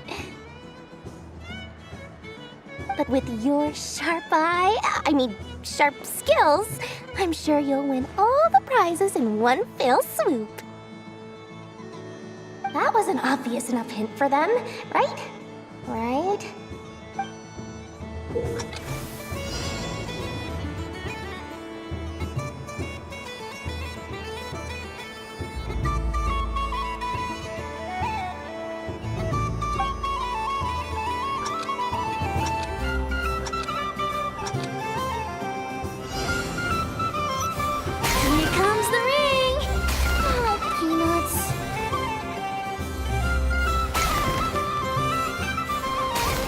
Change tracks! Roselle, should we move or not? Just a tiny bit. Let's see now. Let's see. Wow, very good. That's the highest score we've had all night. And here's your prize. Now, how about another round? As for the cost... Happy Moon Prayer Night, Miss Columbina. Happy Moon Prayer Night, Durin and Hat Guy. Are you here to play the game? Yes.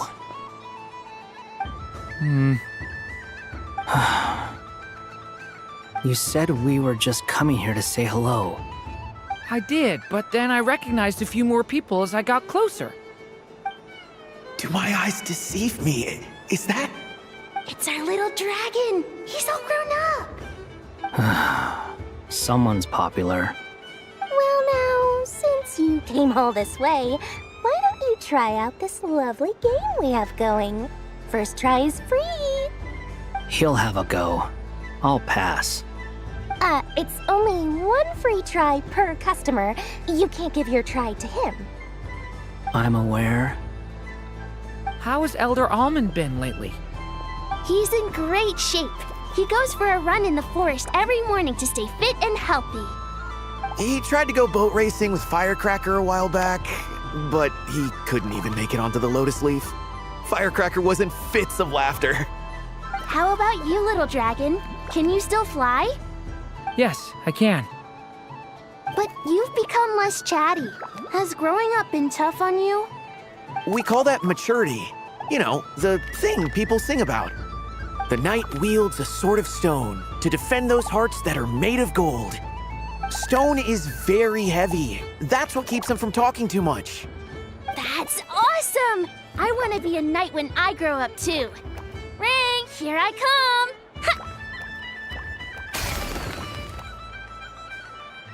Oh, the hat-wearing man.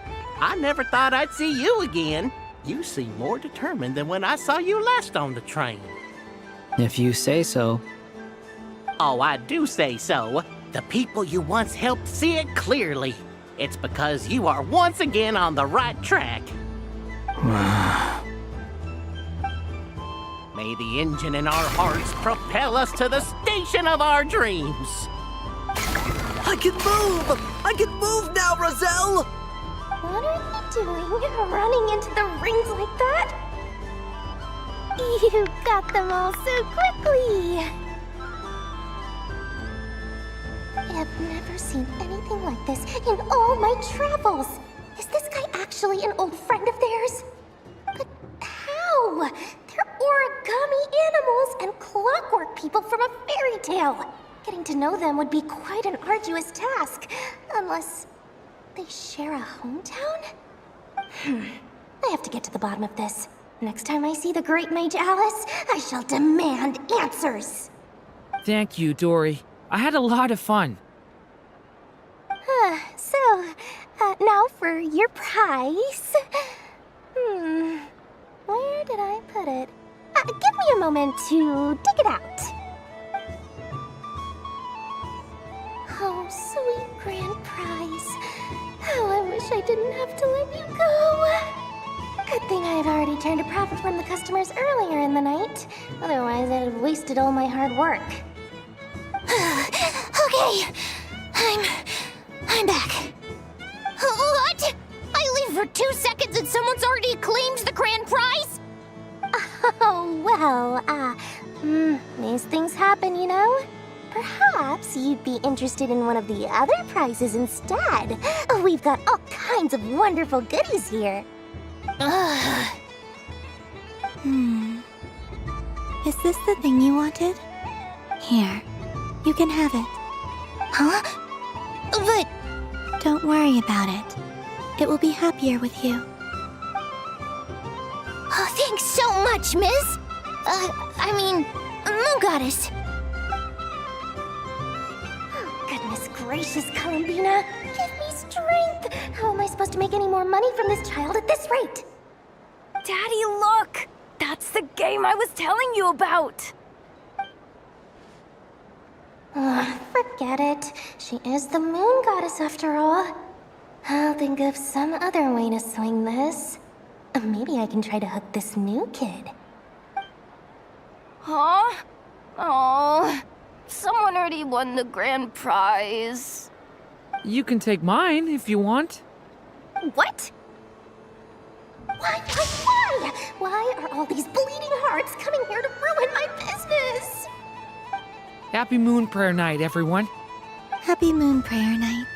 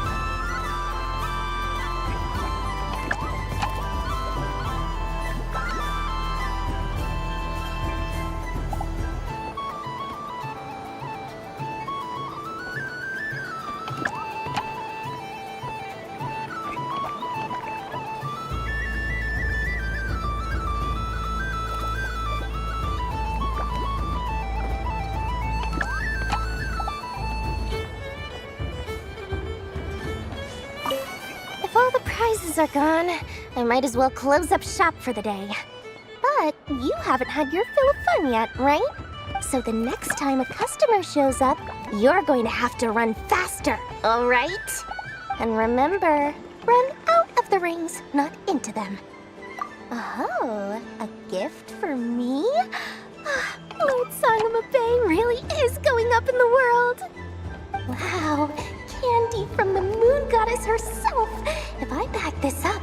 No, what am I saying? Box this up in exquisite gift boxes? Yes, I can make a fortune! Maybe I don't even need to go to all that trouble. Any old boxes will do. I just need to tell my customers that this candy is blessed by the moon goddess. Yeah, that ought to do it. Sounds like a plan. Time to have Irwa earn his keep when I get back.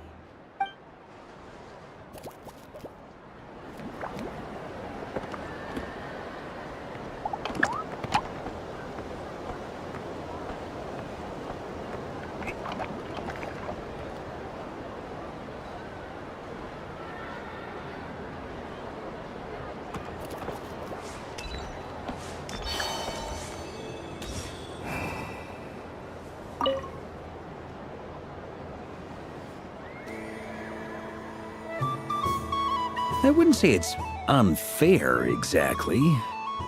I mean, your voice goes right into people's heads. How would you explain that to the kids? You can't just explain it away as magic. Is something the matter? Ah, Miss Columbina! No, nothing you need to worry yourself about. Ah, impeccable timing. Stick around for a second, Miss Columbina. I need your input on something. This self-proclaimed Knight of Justice has yet to give me a satisfactory answer. I, for one, would like to hear your verdict on the matter. Hey, now, I left the flagship just to help you out, Miss Nicole. What's going on? So Alice and I are both using long-range remote control spells that work on similar principles, allowing us to attend this festive fair in Dodeco form. Sorry, let me backtrack a little. While similar, there are some key differences.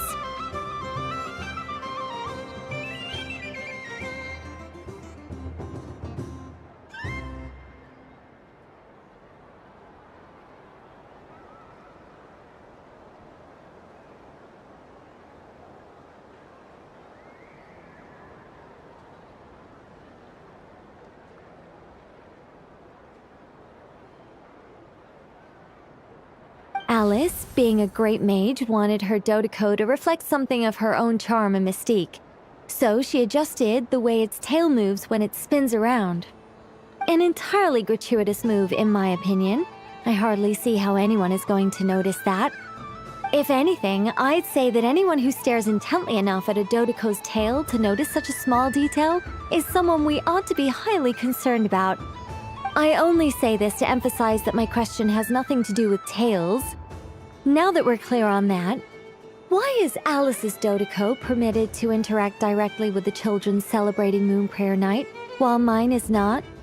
Your voice speaks directly into people's minds. See? Exactly what I said. Miss Nicole? Ugh, I can't stand it. I know that probably makes me sound like a whiny child acting out in front of their parents. And it's a little embarrassing now that I think about it. But hey, I said it now, I can't take it back. That would be even more embarrassing.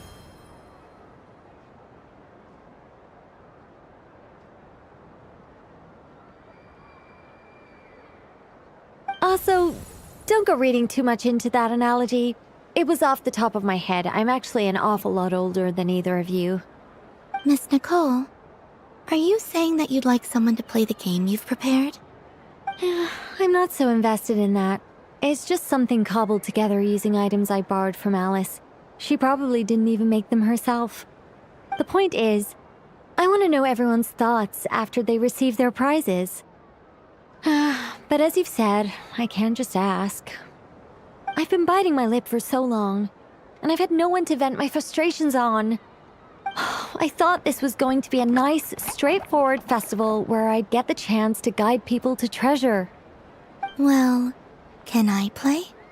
I can't guarantee that I'll win a prize, but... You will? I'd like to try. Then what are we waiting for? Let the game begin! It's like they forgot I was ever here. Ha ha ha ha.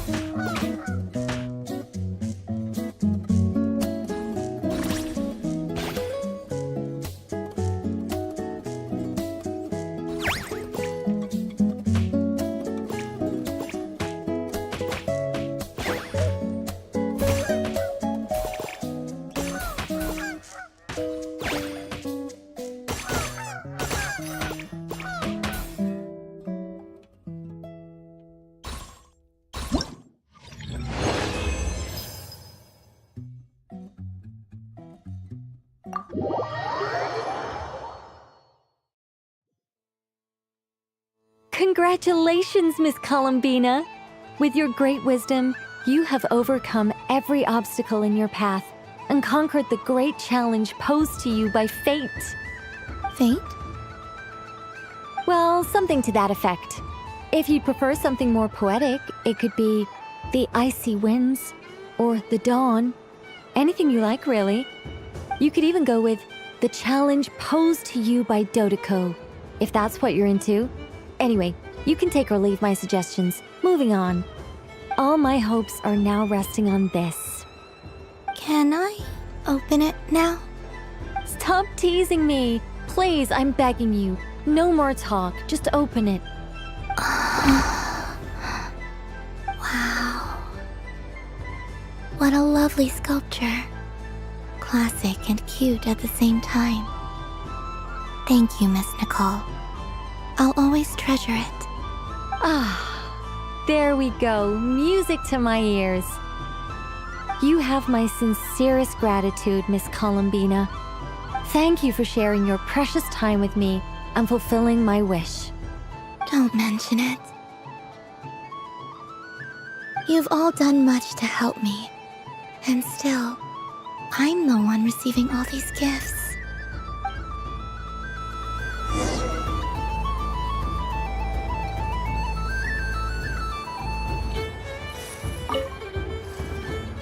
A soft and furry creature that bounces and jumps. Welcome home, Moon Goddess. This one talks, too. Allow me to introduce myself.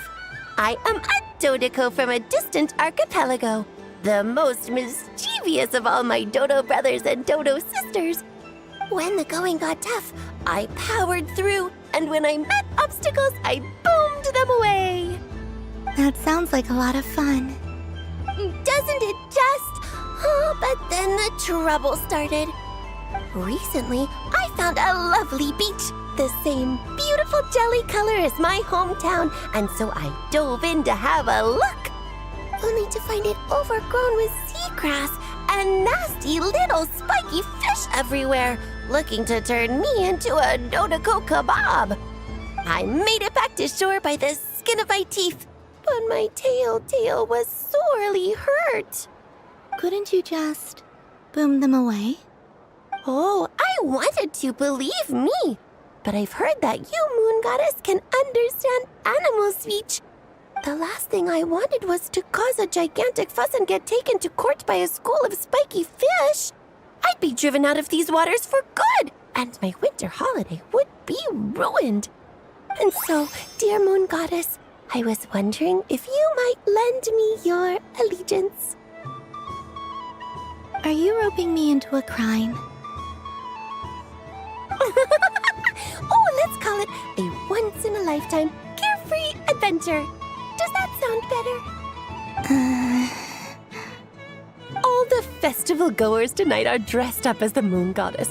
But there's nothing to say that the Moon Goddess can't disguise herself as a Dodoko, is there? Besides, this is your home. You should be free to be whoever you wish.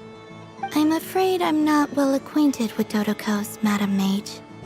Oh, that's quite all right. We Dodokos are innocent, happy creatures with a free-spirited nature. Many, like myself, are mischievous troublemakers. Others are lazy souls who like nothing better than to lie down on a nice rock and take a nap. In our eyes, every creature who yearns for happiness and freedom is a Dodoko.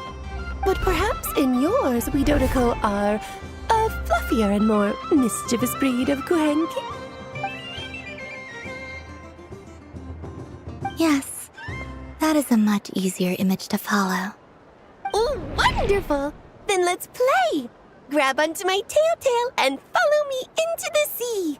Time to settle some scores with the bad guys.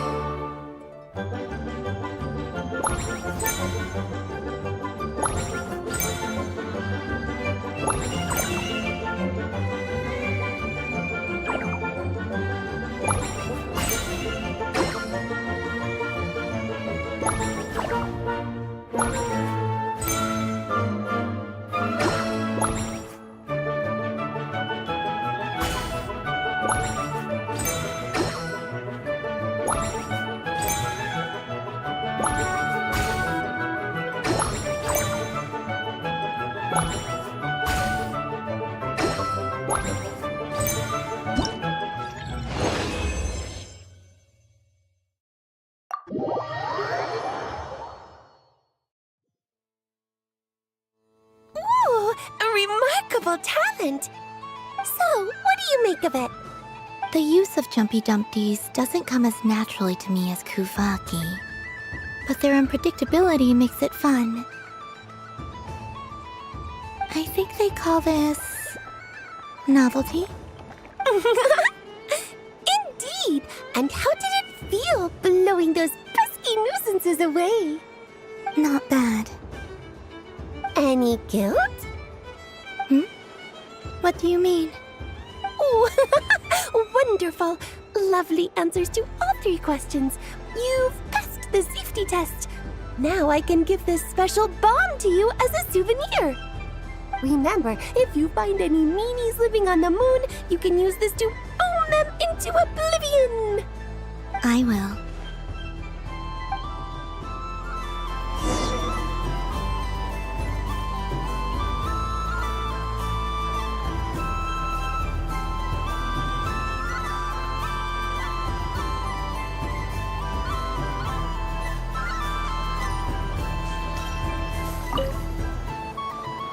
Welcome home, Moon Goddess.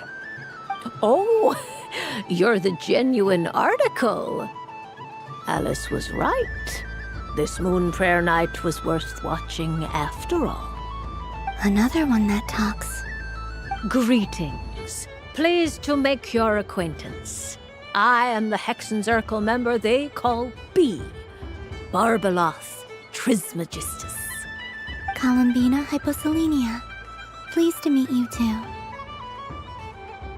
Hyposelenia. A fine name indeed.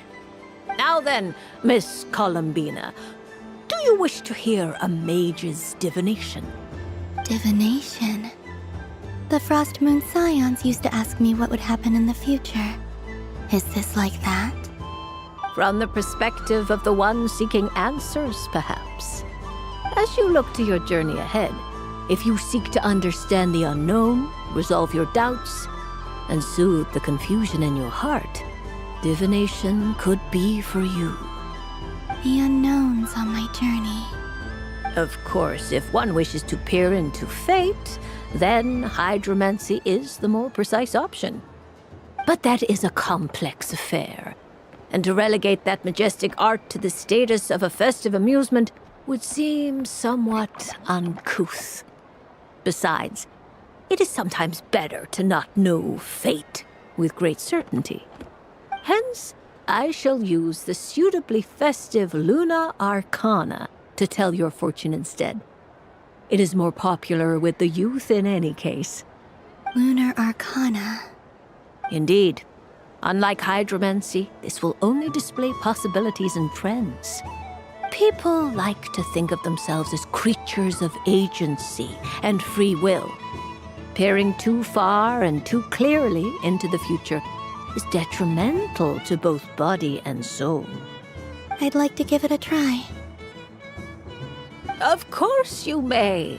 Come then, take a seat, Miss Columbina. Before we begin, are there any specific questions you would like to ask? Let's stick to general possibilities and trends, like you suggested. Ah, very well. Then I shall use the basic Lunar Arcana deck. Now, try to relax. Cast your mind upon the things you have experienced and the things you are soon to experience. I will shuffle the deck. Would you like to cut the cards yourself? You do it. No problem. Now then, to make things easier for the seeker, that is to say, you, I shall decipher the cards from your perspective.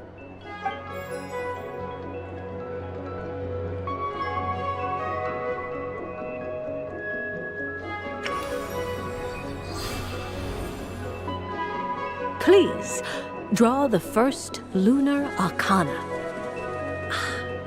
This represents destiny and is the foundation for the divination as a whole.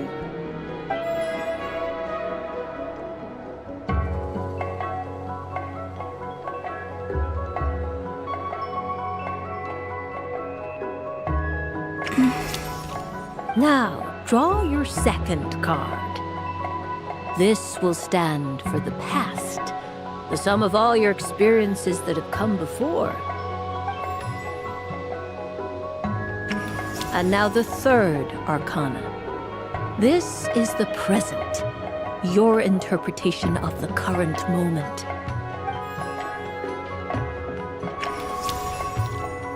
Finally, the last card. This shall speak of the future, which... Oh. Kuvaki Pulse? Fascinating. I've never encountered this before in my role as a diviner. Something has exerted an influence upon this card, causing it to leave its designated position. What do you make of this, Miss Columbina? Perhaps this is the guiding hand of fate in action. Of course, if you wish, you can choose to deny the validity of this card and draw the future for yourself. No, it's fine. Let's go with this one. A bold decision. I must say I'm looking forward to the results. Well then, let us flip the lunar arcana in sequence and see what emerges. Sure.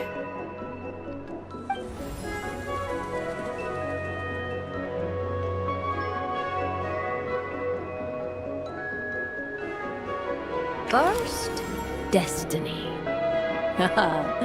No surprises here. The card that represents yours is the moon. The moon. Indeed. The moon can represent the truth at some times, but deception at others. False peace, destructive calamity, and the world-changing power that lies within. When the moon is placed on the destiny tile, it indicates that your destiny is not what it may appear on the surface. Instead, it may yet have a hidden side. It symbolizes a journey through the fog, fraught with uncertainty and deception, where one must face inner challenges head-on. I don't understand. Patience, my dear. This is but the first card, which serves as a basis for the interpretations that follow. Our divination will only grow clearer from here on out. Now then, flip the second card, the one that speaks for the past.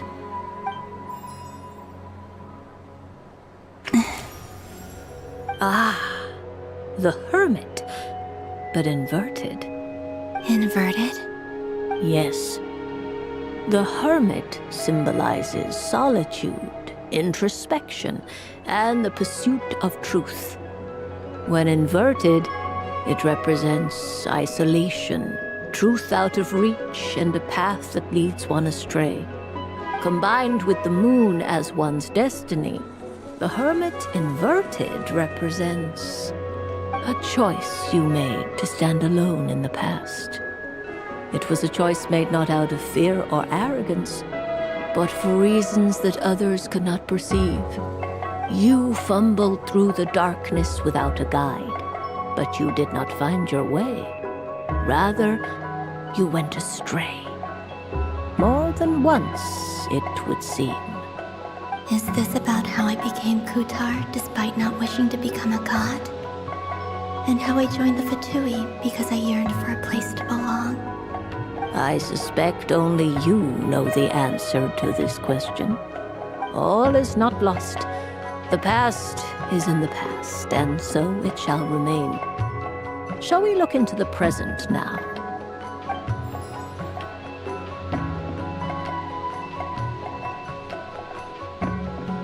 Oh my. The Lovers. One of the most interesting Luna Arcana. What does this one mean? This means that you have had an unprecedented emotional experience. The joy of finding your soul becoming intertwined with that of another. A precious and wonderful thing indeed. It's true. I've made a lot of friends recently, and they are very good to me. I like them a lot. That sounds lovely.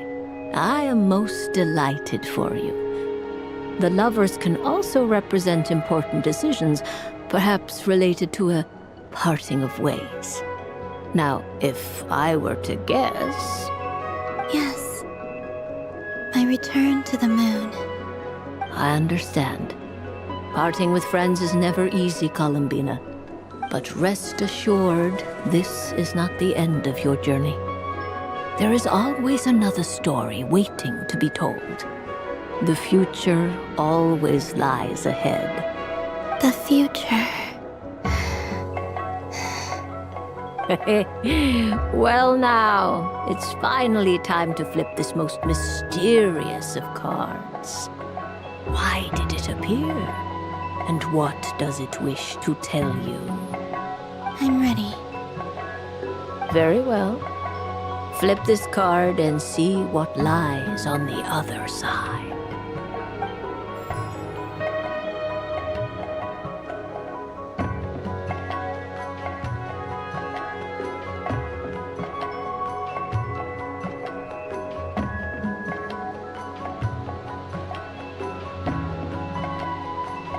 Miss Barbalot? What is it? This card is death.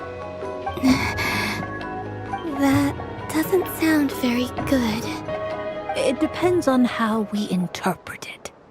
It is true that it can represent an agonizing death, a complete and utter end, but at the same time, it can also represent rebirth. Do not forget that your destiny card is the moon. That lends your future many different potential meanings. If death spells the end, is it unavoidable? As I have said, divination can only display general trends. It is a rough guide, but it does not show predetermined outcomes. Allow me to summarize it for you. In the past, you may have lost your way, but now you have gained new connections and new strength. You now face an important decision, one that may bring about a great change in what is yet to be.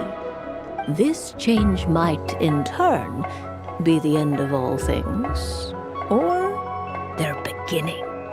But remember, everything is subject to change because of the moon present in your destiny. You must see the truth clearly and face your innermost thoughts. The truth. My innermost thoughts. Thank you, Miss Barbalot. Don't mention it. Some people dislike divinations, the fear of glimpsing an ending to their story that they wish was not so. But I can see that you're different. The result of this divination will not sway your decision. This is a rare quality, and one that diviners always hope to see in the seeker. We are here merely to guide, not to exert undue influence. I understand. Go then and illuminate your future, Miss Columbina. The moonlight that shines from you now is most captivating.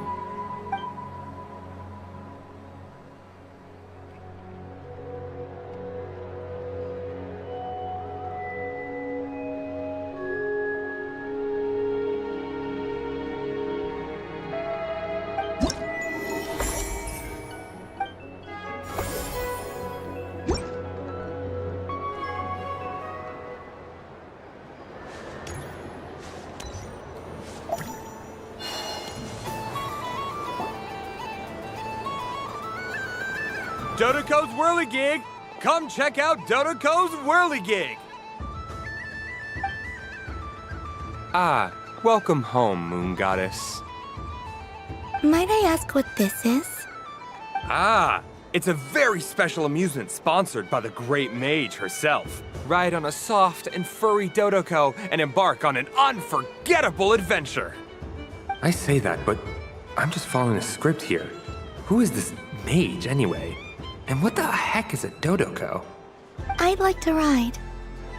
No problem. But, are you by yourself? Is that not okay? Oh, no, it's fine. It's just that each Dodoco can accommodate 2 passengers. Would you like to bring a friend along? My friends... That should do it. Now, we just need to get everyone else to draw something on it too. But we gotta keep it a secret from Columbina. Traveler?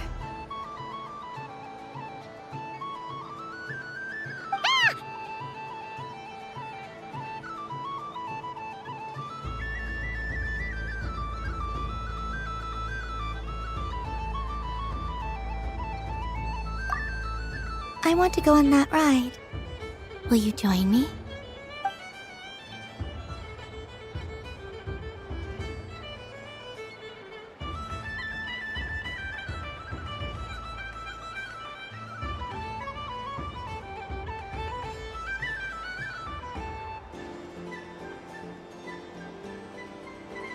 Let's go then.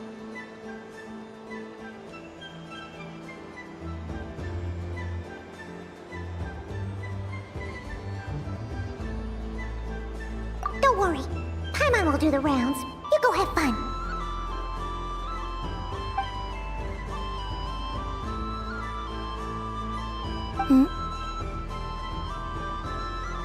All right. I think we have to wait in line over there.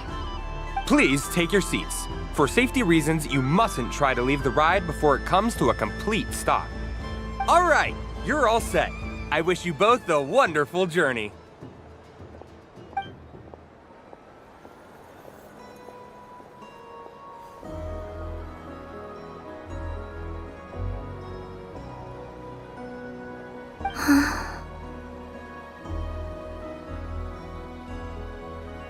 Not bad. It reminds me of riding a moon lane. Sometimes, the Kuhenki circle around me like this, playing their beautiful melodies.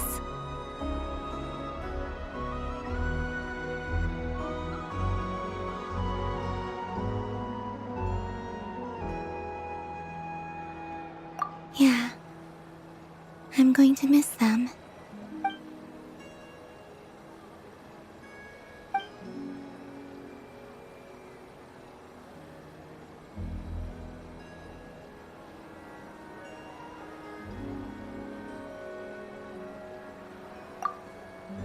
It does. I've felt scared in the past, too. But this is a little different. You know something? I got to see a lot of fascinating things during my disappearance. I saw how the Frost Moon Scions act around their families. So different than how they used to act in my presence. And I also saw how they interact with their friends. It made me curious at first. Why do people act so sincere when they're worshipping gods, but save their truest, warmest feelings for each other?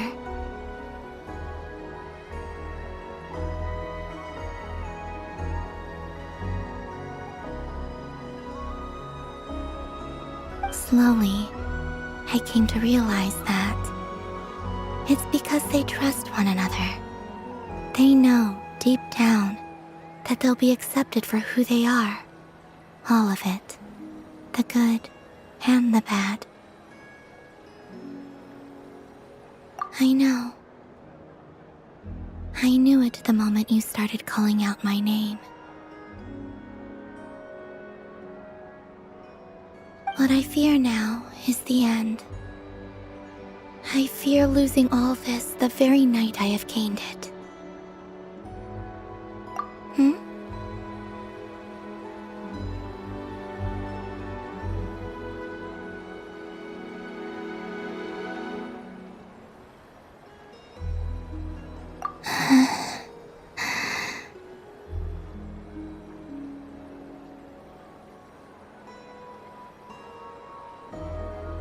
Thank you for this conversation.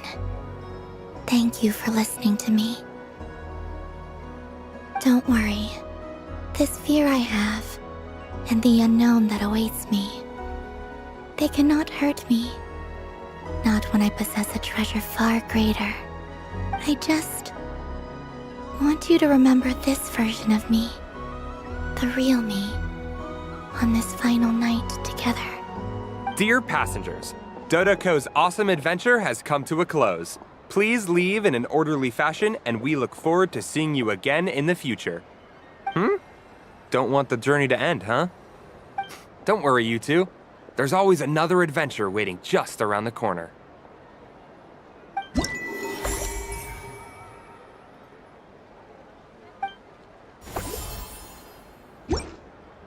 So this is the Frost Moon Scions area.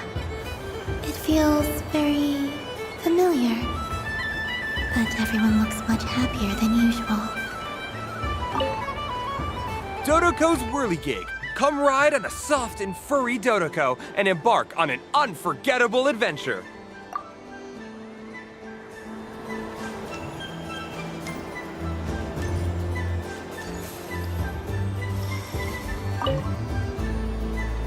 If this were any other day, I'm sure it would make for a great photo opportunity. But Moon Prayer Night has rendered my antlers uncomfortably large. Doesn't it look like this rhyme-horned deer has 2 sets of antlers?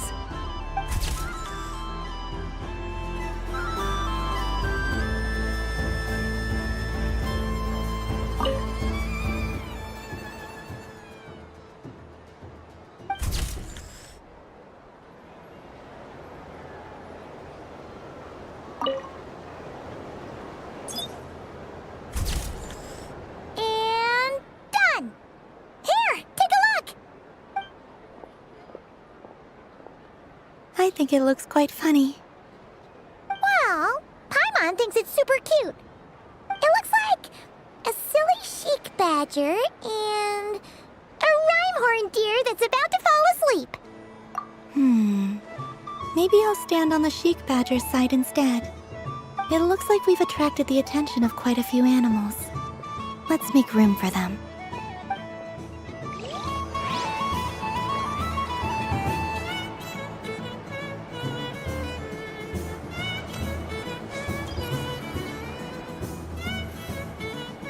Wow, the Frost Moon Scion stall looks kind of plain, but it's pretty cool once you get into it.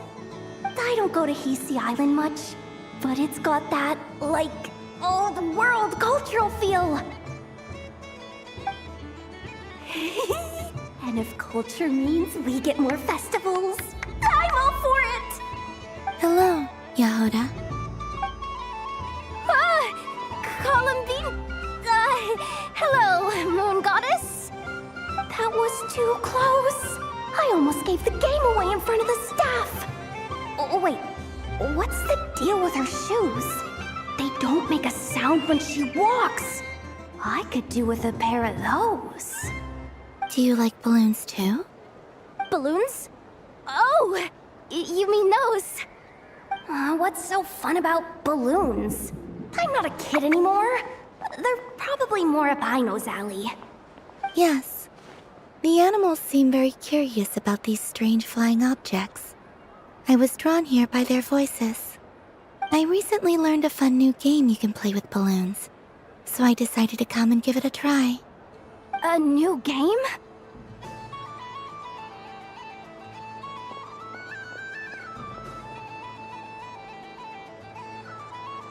Hello.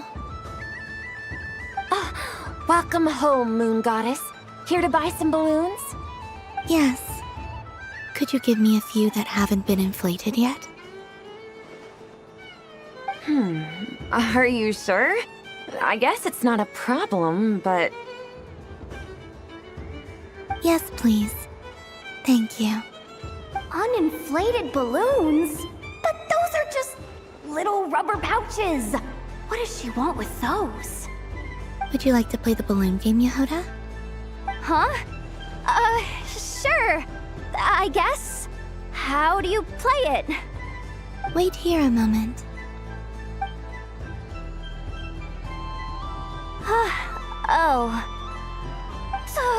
This is so weird. What have I gotten myself into now? I thought I saw Columbina nearby. Uh-oh! That's the 4th Harbinger! Although she's helped us out quite a bit, she's good people, right? Is she looking for Columbina? Oh, guess that's my ticket out of here. I'm not sure my heart can take being sandwiched between 2 Harbingers.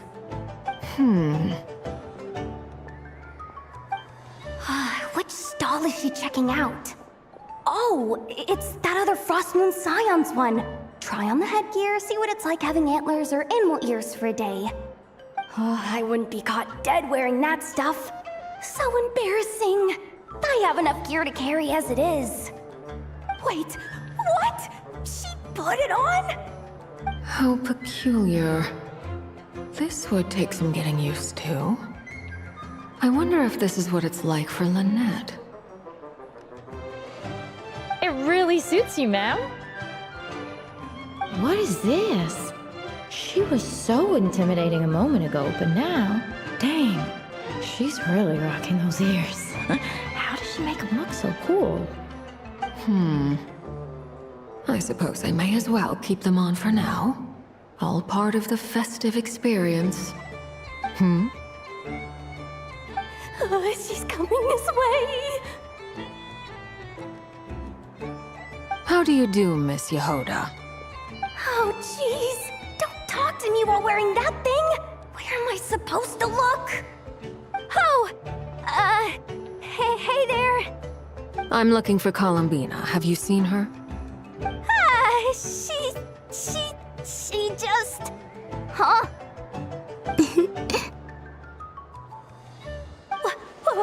Wait, is that what she meant by balloon game?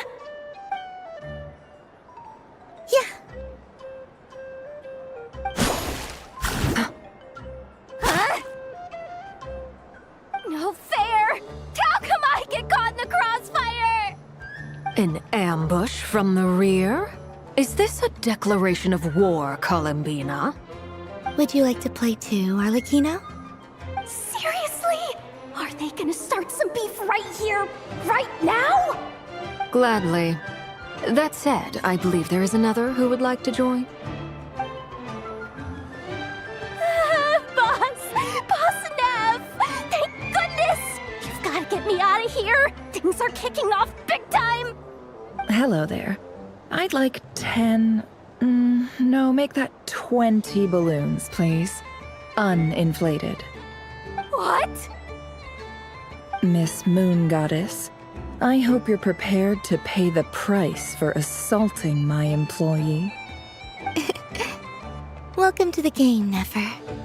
Just to be clear, let's keep this a fair fight, okay? No strange powers, please and thank you. Naturally. Don't just stand there, Yehoda. Aren't you going to team up with me? Huh? Do I have to? Of course. Don't forget, the Curatorium has a reputation to uphold. I knew something like this was gonna happen.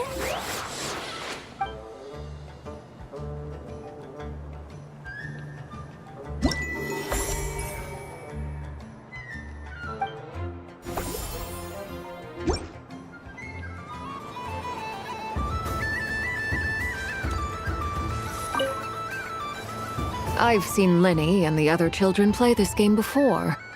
It would seem that it's not a bad way to relax. Once in a candy. Would you mind if I took a handful extra? I'm sure the children will enjoy them. I must say, Columbina, you really have changed. You never used to show this much consideration for other people, even when prompted.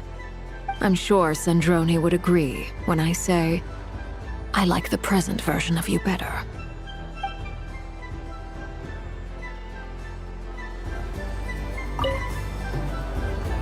Welcome home, Moon Goddess.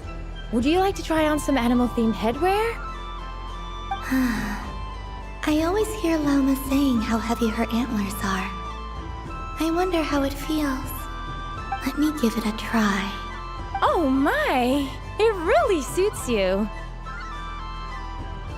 It's a little itchy, and it's hard to turn my head. Should I keep wearing it? How does this look?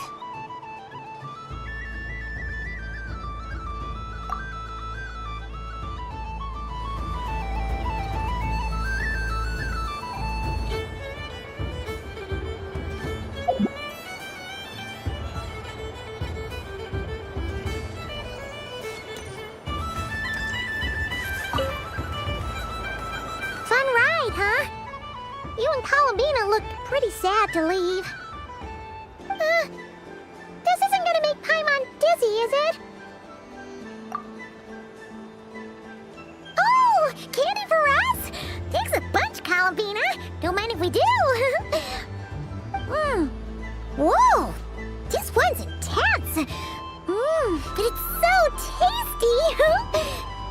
What about you, Traveler? How does yours taste? Oh, sounds good. Paimon's drooling now. Are there any more Smetna candies in the box? Yes, I believe so. Okay, gotcha. Let's see.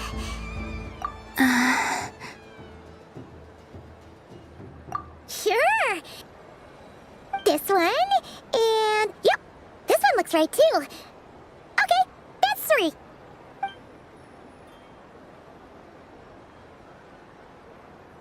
Here we go.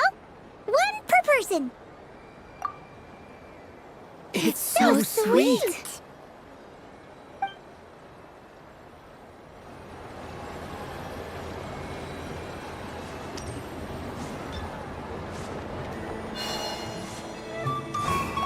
If all the prizes are gone, I might as well close up so the next time. And remember, run out of the rings, not into them.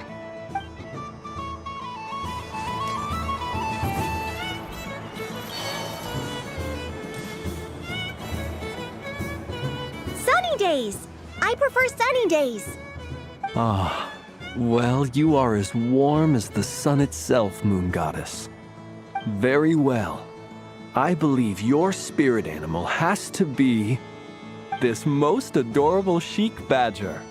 Wow! Thank you, Mr. Talking Magic Lamp. Have a very happy festival, Moon Goddess. Lance? That's you, isn't it? It's our little secret, my dear traveler in Paimon. Okay, sure, but why are you here selling sugar sculptures? Everyone celebrates in their own way. After gazing into the abyss and spending time around gravestones all year, what better way to relax than to see sunny smiles on the faces of the living? Besides that, I like to think of myself as a fair judge of character. I dare say matching personalities to confection suits me rather well. That's not what Paimon was talking about. Aren't you afraid that your true identity might be exposed? Should I be? There is all manner of magic in the air this moon prayer night, thanks to the work of the great mages. I see Miss Columbina is hiding in plain sight. Why should I not do the same? Why miss this rare opportunity to enjoy a special evening in my true form? Fair enough. You got a point there. People who don't know you will probably think you're just a talking lantern. Well, now that we see eye to eye, what brings you here? Not a search for your spirit animal, I presume? Ah, well, actually... Here, see for yourself. Oh, this is... How wonderful. A beautiful idea. Yeah, we just met Barca, and he said that having everyone draw their own section was kind of boring. So, he did your bit for you. Ah, Varka. Ever the maverick. I see his artistic skills are truly one of a kind. In that case, I shall paint something on Mr. Albedo's behalf in a short while. What? Why not now? Ahem. Welcome home, Moon Goddess. Phew, that was close. Hello, Flins. She recognized you right away! What keen eyes you have, Miss Columbina. Especially considering they are shut. I did not see you. Rather, I sensed you. I can sense the fluctuations in Kuvaki all around me. One would expect no less of the Moon Goddess. Might I interest you in some candy? Yes, please. Excellent. I shall make some for you right away. Something the matter, Miss Columbina? What about my spirit animal? All the other children carrying sugar sculptures are talking about it. Wait, is she taking the test seriously? Ah, my apologies. How could I neglect that? You are quite right, Miss Columbina. Every one of us has a magical creature living in their heart. Would you permit me to help you find yours? Yes, please. Do you prefer the day or the night? Night. Which of the 4 seasons is your favorite? Winter. Think of a perfect day. What is the weather like? Sunny? Rainy? Or perhaps cloudy?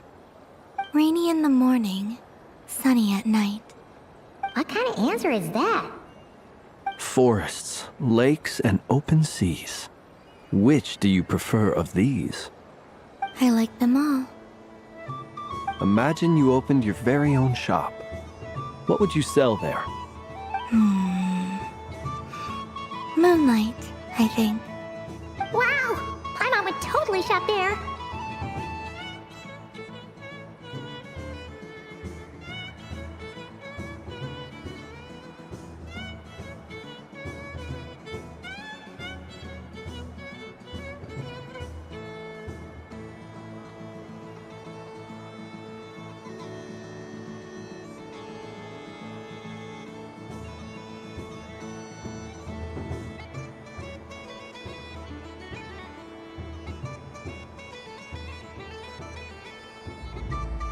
It wouldn't cost anything. You'd just need to visit. Aha! I believe I know what your spirit animal is. Here, for you. Oh, it's a Kohenki! Indeed. A free-spirited being with a deep love for all things here in Nod-Krае, who selflessly lends her aid to as many people as she can reach. It is the perfect fit for you, Miss Columbina. Thank you.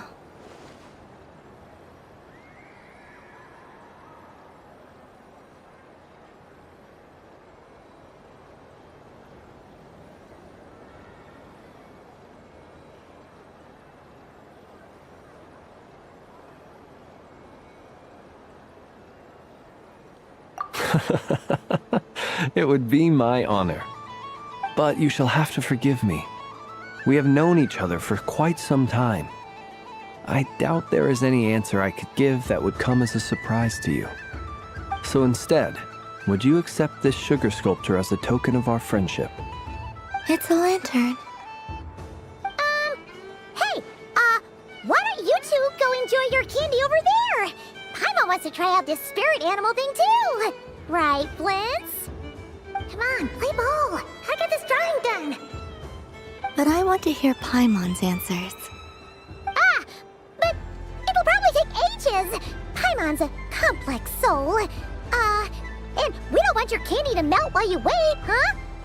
Oh. Okay then.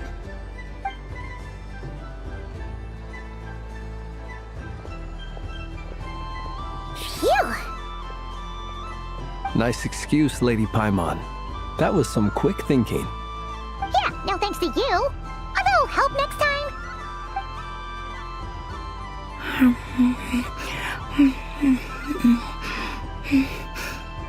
It's sweet. Is that Lockaberry? I wonder what flavor the traveler got. This way, this way! It's the candy-selling lantern! I'm coming! Of course.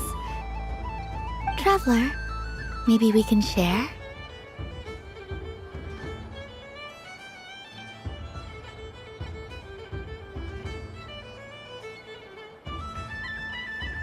Yes. I found out recently that people share their food sometimes, so I'd like to try it. Or is that a no?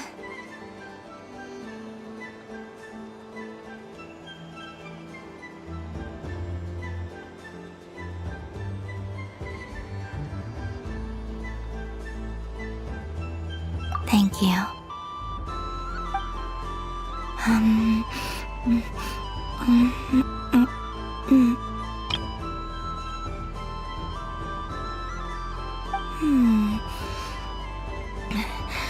Yours is a little more sour than mine.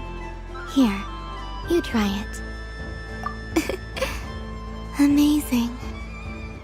My sugar sculpture has shrunk, yet my heart is filled with feelings of sweetness.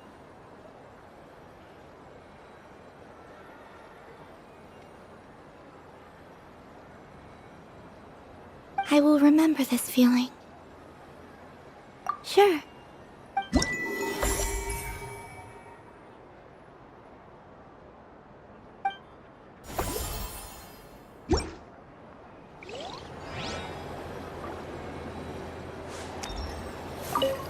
Something about festive lighting always has a way of putting the warmest smiles on people's faces.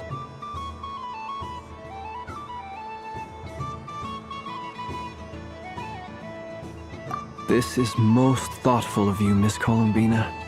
Kindness exudes from your heart like benevolent moonlight.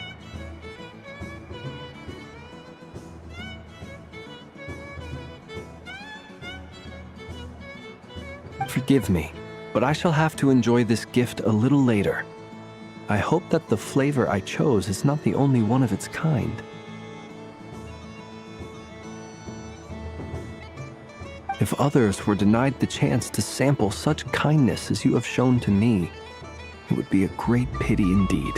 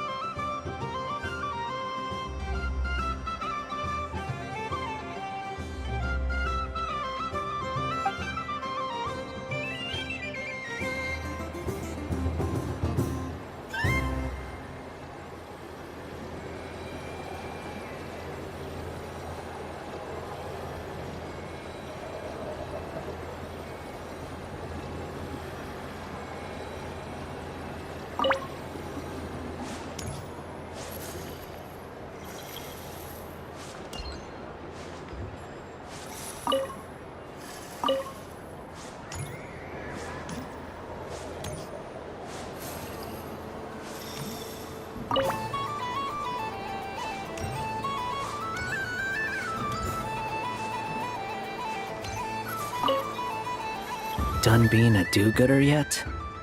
Thanks for coming here with me, Hat Guy. Are there any games you'd like to play? It's your turn to pick. Why does that hamster think you've grown up? You haven't changed at all. I know you don't mean that. You're just taking the opportunity to make fun of me, aren't you? Even if you won't admit that taking some time to compose yourself is important, I can see that you're doing it in practice.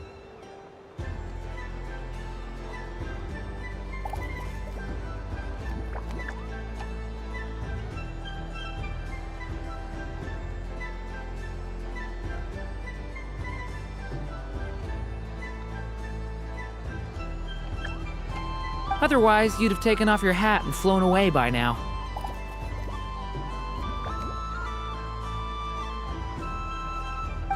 Looks like Albedo's socialization program has been far more useful to you than all those Vahumana textbooks. A moon prayer candy for me? Huh, thank you. It smells like baked apples and butter. Reminds me of Good Hunter, a restaurant in Mondstadt. I always have to resist the temptation to go there unless I'm ordering food.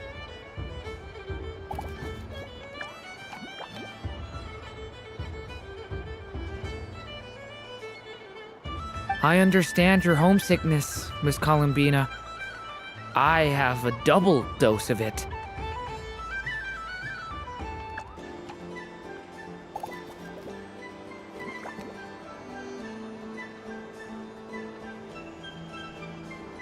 Because both Simulanka and Mondstadt are my home.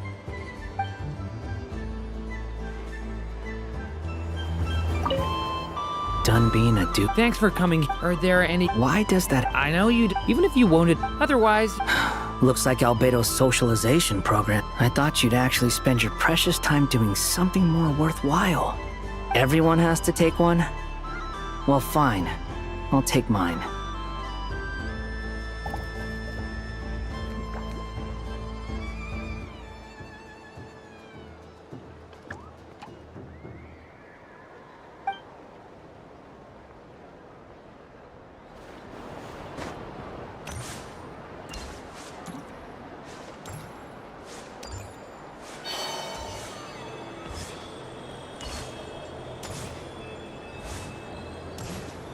What's this? Should I give it a try? That was fun. It's a shame Ashru doesn't like playing with water, or I'd have roped him in as well. Oh, a gift? You shouldn't have, Miss Columbina. Very nice indeed. Candy is one of many luxuries that the desert folk could never afford.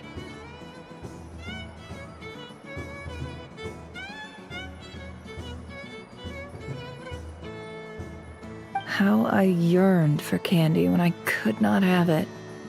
Yet, now that it is readily available to me, I never seem to crave it.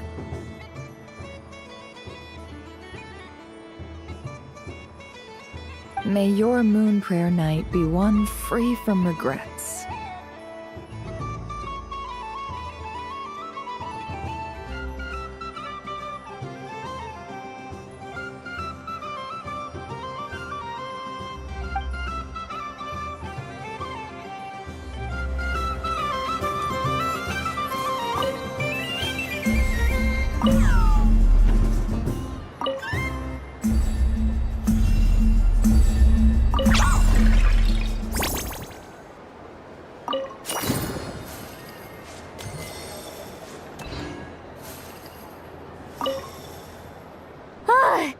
I just had a water fight with 2 Fatui Harbingers. Pretty scary, but also surprisingly fun. Aw, man, this feels kinda wrong. Like, shouldn't we be the ones giving you candy rather than the other way around? I guess I'll just take one. What flavor is that? It tastes like getting a mouthful of muddy grass. After being rear-ended by a blunt-horn rhino, then face-planting the ground. I'll never get this taste out of my mouth. It's delicious.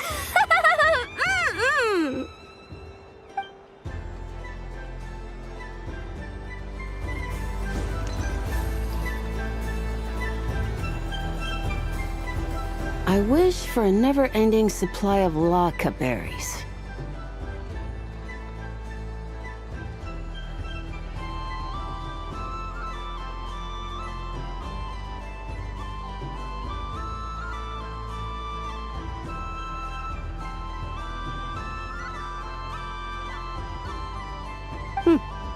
What a humble wish. Probably written by a child.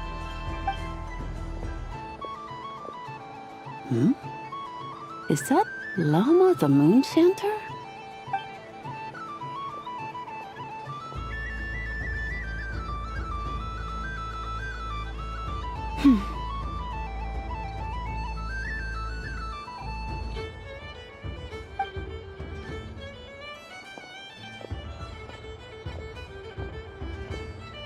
I wish that the long plume ibises would stop biting me. Oh dear, poor Llama. All right, I'll write that one down for you.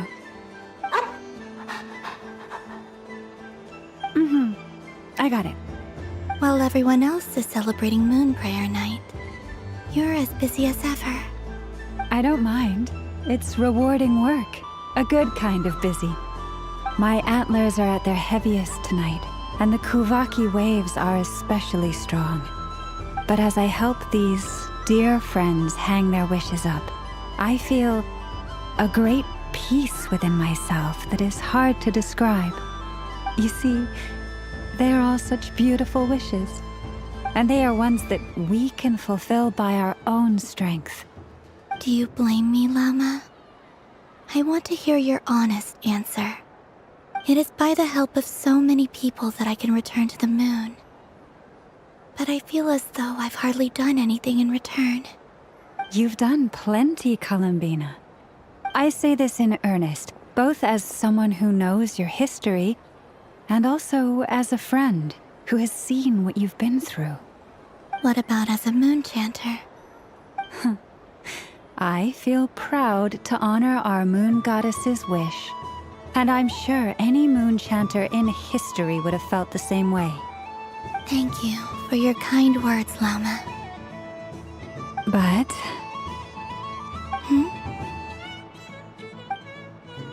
Since you asked for my honesty, I won't lie to you. My feelings are mixed right now. Besides pride, I also feel, I suppose it's a reluctance to let go. Once you return to the moon, we will be far apart and separated by a false sky. I'm sure those of us left behind will gaze up at that sky, yearning for the moon once in a while, just as you used to do. I will miss you, Lauma. I will miss you all. I hope to stay in touch. I will try and find some way to send messages down from the moon. Perhaps you could use Kuvaki. I've heard Yehoda say that signals can be sent using long and short waves, or strong and weak lights. That sounds a little complicated. What if we forget what the signals mean? We could prepare a codebook beforehand, but... You're right. It wouldn't really suit you.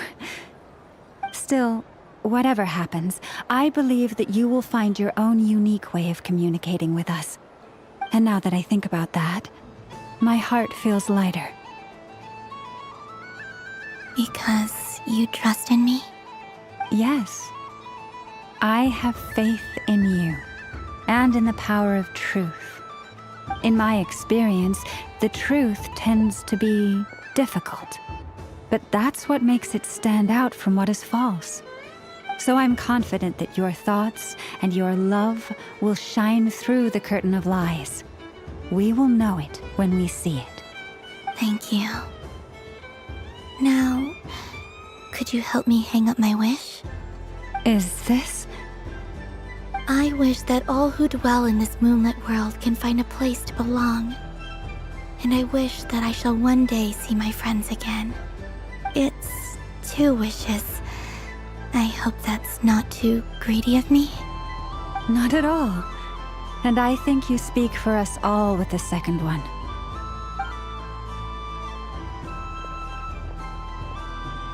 I shall continue to pray until the day that all of these wishes come true.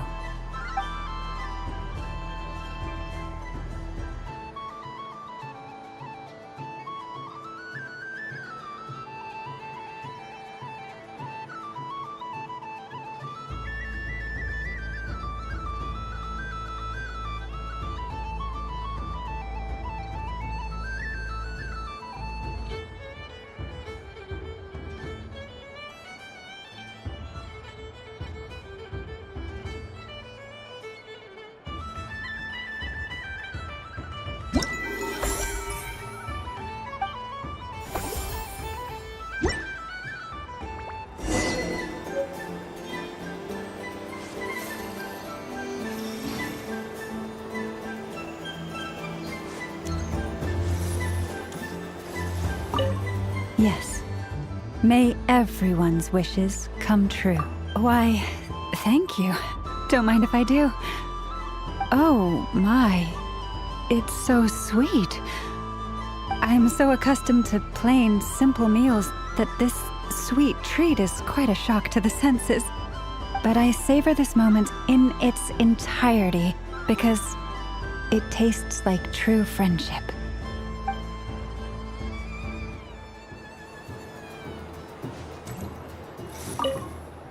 Yes.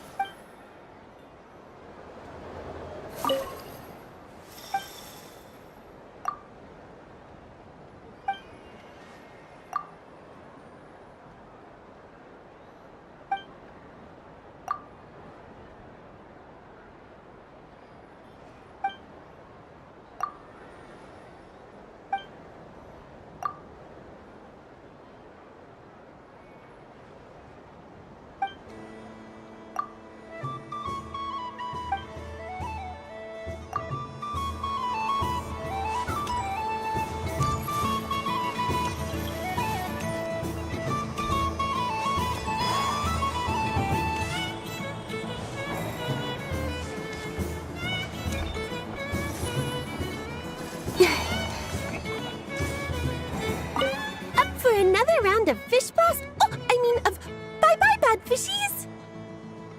Oh, bless my fluffy tail! Dodoko has never seen candy shaped quite like this before. Why, it shines like a lovely crystal. Let the feasting begin! Oh, sweet as a tomato bathed in sunlight. Thank you very much. You truly are a friend to the Dodoko. Please share the rest with other people. I am sure everyone will fall in love with the taste of pure joy.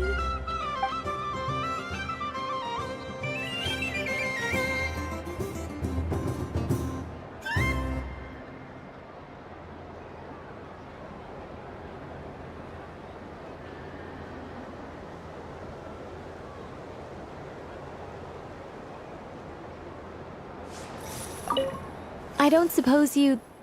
Don't get me wrong, once is plenty. You're under no obligation to indulge me any further. And besides, I don't have any other prizes for you. Oh, I love the color of this wrapping paper. But the bow on that one is just so perfect. Oh, this is a tough choice. I know the wrapping paper doesn't affect the flavor, but it does set the first impression, which can influence your mood as you eat it. And actually, that does affect the flavor. I have to listen to my heart and pick the one that I can really build a bond with. It's the only way to eat candy. Oh, but look at the shape of this one, how lovely! Ah, this choice is getting harder and harder.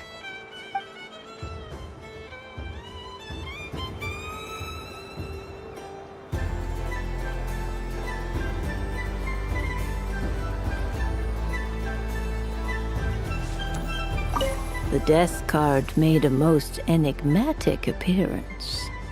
The moon for which Miss Columbina is bound, I fear. Fretting is of no avail. I will have a chat with Alice about it sometime.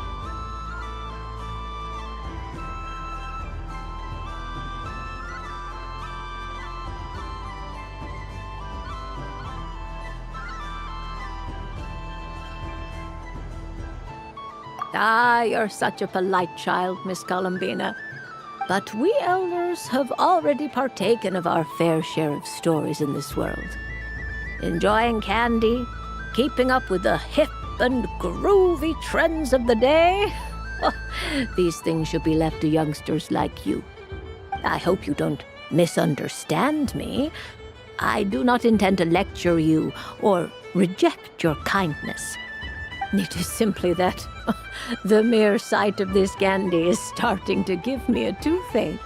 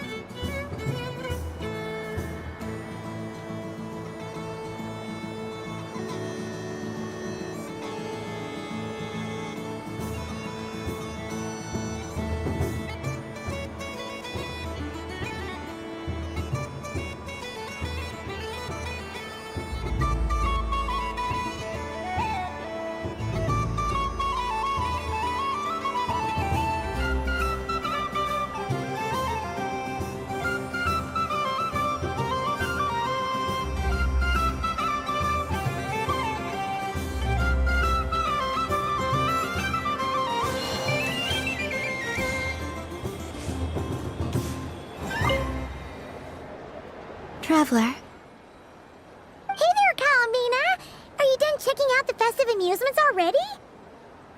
Are you sure you don't want to look around some more? You might not get another opportunity like this for a while.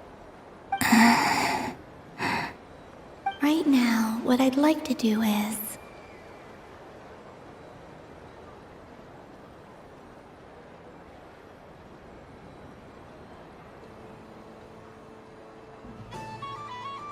Thank you. But I think I've had enough fun for one night. I've made plenty of precious memories. Really? You're sure you don't want to have a little more fun out there? Final answer! Yes, I am sure.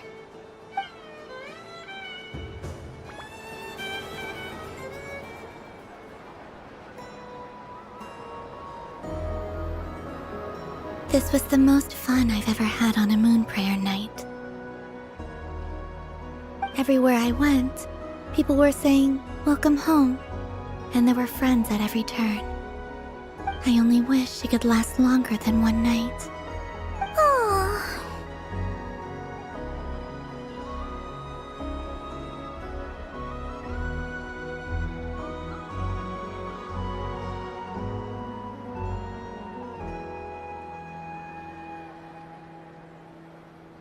Yes, you're right. The moon prayer blossoms. Ooh, look! Look! Moon prayer night has come.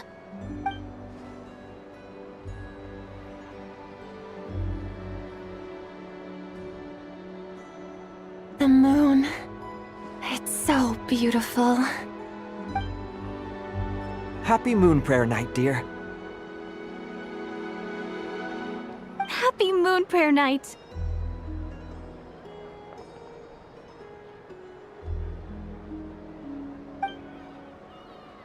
Happy Moon Prayer Night.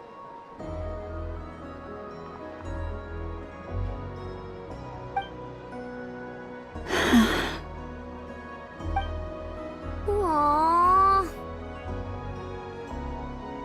Huh.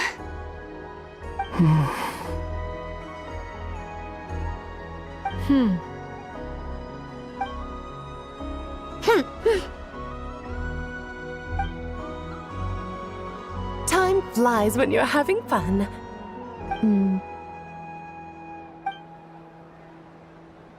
Oh. Looks like the time has come. Columbina.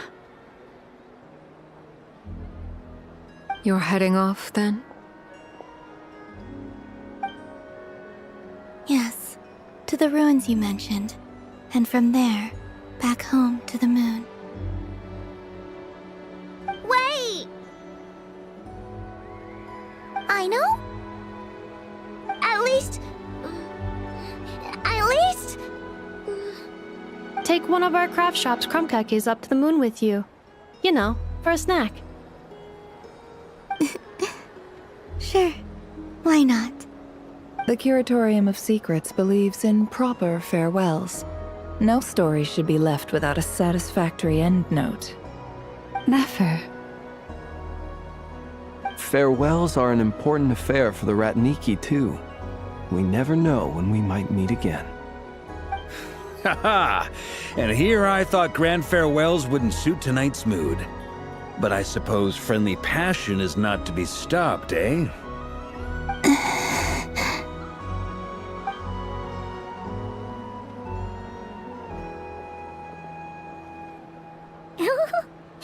We made a little something for you, Columbina. Ta-da! What is it? A Moon Prayer Night greeting card with drawings by all of your friends. You did mention that you'd like a portrait done, so I took the liberty of creating one for you. I, meanwhile, did the portrait of Mr. Albedo, and Mr. Varka did the same for me. I mean, I think my work was pretty true to life, don't you think? The picture of Ashru was my doing. The two of you seem to get along rather well. Wait, was I the only one who did a full body picture? That's so embarrassing. I did pictures of me and Anefa. I did my own portrait and one for Hat Guy. Plus, there's the two mages, Arlecchino and Sandrone. So, if you ever miss us, just flip the card open and we'll all be right there with you. I don't know what to say. Thank you so much, everyone. This whole moon prayer night was more than I could have ever asked for. It is the greatest gift I have ever received. Lama, I figured it out. Figured what out? Remember how the Frost Moon Scions used to use milk as invisible ink to write hidden messages? That was a very long time ago. Oh, are you saying? Yes. When I miss you all, I shall use moonlight in the same way, to write words that only you can see upon the moon itself. Wow, that sounds lovely. Quite. But how will we see them? Simply open your windows on nights when the moon shines bright, and the moonlight will naturally flow towards the words I have written. That sounds most fitting indeed. Very true to form. I'll try to write them in places that won't disturb your sleep. I, for one, would sleep all the better for having read one of your messages before settling down for the night. Exactly. So don't worry about disturbing anyone's sleep. Just promise you'll write to let us know you're okay, all right? All right. I promise.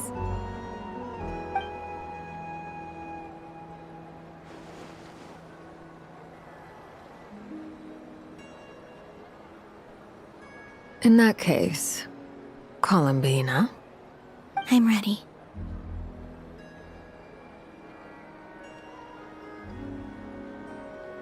Very well. Let's go.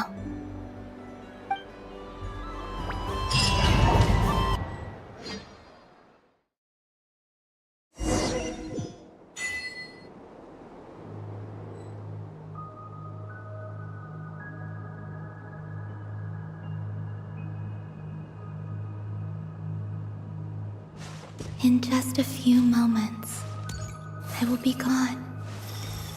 I still don't know what to expect on the moon. Will I really be able to send messages to my friends? The Kuhenki, the animals of Nod-Krае. I'll never get to see them again. I wonder where I'll be when the next moon prayer night comes.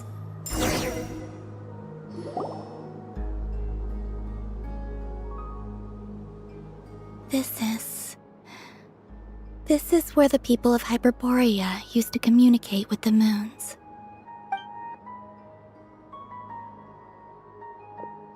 Eternal moon, frost moon, iridescent moon.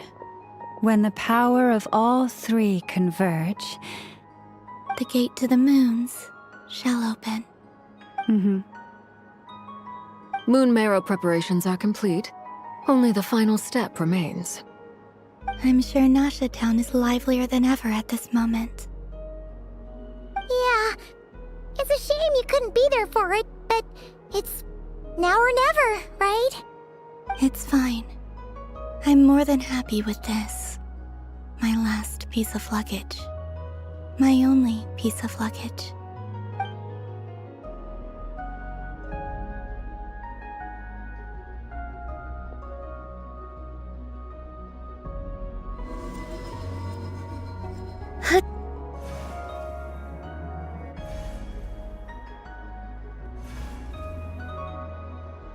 I can already feel the moon calling to me.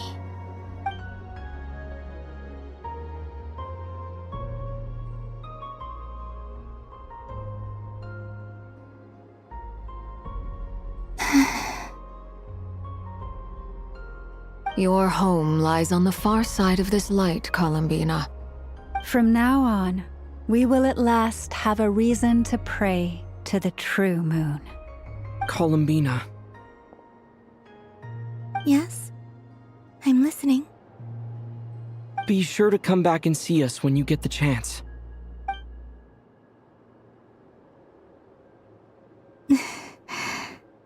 Of course. But if that chance doesn't come, then remember that you have friends on this planet. People who will miss Columbina. Yes, I will. Thank you for everything you've done for me. And remember, come night or day, the moonlight shall always connect us. Well then, farewell, my friends.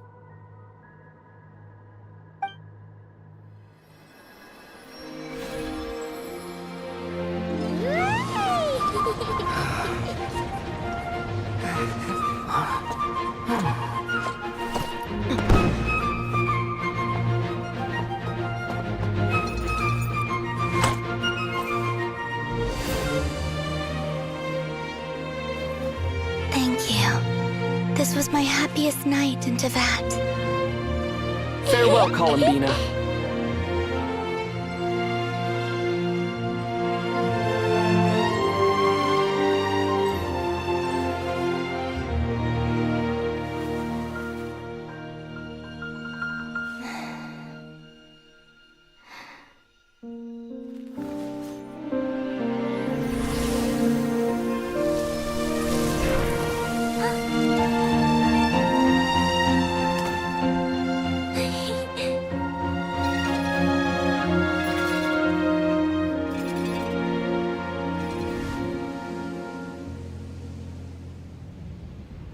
The moon really is closer than ever tonight.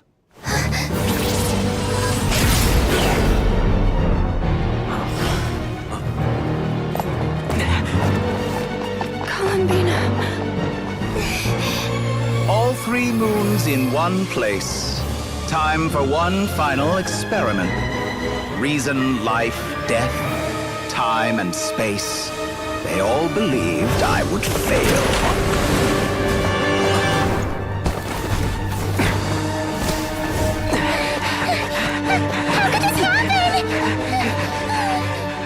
But Tevat's primordial power never did belong to the throne of heaven. And now, they are mine.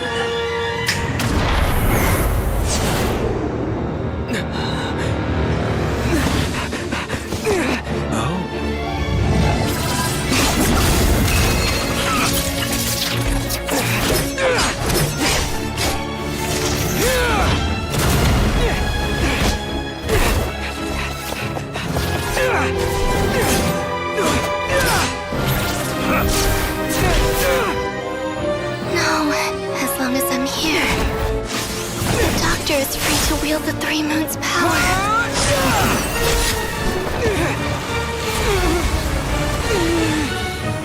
It's the only way.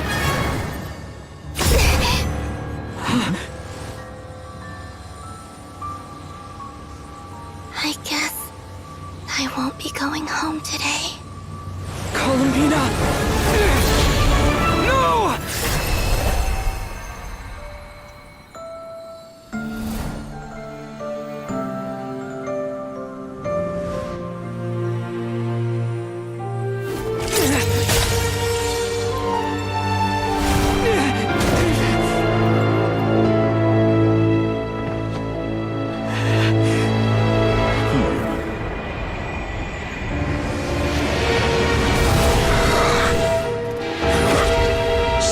World, do not try to control me!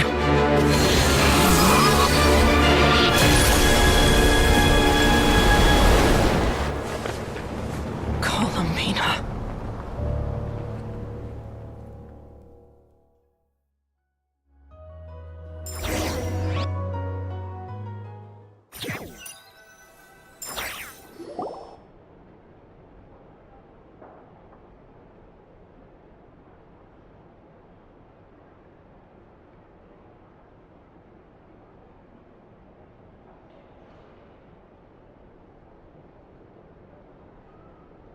Are you all right? Do your wounds still hurt?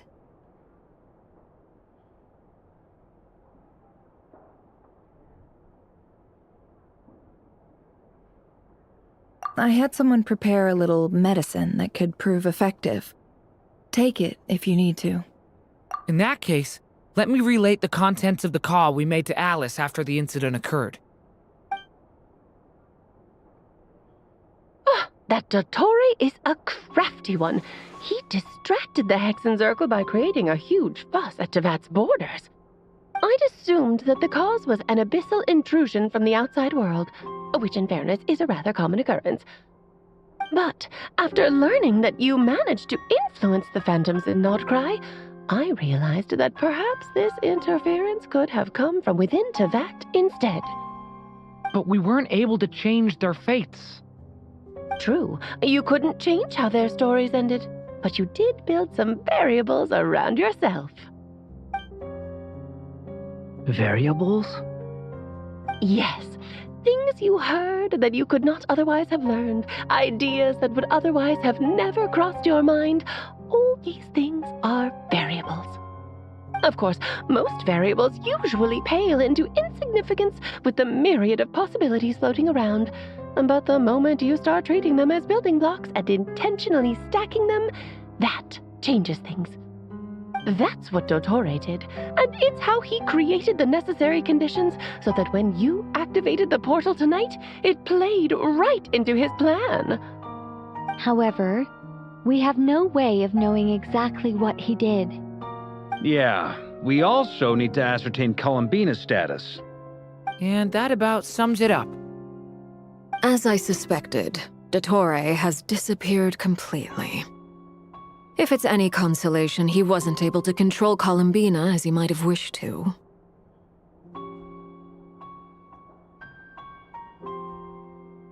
Oh no!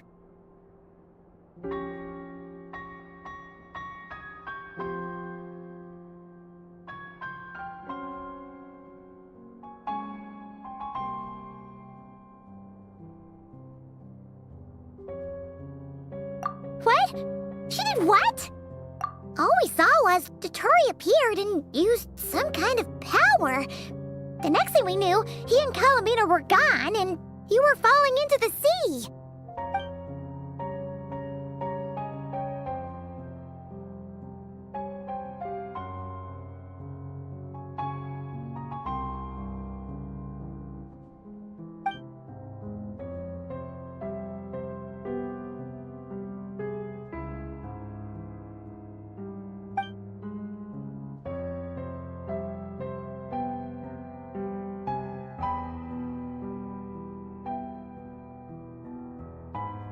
So, Columbina intentionally opened the Moon Gate and escaped into the same mysterious world as Rerir and Thalindis.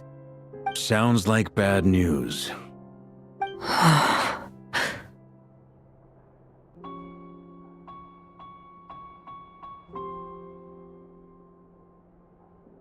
Seen in that way, the trilunar syzygy and Rerir's emergence, Dottore might have been pulling the strings in both cases. According to Miss Alice, he is attempting to transcend his destiny and finish an experiment that only a god might complete. An utter lunatic. Wait a sec, where's Hat Guy? Seems like he'd want to be here for this. He took off with the Dodo communication device after we spoke to Alice. He said he had a hunch that he wanted to investigate by himself. The look on his face was terrifying. I've never seen him like that before.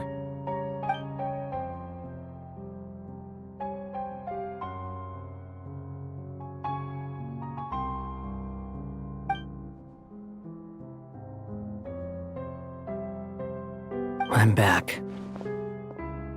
Hat Guy! I went to look for the Hyperborean phantoms again. I think I've gotten to the bottom of it. I got them to talk to Nicole on the other end of the communications line. Turns out, the history they describe is different from how Nicole remembers it. Really? But how? Surely Nicole can't have been wrong. Because the phantoms are the ones who are deceived. They speak of a savior who appeared in their history, one who never should have existed. This savior promised to create a new moon within the false sky, and even bring back their moon goddesses. Foolishly, they believed in him, and told him everything he wanted to know about the moons. It's obvious that this was Dottoro's doing. Now you mention it, the first time we entered the Hyperborean ruins, we heard the phantoms discussing their history, and I remember Nicole commenting that something sounded a little strange. But Dottori shouldn't have been able to get in there in the first place. He didn't. Nicole said that this was an anomalous state triggered by disruptions in the causal connections between phantoms from the same era. The variables that Dottori put in place were substantial enough that they even affected phantoms that he never met. So it's not that their memories were unclear. They'd been tampered with. That's exactly the possibility Dottori was trying to manufacture. He turned these variables into knowledge and engineered the situation so all that knowledge would fall into his hands. Then, he harnessed that knowledge on Moon Prayer Night to truly create a false moon. How is that even possible? To be precise, he exploited a weakness in the way the spell works. The spell senses Kuvaki to detect the moon's location. So, as long as the false moon more strongly resembled the moon than the frost moon beyond the skies, the gate would teleport Columbina to the false moon's location. In other words, to Dottori's side. Once he had her under control, the teleportation spell remained active, and he manipulated her power to seize both moon marrows. At that moment, the moon marrows disappeared right before our eyes. It was already too late, even as we were leaving the ruins. By then, Dottore had already amassed the power of all 3 moons. So, where does that leave us? What do we do now? I'd certainly like to know what Her Majesty thinks, now that the concerns I expressed to her have come to pass. But we cannot simply sit and wait for her to decide the matter. And in any case, it is not the Fatui Harbinger Damselette who sees us as her friends, but rather Columbina Hyposelenia. If, even in such extreme circumstances, Her Majesty will not lift the prohibition on Harbingers drawing steel against one another, then I will do as my heart demands. I will fight as Peruware instead. Oh, Arlecchino! Time is short, so I'll make the first move.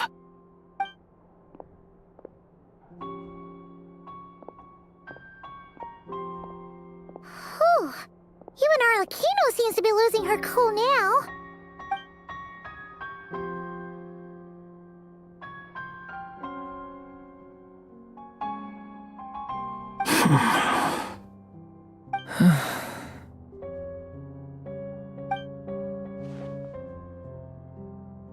All right. Lose those dejected looks for a moment and let me get a word in. It looks bad, I won't lie. Very bad, in fact. So Dottori's pulled some real dirty tricks to gain the upper hand. For now. And yeah, it's to the point where even the mages say that his variables have affected destiny. I'm not so sure, though. Many have told me that Tevat's destiny is fixed, and that does appear to be the case. Well, what makes Dottori so sure he'll be the exception? And since he was able to stack these variables up, who's to say we can't do the same? You of all people should not be discouraged, traveler from afar. This isn't over yet.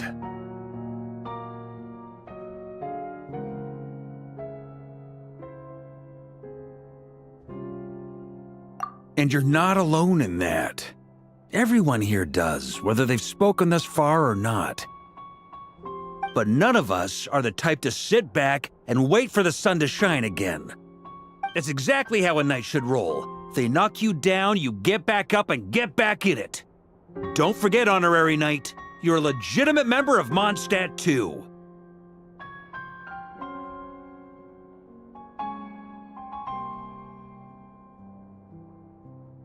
Fark is right! This is far Dotori's already way overdue a butt-kicking given his past shenanigans.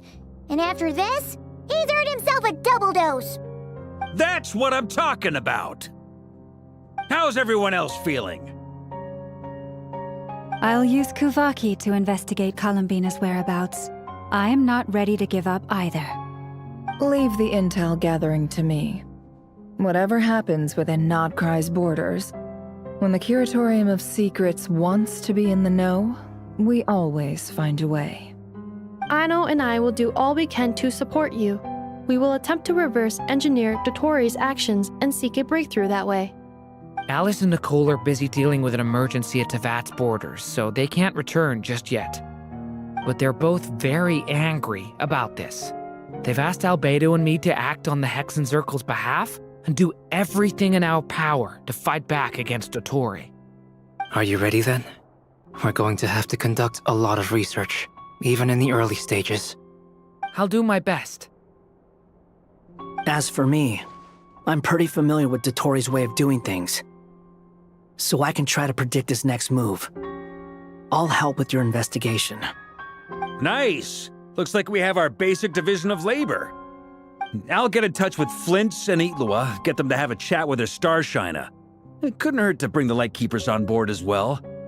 At the same time, I'll pass on instructions to the Knights present in Nod-Krae to assist the Lightkeepers and other organizations in ensuring the safety of those living here.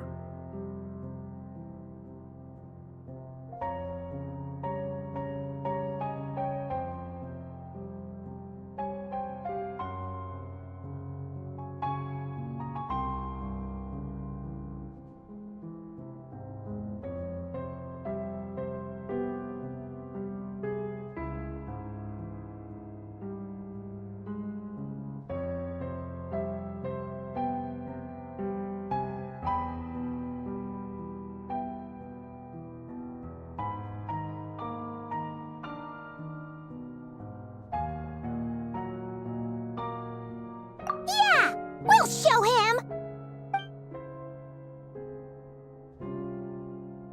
That's it then. Good luck, everyone.